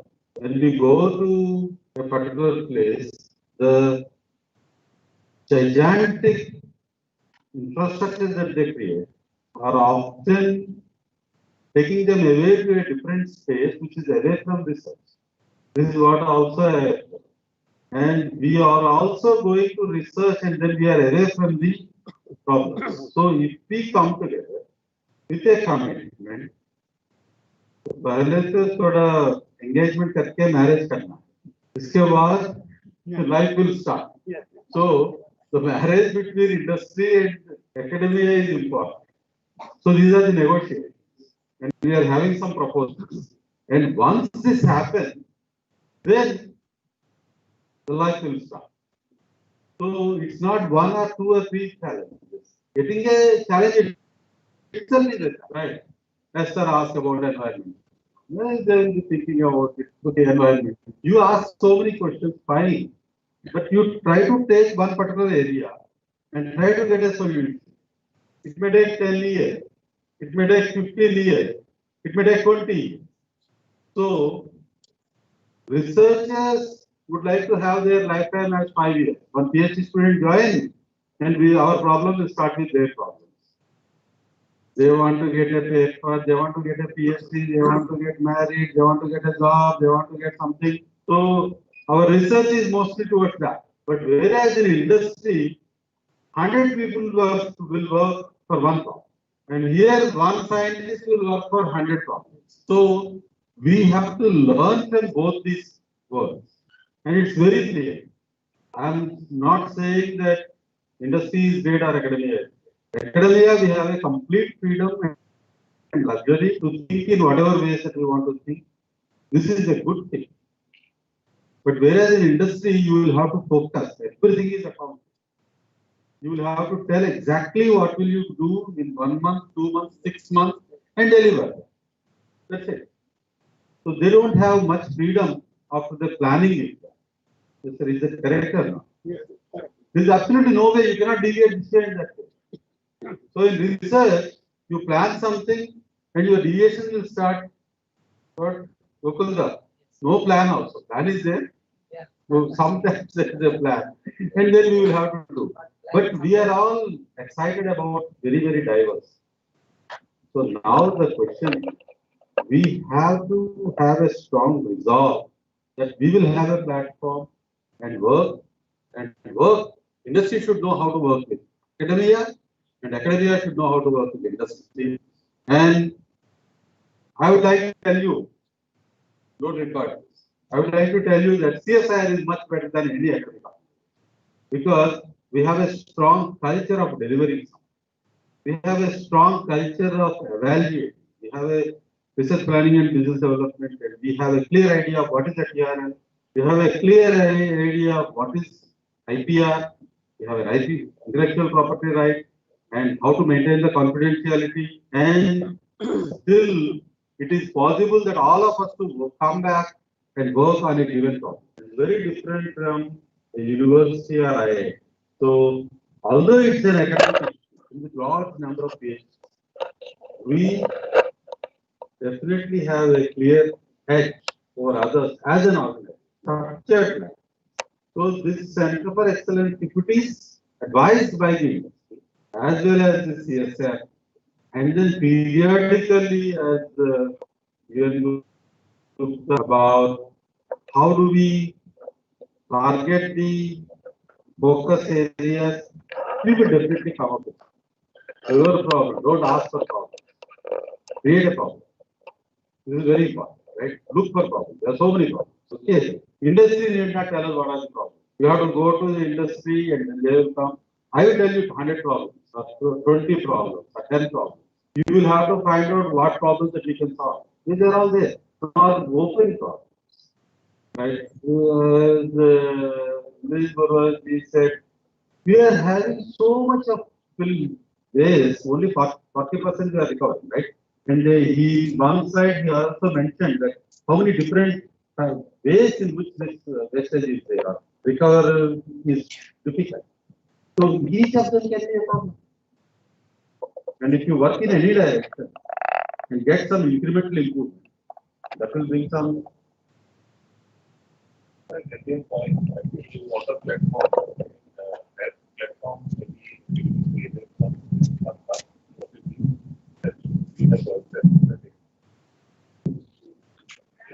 Thank you, Dr. Sastry. The development of gas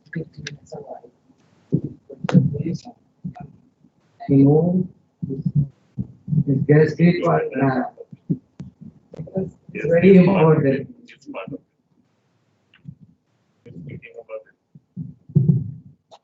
You'll be happy to know that finally Northeast Assam will be connected to national gas grid.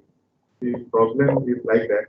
So either you have gas or you have to import gas and you have to connect all the gas suppliers and importers to the consumer. This is the challenge, this is the work of a gas grid. In the past 2-3 years, what has happened? There is a government of India sponsored Urja Ganga project, based on which lot of trunk pipeline is getting created, mostly by GAIL.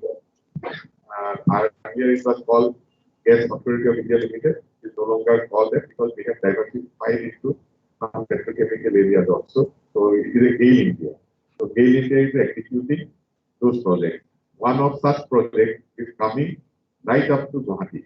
Now from Guwahati, there is a IGGL, Indro gas grid, which Sangmai from BCPL already had mentioned. All state capitals of Northeast is going to get connected through that. That means you have access to entire gas grid, and one of the import source will be a port called Damra. where LNG will get imported and it will be regasified there to be supplied to all these places. And now a unified tariff has also come. Few days back it was announced. So that will be of immense benefit to the consumer. On the other hand, there are rare isolated areas where gas finds are there. Those are struggling because they cannot monetize it. So now with the advent of this gas grid, those will also have a low cost access to this gas grid. On the one hand, suppliers will be at the freedom to push the gas into the grid, and consumers will be at the freedom to draw. Based on this gas grid, Borua has already said that there are a lot of geographical areas which were tendered out. Out of that, Kamrup, Metro, Hailakandi, all those places are also going to have a pipe gas connectivity. Jorhat definitely will have years to come. So that's it. Thank you, sir.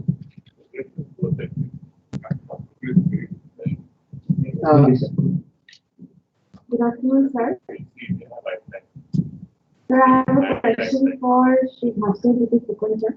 Sir, regarding the microcrystalline wax plant developed by IIT, which is there in your refinery limited. So, sir, could you just give a brief briefing about their upgradation as well as the capacity? Yeah, this was a great success story, and I think you acknowledge flowing to that project. But so actually, you know, we are blessed with a fruit which contains a lot of wax. After this atmospheric distillation, it goes to a vacuum distillation. There is a stream called medium vacuum gas oil. This is a critical cut where the wax content can be as high as 25%. So we subject that particular stream to a solvent de-oiling process. That is, you take out oil with the help of a solvent, and what remains there, which is 25% of the feed, is actually wax. So that is called de-oil wax, and it is further hydro process to take out a little bit of sulfur, which is responsible for the decolorization. It's taken out, and then it is taken and sold. This is the whole project. The first, the mother plant, which is the solvent de-oiling, was developed indigenously by IIT, and the engineering, you have to, once it is developed, then engineering has to be done. Engineering was done by EIL, and NRL invested in the plant to create a demonstrative plant. The first plant to come under that technology. So, so by virtue of that, NRL has become a technology partner. So in any future licensing, once you have the technology, actually you can sell the technology. And he was talking about foreign people coming. Suppose we have a hydrocracker in our plant. That hydrocracker technology was given by Chevron. So similarly, tomorrow if somebody wants a solvent only, and we will be in a position to win the technology bid. So tomorrow if that closes, then NRL, EIL, and IIT will co-license that particular plant. So this is the technology part. The plant is running extremely well. So it is almost 5 years now. So we will be happy to know this is the largest wax making facility in the country. And we produce paraffin wax type 1. It's called type 1. We don't produce any type 2 wax. And oil content is one of the measures, is 0.5. And color wise, it is very good. And also, we are making food grade wax. But you mentioned about microcrystalline wax. Microcrystalline wax we cannot make because we are not making microcrystalline wax. It's a characteristic of the feed actually. Briefly, it was mentioned from the tank bottom, we are trying to make microcrystalline wax. Microcrystalline wax is a very ductile kind of a wax. What we have is a hard wax. So microcrystalline wax will have some bit of a ductility, which is used in the ski board, in a ski in the bottom portion it could be something like that. There are many uses, very high value, but unfortunately we don't have that wax in the field. So we are not making that. So we were trying to put some additive and try to attain that quality as if our paraffin wax is as good as microcrystalline wax. We have not succeeded till now, but definitely it can be area of work. I have a question. I would not know the details, but we collaborated with EPCL. There is a EPCL R&D facility at Noida. They have given some additive. It's mostly a polymer kind of additive, so that we wanted to bring in some ductility into that product. By blending, we wanted to do. So, but what happened with passage of time, it became hard. Initially, we were very enthused. We were getting that, but upon storage, it attained hardness and it was not microcrystalline wax. But still, they have not given up. But there may not be a very good idea to go ahead with that.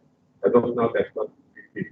But definitely, fundamental, some more kind of a development, maybe another alternative, another additive can be tried.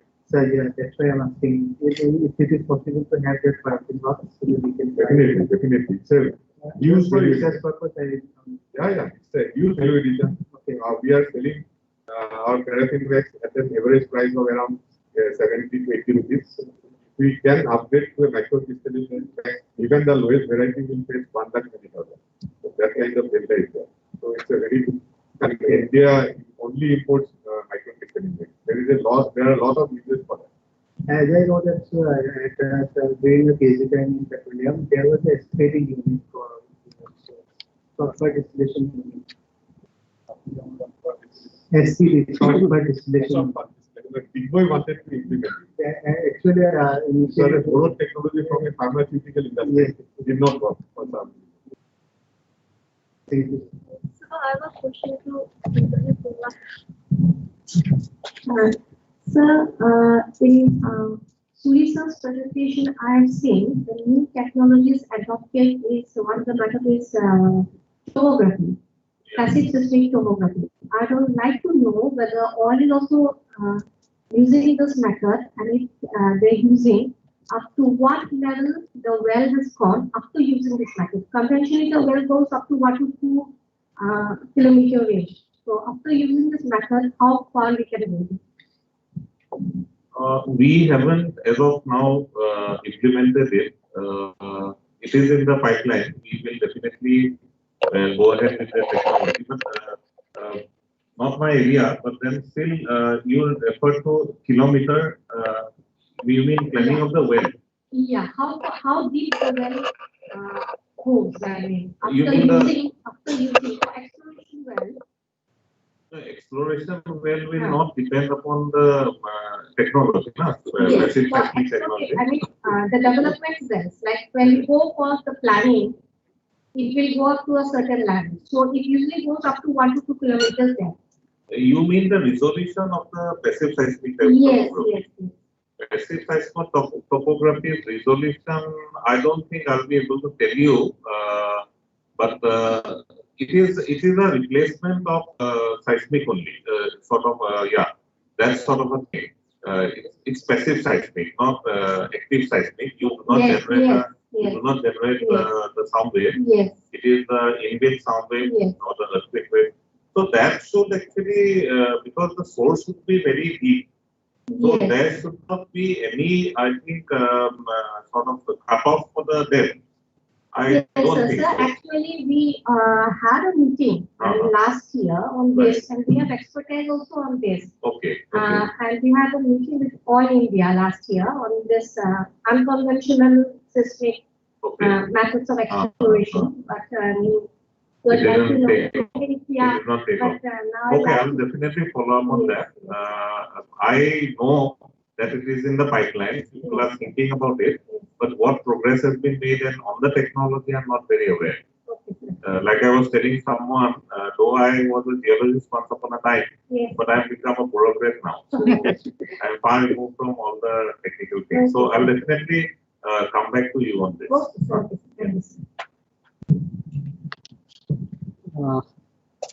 Any more questions? Just over these discussions, our director sir has mentioned one thing, that is capacity building. So we are in this industry meet, so it is a kind of capacity building. And capacity building has three components. One is knowledge generation. Second is your consciousness. Knowledge generation means awareness. So we are being aware here, number one. Number two is consciousness. And consciousness can be all synonyms. If you take 50 synonyms of consciousness that you can apply here. And after that consciousness, you have to adopt new technology, and which we are thriving for right now. All these questions are inclined to new technology adoption, not the old one, so that there is enhanced oil recovery. So there is nanotechnology intervention. They have a lot of database. Why not? Through our awareness, through our capacity building, there's database which is shareable, which is not confidential.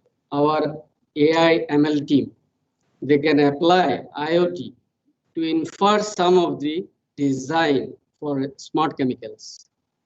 So after this way forward, if there is no more questions, I'd just like to conclude. And here, in terms of minute, obviously we'll be preparing. They have given their consent, what they have delivered, the challenges they have put forward before us. Now the challenges we know, but to initiate it, just to marriage industry and academia, our prime agenda is to formulate the board of directors. So as soon as we formulate the board of directors, we have the objectives to solve the problems. So the objectives are wastewater treatment, not the old version, the new technology adoption. Post-seismic intervention, smart material development of smart materials. Bioremediation, we are doing with oil since long, but we have to have smart intervention so that it is more proactive. And of course, she has mentioned about microcrystalline works. We worked a lot on microcrystalline works, but not up to that level. So we have the expertise, we have the capabilities that we have to carry forward. So with that note, we'll prepare, sir, the minutes, and the draft minute will be sent to you for your comparison with these points. So with that note, I thank you all for your patience hearing, and over to the Dr. Sharma.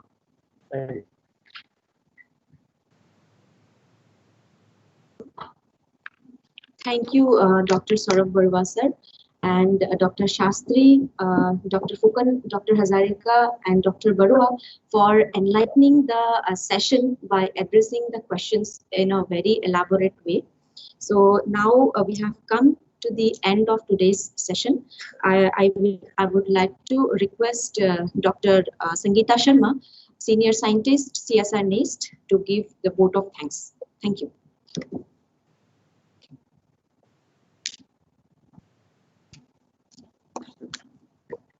Good evening, everyone.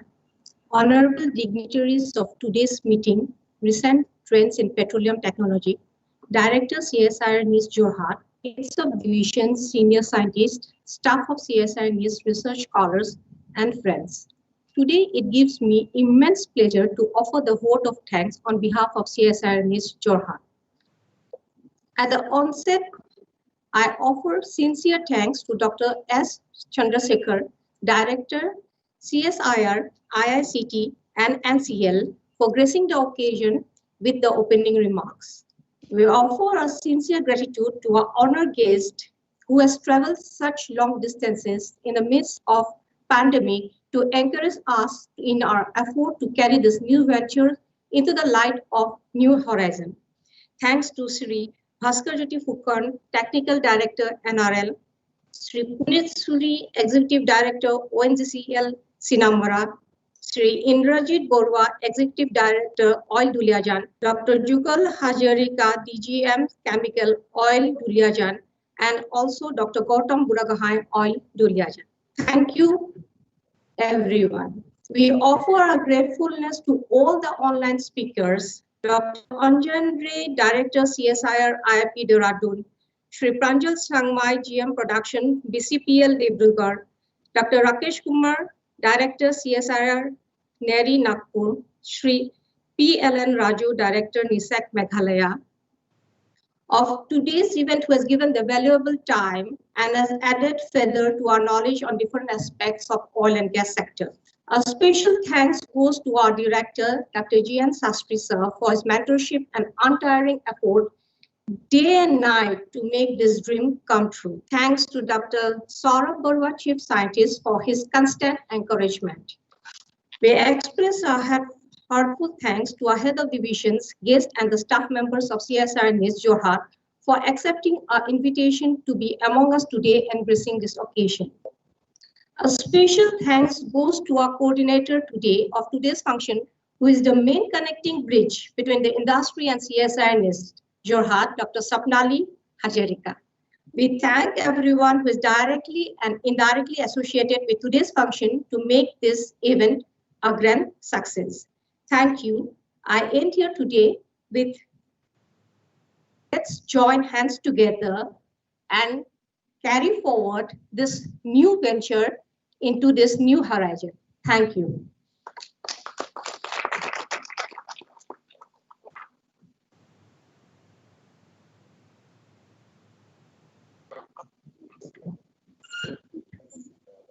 One after